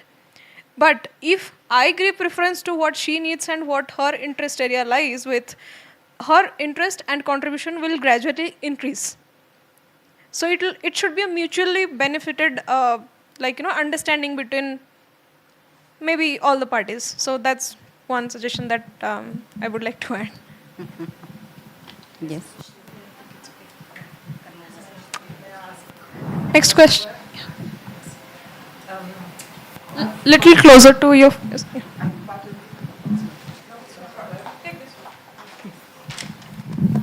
I have a different question. I would like to know your opinion on the use of Wikidata. I have been learning Swahili for 2 years, and I have tried to read a lot about Africa fiction and non-fiction. Non-fiction, for example, Zainab Badawi's African History of Africa. And there were a lot of people which nobody in Germany knows. I didn't know them. And I tried, and there was very few information about every person. And I wouldn't have been able to write articles about them, but I put them all on Wikidata, or I took the information I found in the book and extended the Wikidata articles, which Wikidata data sets that are already there. So we are mostly now talking about Wikipedia and the different language versions of Wikipedia, but I think Wikidata should also be taken into account. Maybe I can talk about that. I agree with you. There is a huge gap on Wikidata. Ruby, I hope you agree with me, from the African content. And Wikimedia Deutschland this year is collaborating with so many African communities to try and enhance, and improve so many articles and putting things on Wikidata. I will say we are on a journey, a learning journey. And for your information, the first person who started Wikipedia Swahili from Tanzania was from German. So you know. So it's a learning process. We are still doing so much on Wikidata and a lot of learning. Yeah. And I think it's one of the last things that has come. You know, the way you introduce Wikipedia, it will be the English Wikipedia, how to edit, how to do photos. Then Wikidata comes, unfortunately, as a third or a fourth thing to learn. But yes, it is. And we are trying, I think the Kenya user group sometimes tried to translate. We had something we were doing.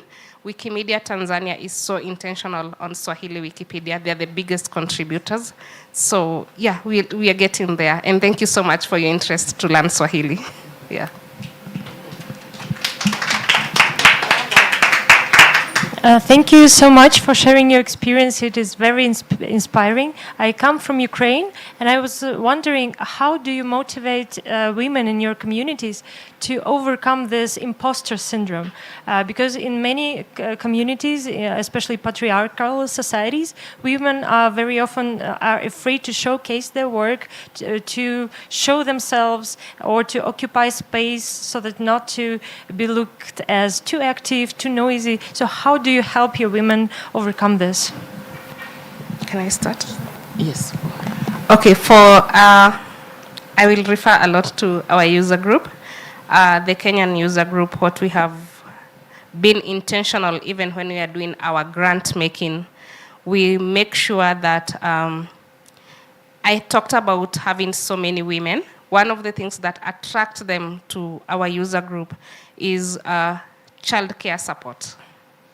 We really decided we are going to be intentional in making sure they won't miss an editathon, a meetup, because they have a baby at home. Either come with your baby, we will have your space, or we give you a stipend to pay someone to take care of your baby. And we have seen a lot of change in people not missing our events, the women, because all of us at the age of, we have all our small babies, I think 90% of us, and we've ended up becoming one big family because we are accommodating everybody, to come. I know my colleagues' kids, they know mine, and just that stipend has really gone a long way. And it's one of the things when we are doing the annual grant, we keep insisting we want to add this amount, because I don't know whether the grant team, anyone from the grant team is here, but we try as much to insist we want this money because we want to support our women. We don't want them to say they didn't get transport or the baby, this and happened. Our meetings is always the first 5 minutes, the babies saying hi to each other. So that is how we have decided to be intentional in supporting our women and taking that phone call, I didn't get the wiki quote, can you help me? And that's how we try to survive, which has really worked for us, yeah. You are actually raising the next generation of Wikimedians, Okay. The experience with the live with, they will never leave this path. Okay, I'll just add one point. It's again to understand that need, because most of the time we we think things very generically. If we are going for an event, okay, these are the checklist we have, tick mark, done. But when it is coming to a cultural context or a regional context, there will be differences, and you are not a good leader if you don't understand those differences and you are not mapping your requirements to fill that gap. Because in most of the spaces we see, it's about, okay, we mostly talk about trust and safety. We talk about safe space. What is a safe space? We are sitting here in a room, we are talking about this. This is our space, safe space. I see people, those who probably never expressed their gratitude, never expressed their discomfort, never expressed their at least what they are feeling. You remember the icebreaker that we had today? There was a clear disclaimer. When somebody asks you that, how are you feeling? You are not allowed to say, I'm fine. You are allowed to say exactly what you are feeling. This is the definition of the beginning of our safe space. And when we take that to a person, to a Wikimedian, it makes a difference. And we have to understand that. How we are going to do it, that you be the best judge of yourself. But yeah, we have to understand the differences, to understand the needs and act accordingly. That's what a good leadership would look like. Let me just give a short rejoinder. Every context is unique. And so it is important to identify the need of every context, also identify the obstacles of every context, and then sit down together and see, how do we address this? If it is children, should somebody not contribute because you have children and they are a blessing? No. So we identify the need, what is the context, what is the obstacle, what is the way forward. Yeah, identify the need, what is the context, what is the obstacle, what is the way forward. And it is also important to inquire how others have done it. How have others maneuvered? Because there is always somebody who has braced the occasion and given their lives to crack in the middle of the obstacles and succeeded. Women are very brave. Okay. One more question. I'll just add one more thing, Kate. So always be ready to take risk as well. Because this is all about experimenting and experiencing new things. There are few things concrete, you can just follow the path, but there are some things with uncertainties will be there. So never ever set back that procrastination. What will happen? What will happen if I do this? What if? What if? Just block that path. It is a risky thing. I'm about to take the risk. I will take it. Anything that happens, I'm accountable. Okay, I'm okay with it. So. Okay. The last question. Okay, my question goes to those like Caro, who is running the Wikimedia User Group Kenya, and others who are running the Wikimedia user groups in their respective countries. There's a lot of knowledge out there about women, and there are a lot of women who like to join the movement and maybe share that knowledge. You know, knowledge is spread when it's shared. When someone has the knowledge inside, it won't help, but it's shared. It's supposed to be shared. So there are a lot of women out there who like to join the movement. What strategies are you using to create awareness about Wiki women, or rather the general Wikimedia movement? Thank you.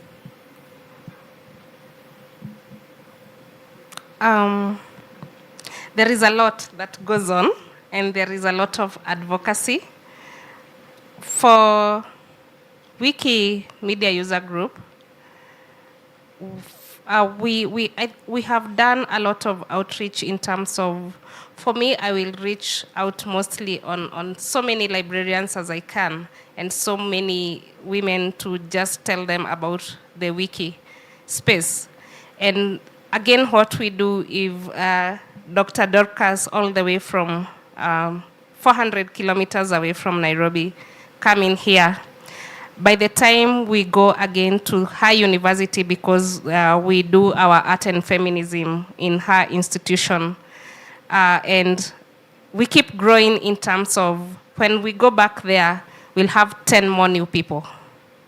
If we are running Wiki for Human Rights, every campaign we make sure we put advocacy so that we can be able to reach out as many as we can. I know we have so many hindrances, like we don't have even paid staff. It's all about volunteer, which is really, sometimes it's tough for us. But we encourage, like, I will talk about Wiki all the time. And when, an example, Chebet, she will make sure, like in her department, either the youth or the students or the staff, somebody should just talk about it. So that is how, for us as a community, we are trying to deal until maybe we get there where we have a whole advocacy, team that can go out there and spread the word when they are depending on what we are doing. It's a tough one, but we are trying. One more question. Okay, thank you. So my question is, for those ladies or women that have children, there's that support. But then you find that we discussed and said that we need to like enroll them at a younger age, like when they're at the university or high school. So my question is, how do we keep them inspired and motivated to do this? Because at times we get them, we can do the campaigns and we bring them on board, but then keeping them motivated and doing the contributions and editing becomes a challenge. We lose some on the way. So how, perhaps you can share on some ways in which we can keep them motivated to keep contributing and working, because when they are young, they have different needs or aspirations towards purpose or something. So how do we keep them on board so that they become contributors at a younger age and they keep the grit on even going on with life? Thank you. I'll take this. So yeah, the bottom line is same, understanding the need, as I said, because the road might be look different, but the pattern is same. What do they need? Maybe a lady who is coming with a baby, they need a child support. But a student who is coming out from the hostel to participate in the event, they also need the travel allowance, right? They also need a time factor, maybe supporting letter to their HOD that, okay, so and so person is coming to participate in our event, and we are acknowledging the presence in the, so please allow the respective leave or whatever. Similarly, this is about students, but I would request you go, there is a slide from Asaf Vartav, who is working at the Wikimedia Foundation. So the session he took at 2023 Wikimania, it's about the volunteer retention strategies. So those are well implemented, well documented strategies that has helped different affiliates and core organizing groups to monitor the participation and retention from the contributors lately. Maybe it's just a friendly request, if you see something, somebody is doing something wrong contribution, rather than giving them warning, you just go to their talk page, or if you know them personally, you can just simply ask them, hey, I saw you doing this, but probably there is a better way if you can follow this pattern to improvise. Just let them improve. I always believe from the beginning, maybe that's just a teacher's mindset, because I was raised by 3 teachers in the family. So, so my mom always say that we learn through what we go through. As long as we do not leave that experience, it is difficult to understand that situation. As long as we understand the needs, we fulfill the needs. But yeah, it's your observation skills. But yeah, that resource from the volunteer retention strategies will be definitely helpful. Or maybe when somebody is doing some tremendous work, as a small part of the recognition, you go to that talk page, leave them a message publicly that, hey, I saw you did this and this is making impact. So if you wrote an article, this number of people have read your article, and you're keep up the good work and something. So that might also give them a sense of recognition, also a motivation to continue their journey. So yeah, consistency and observation, and yeah, that's. Thank you so much for the questions. You Yes. Any further questions? Okay. Yes. So our panelists, starting from Dr. Dorcas, you are free to give us your final remarks and recommendation in this ecosystem. Never surrender, retreat, and re-strategize.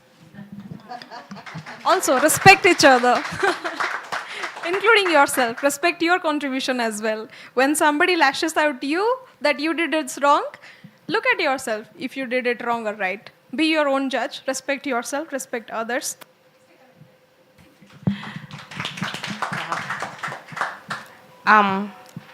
Let women continue supporting women. And then mine, don't compete with anyone, compete with your past. All right, so let me take this opportunity to appreciate Dr. Dorcas, Chinu, and Carol. A round of applause to them. And this is the end of our panel discussion. I thank you everyone to participate, asking questions, and also support. Yeah, thank you.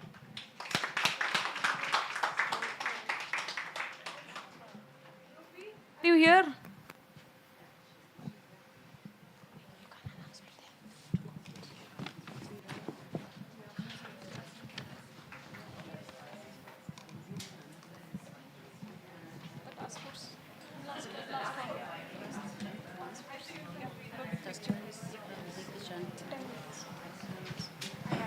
Ready? Next slide, please. Oh, we do have a point. Next.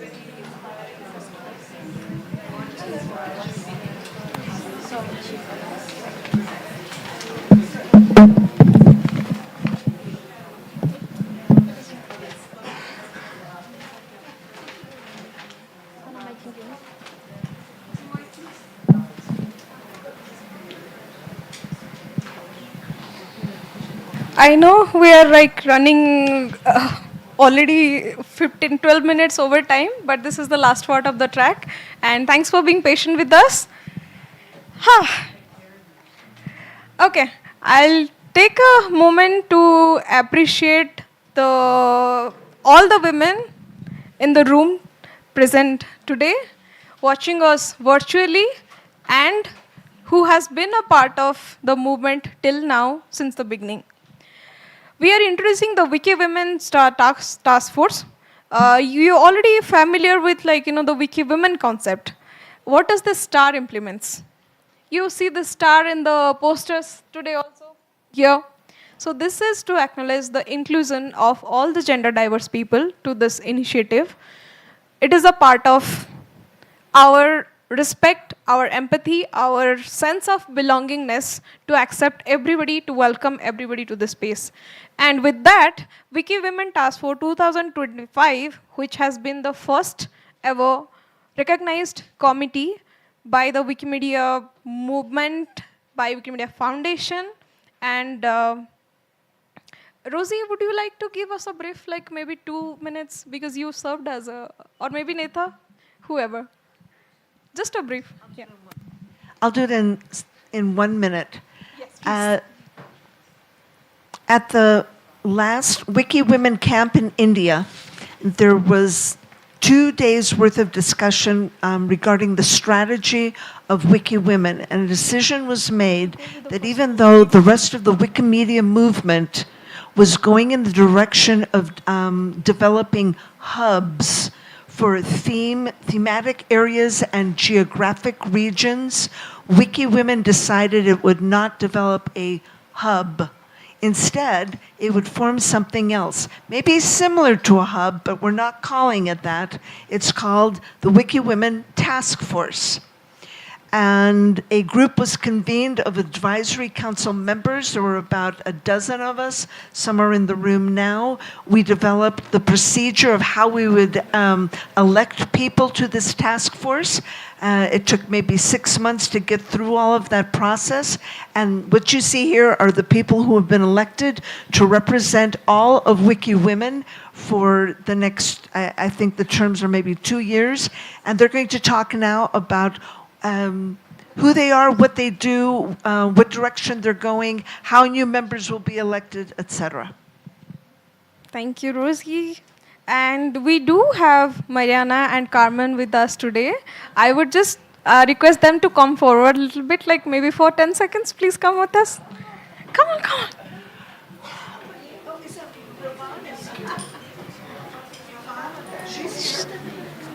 Ravan, are you in the room? Now putting faces.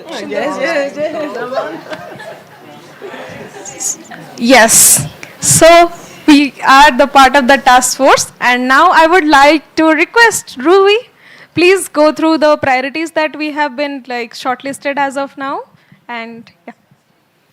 Okay, thank you so much, Shinu, and thank you all for giving us your time to listen to us. Just to go over a brief objective of why we are here and why the task force is here.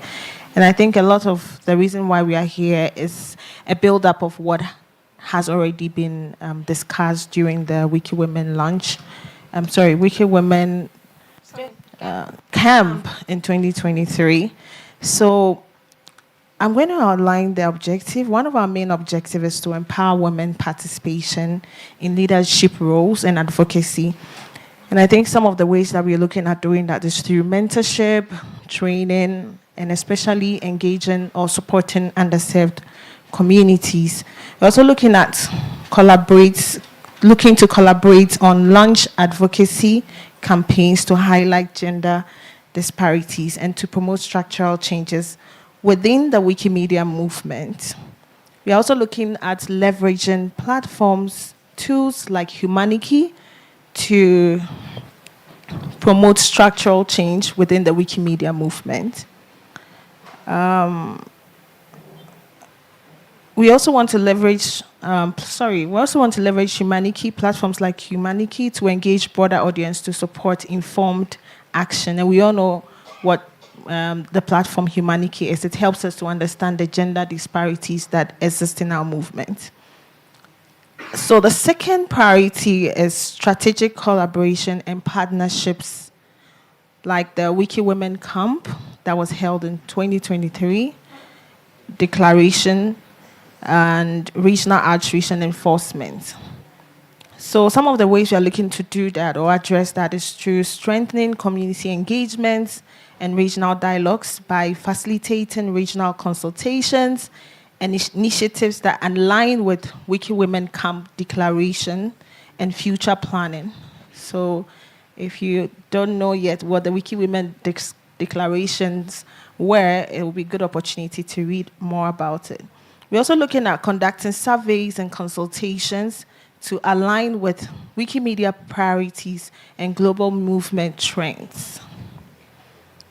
Another way is to encourage strategic collaboration, partnership across the broader feminist and human rights ecosystem, and build international alliance with feminist, queer, human rights, and educational organizations. And also to support Wikimedia affiliates and chapters in developing gender equity and focused projects through resources, toolkits, and guidance. So the third is to, you're going? Sure. And the third one that we are going to address recently in our work plan is to address the structural barriers and governance. This is regarding tackling the harassment, improve the trust and safety mechanisms, and to advocate the gender-sensitive governance policies. Just like adding the star to the name, simple things makes big differences. Then the fourth one we are looking at is to knowledge sharing and resource mobilization and support.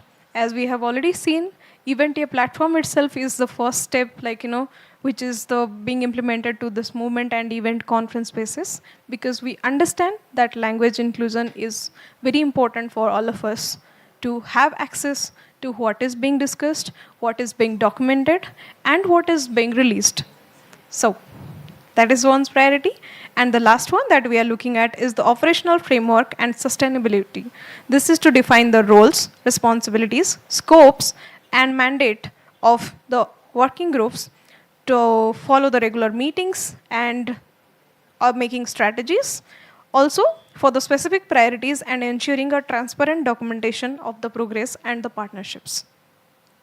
For this, the priority areas that we are looking at right now is almost finalized, and it is being reviewed by the movement leaders, and of course from the Wikimedia Foundation. As soon as we have any more further updates, we will be sharing this publicly on Meta transparently to all the community members to review. Thank you. Adi, any questions? Yes, and here comes a call of action that if any of your regional committees, or you see that somebody from the Instead core group is willing to take up the organizational part of next Wiki Women Camp, we are happy to welcome you to share those ideas, and we will be offering you all the assistance that to the best of our capacities that we can do. So yeah, just take the word forward, take the word back to your communities, discuss with them, and let us know. Thank you. Thank you.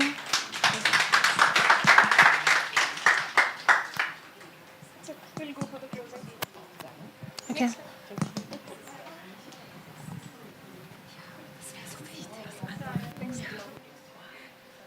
Here is the QR code that you can scan, and this will let you go into the dedicated Telegram channel that we have for this summit and for the ongoing conversations as a part of the follow-up. So I would request everybody to scan this QR code, and this will be publicly available on Commons as well. If you are not able to do it right now, you are happy to do that later. Next slide, please.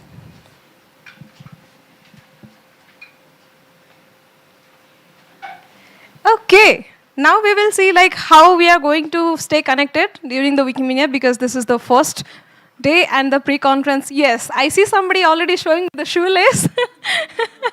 That is so good to see. So yeah, that is a reminder about the communication channels. Please do stay connected on Meta. Do connect us on the Telegram and the Telegram channels. Then we also do have pictures. Whoever has taken pictures, videos, we welcome you all to upload those to Commons. There is a specific category on Wikimedia Commons which says that Wiki Women Start Summit 2025 cross Wikimania 2025. We will share those details. Everything is there already on the Meta page actually. If you look for the Wikimania page of Wiki Women Summit and the Meta page, all the informations are already linked in there. So you directly upload it to the Wikimedia Commons under the category, and yeah, be the author on your own name. Also, I would like to request Ruby to inform us about the Wiki Women Lunch, which will be happening on 8th of August. Ruby?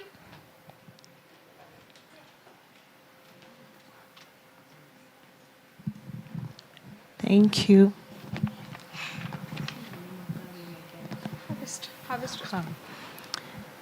Thank you so much. So just like we always do it at Wikimania events, we always have a lunch event, which happens during lunch hours. So it's not going to be a separate time, but just during the lunch period.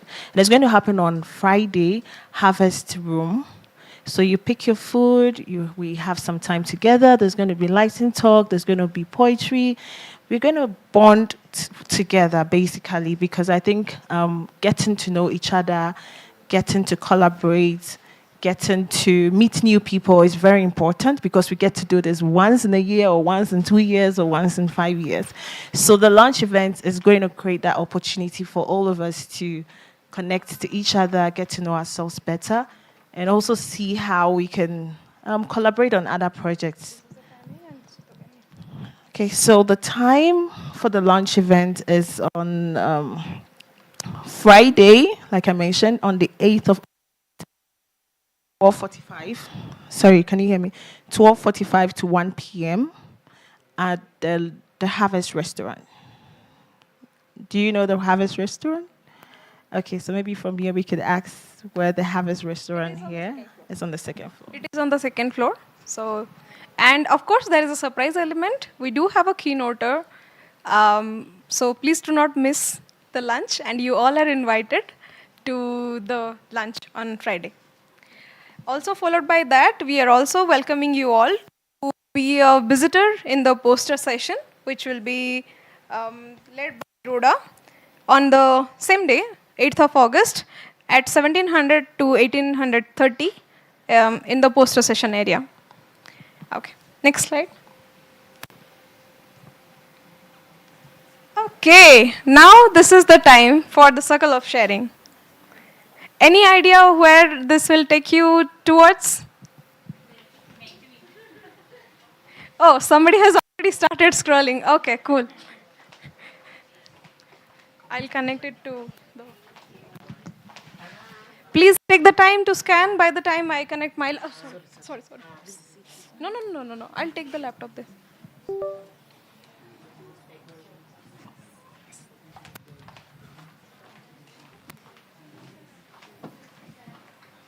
The HDMI.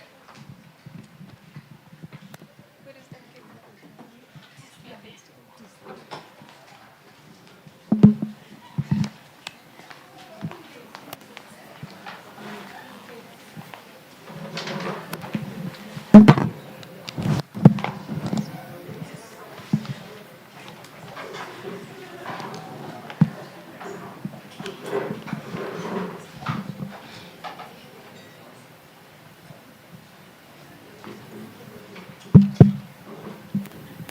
Can you present my screen?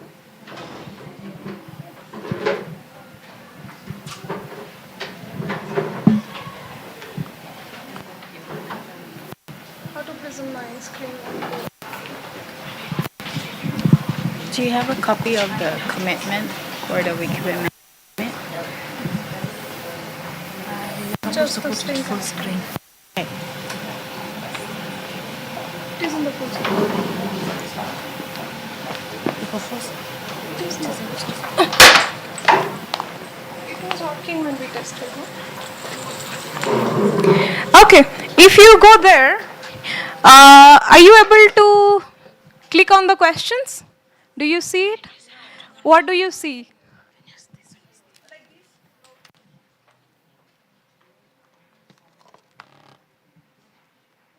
Okay.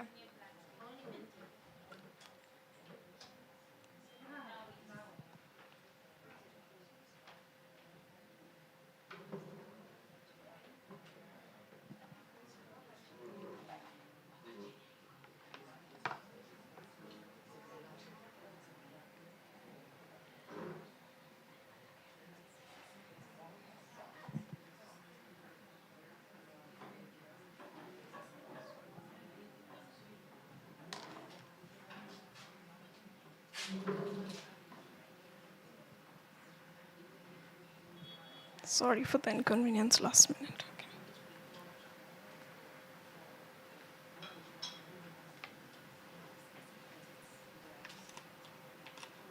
Okay.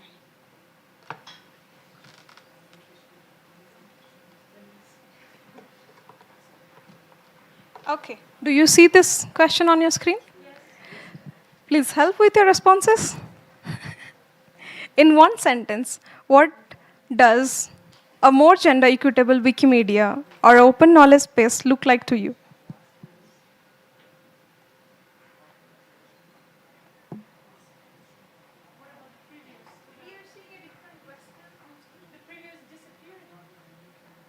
No, this is the one. What is the question you're seeing?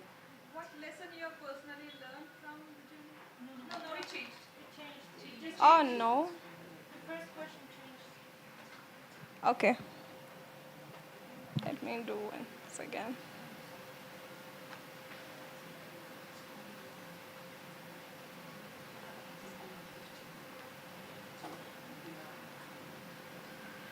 Oh, it was visible already. Then.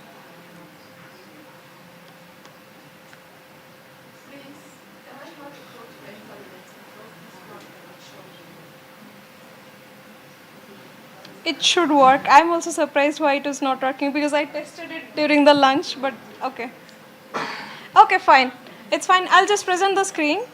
So, yeah. If anyone wants to take the mic and tell us in one sentence, what does the more gender equitable Wikimedia and open source space looks like to you? Anyone who wants to respond? I already see some of the responses there. We have like conferences, inclusivity, all voices in all genders being heard. We see empathy, where women's voice cannot be silenced, free to write what you want for more representation, a space where there is equitability and opportunity for all. One where women, trans people, and non-binary people are represented throughout. Yes. For me, I think a more open, gender equitable Wikimedia space looks like a place where we can share most underrated or unattended topics more freely. Yes. Heaven. Okay. Well, it is working, right? Otherwise, how do we have responses? Okay. Okay. Some people say a place where every voice has a chance to be listened to. Yes. Wiki women, collaboration, empathy, connect and collaborate space. Oh, so many responses. Okay. Okay. Now we will see what is that one lesson you have personally learned about the inclusion or representation from your journey.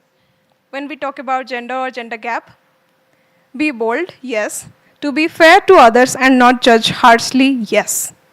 Women together are indestructible, okay. Nurture and mentor newcomers. Women must be more included in Wikimedia movement. Geographical imbalances are on Hughes, Wikidata, and Wikipedia. Yes. On the menu, if not on the table, okay.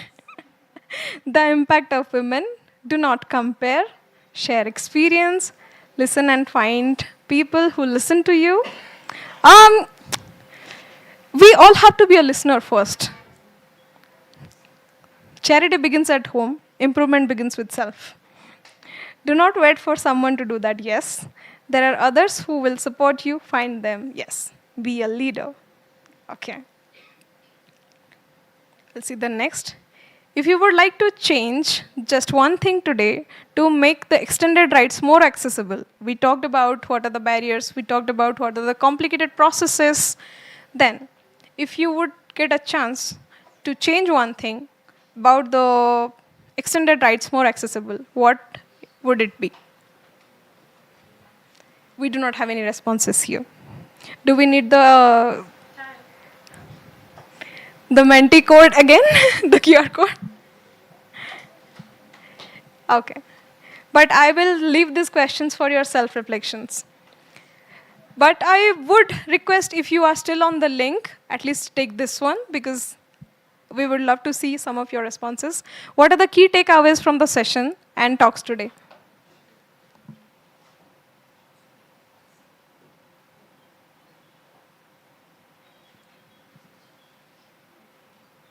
Encouragement, okay.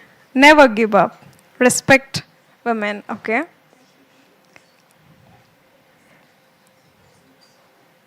Okay. Be yourself, be bold.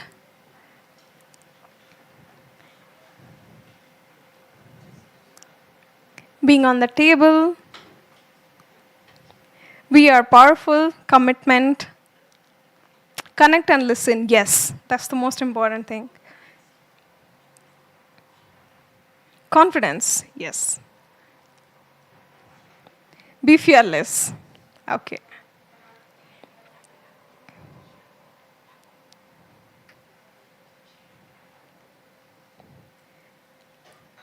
I see 44 people have already connected. Community spirit, okay. Be curious, okay. Share powerful resources. Community spirit, love. That stands out actually. cherry on the top, the Wiki love. That reminds me of the Wiki love. Oh, do we have a photographer actually? I want this to be captured well. Can I request the camera person to focus on the reflection slide actually? Yes. This is little bit overwhelming. Oh, somebody is like, doing a happy dance. I love this emoji. Okay. Okay, I'll see, we'll keep this Menti open. So please do share your reflections when you have time, if you go back also. And stay connected. And again, reminder about the Wiki Women lunch on 8th of August. And also about the poster session in the same evening.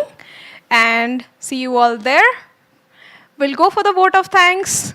I would request Rosie, Vanj, please come for the closing remark. Yeah. I'll also take a screenshot and upload it to comments. This looks lovely.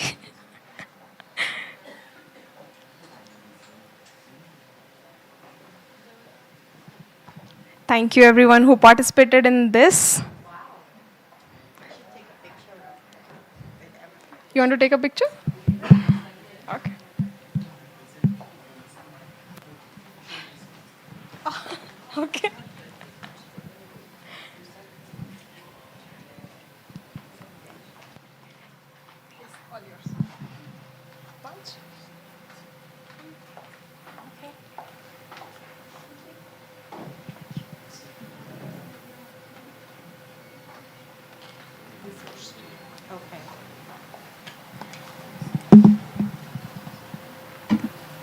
So, who's going to say that we're about to close? Is it me? Because I would like to ask everyone to please stand and let's all together say the Wiki Women Summit commitment. I hope you're cooperative about it. So, this is the Wiki Women Summit commitment. Please repeat after me. We the Global Wiki Women, the Global Wiki Women, harnessing our collective strength, commit to fostering a community culture, embodied by inclusivity, respect, equality, and support. We pledge to contribute our talents, time, individual and collective perspectives, to drive growth, solidarity, and harmony in our common goals, as well as the goals of the Wikimedia movement. We will actively support our community and mentor other Wiki women, empowering them to reach their full Wiki women potential. Through collaboration and open communication, we will build strong relationships and create a positive volunteer environment where everyone feels valued and supported. By working together and building partnerships, we will strive to create sustainable and impactful change. We will also commit that we will support Wiki Women Summit at Wikimania, making it a traditional gathering of Wiki women from across the globe, connecting and engaging with each other in person or any other such means possible. or any other means such possible. And institutionalizing Wiki Women Lunch. And institutionalizing Wiki Women Lunch. In our respective communities. In our respective communities. As a means to strengthen our commitments. As a means to strengthen our commitment. Last paragraph. We are dedicated. We are dedicated. To inspiring and motivating others. To inspiring and motivating others. To join us in our mission. To join us in our mission. To build a resilient. To build a resilient. Better and stronger Wiki women. Better and stronger Wiki women. Leaving a lasting impact on our communities. Leaving a lasting on our community. Thank you so much. Thank you.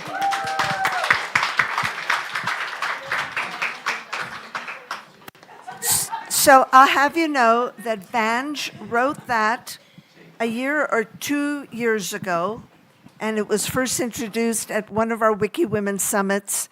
Again, maybe it was last year's or it was the year before. So thank you. Vange, those are very powerful words. Just repeating it now was like, whew. So I'm here to tell you about part of what she said, which is through the whole year, we are asking you to commit to hosting Wiki Women Summits, mini ones, at your Wiki Women lunches, at your various Wiki conferences. Some of you will attend regional conferences, like Wiki Indaba is coming up in the next few months, Wiki Conference North America in the next few months, and so forth. Some of you will attend Wiki Education Conference, Wiki Library Conference, and so forth. And at each of those conferences, you'll have lunch. Everybody eats lunch. We're asking you to commit to one of those lunches, working with the core team of your conference and saying, we want it to be a Wiki Women lunch on that Friday at this conference. And the reason behind that is there will be no additional cost to that core team for them to set aside space and time for Wiki women to have that lunch. And during that lunch, hour and a half, it will be your summit. It will be a special group of people, whoever the attendees are, no extra cost. You're not paying for extra people, extra scholarship people. You're not doing any extra work. It's whatever Wiki women happen to be there that day. Those are your attendees. Your topic will be whatever interests that group of people. You want a keynoter? You decide, you pick someone from that group, hopefully in advance so they can prepare something. You want to do something special, a poetry reading? You plan it. Whatever you want to do will be special for you at that particular conference and time, knowing that there will never be that same group of women meeting again. The only thing we ask of you besides doing this is to document it with a photo. We have a page on MetaWiki called Wiki Women Summit, where we have photos of all the Wiki Women Summits that have happened, all the lunches that have happened during this last year. There have been maybe a dozen of them. Go look. There's a whole bunch of conferences that have happened, and you Wiki women have managed to talk to the core teams of those conferences and say, one day we want a lunch for Wiki women, and then you take a photo to document whatever it is that you did at that lunch, knowing that 50 years from now, your great-granddaughters are going to write their PhD dissertations regarding Wiki Women Summit, and they're going to need this. This is fodder for their PhDs. So pay it forward to them. They're going to need this. That's it from me. I'm asking you to commit to that. You've committed to it this last year. Let's keep doing it for the next 12 months. And whatever else you want to commit to will be up to you. Some great ideas came out of what we can do differently, values associated with admin positions. There's so many things you've mentioned. Take it forward. You decide what you want to do and how to come together, create a task force. You decide. We're not going to decide. You decide, and we'll come along for the journey. We're all in it together with you. You have power. You don't need any more permission than yourself to do it. And that's it from me. And now over to you, Chinu, to close us up.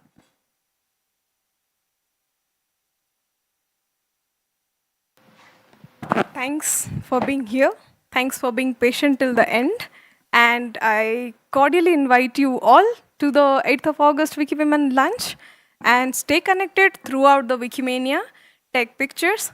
I will be also following with you with one additional question or request that we plan to release a teaser of the Wiki Women Summit, which we have not done before. So any of you who is interested to be interviewed, this is no longer than 2 minutes, I promise. We'll keep it short. Also, we will giving you the guiding questions. So this will be a video recorded and then assembled by the post-production and will be released as the official teaser of the Wiki Women Summit 2025. So whoever is okay being videographed and being interviewed, please let us know, any of us know, and we will do that. Thank you. Have a great Wikimania.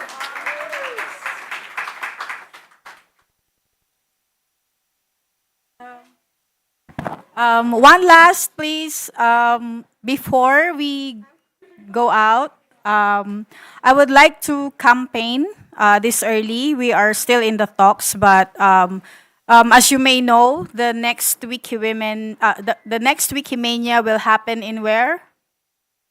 Paris, and we would like to pitch a Wiki Women Fashion Week in Paris for all the Wiki Women at Wikimania attendees.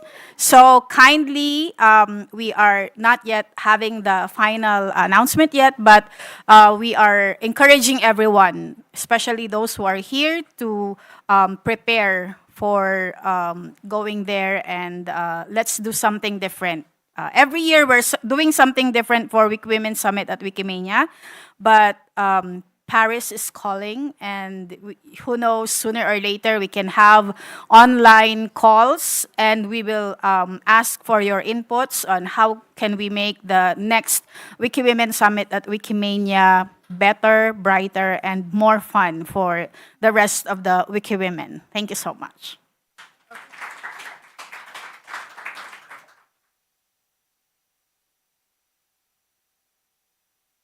Thank you to the team. Appreciate all you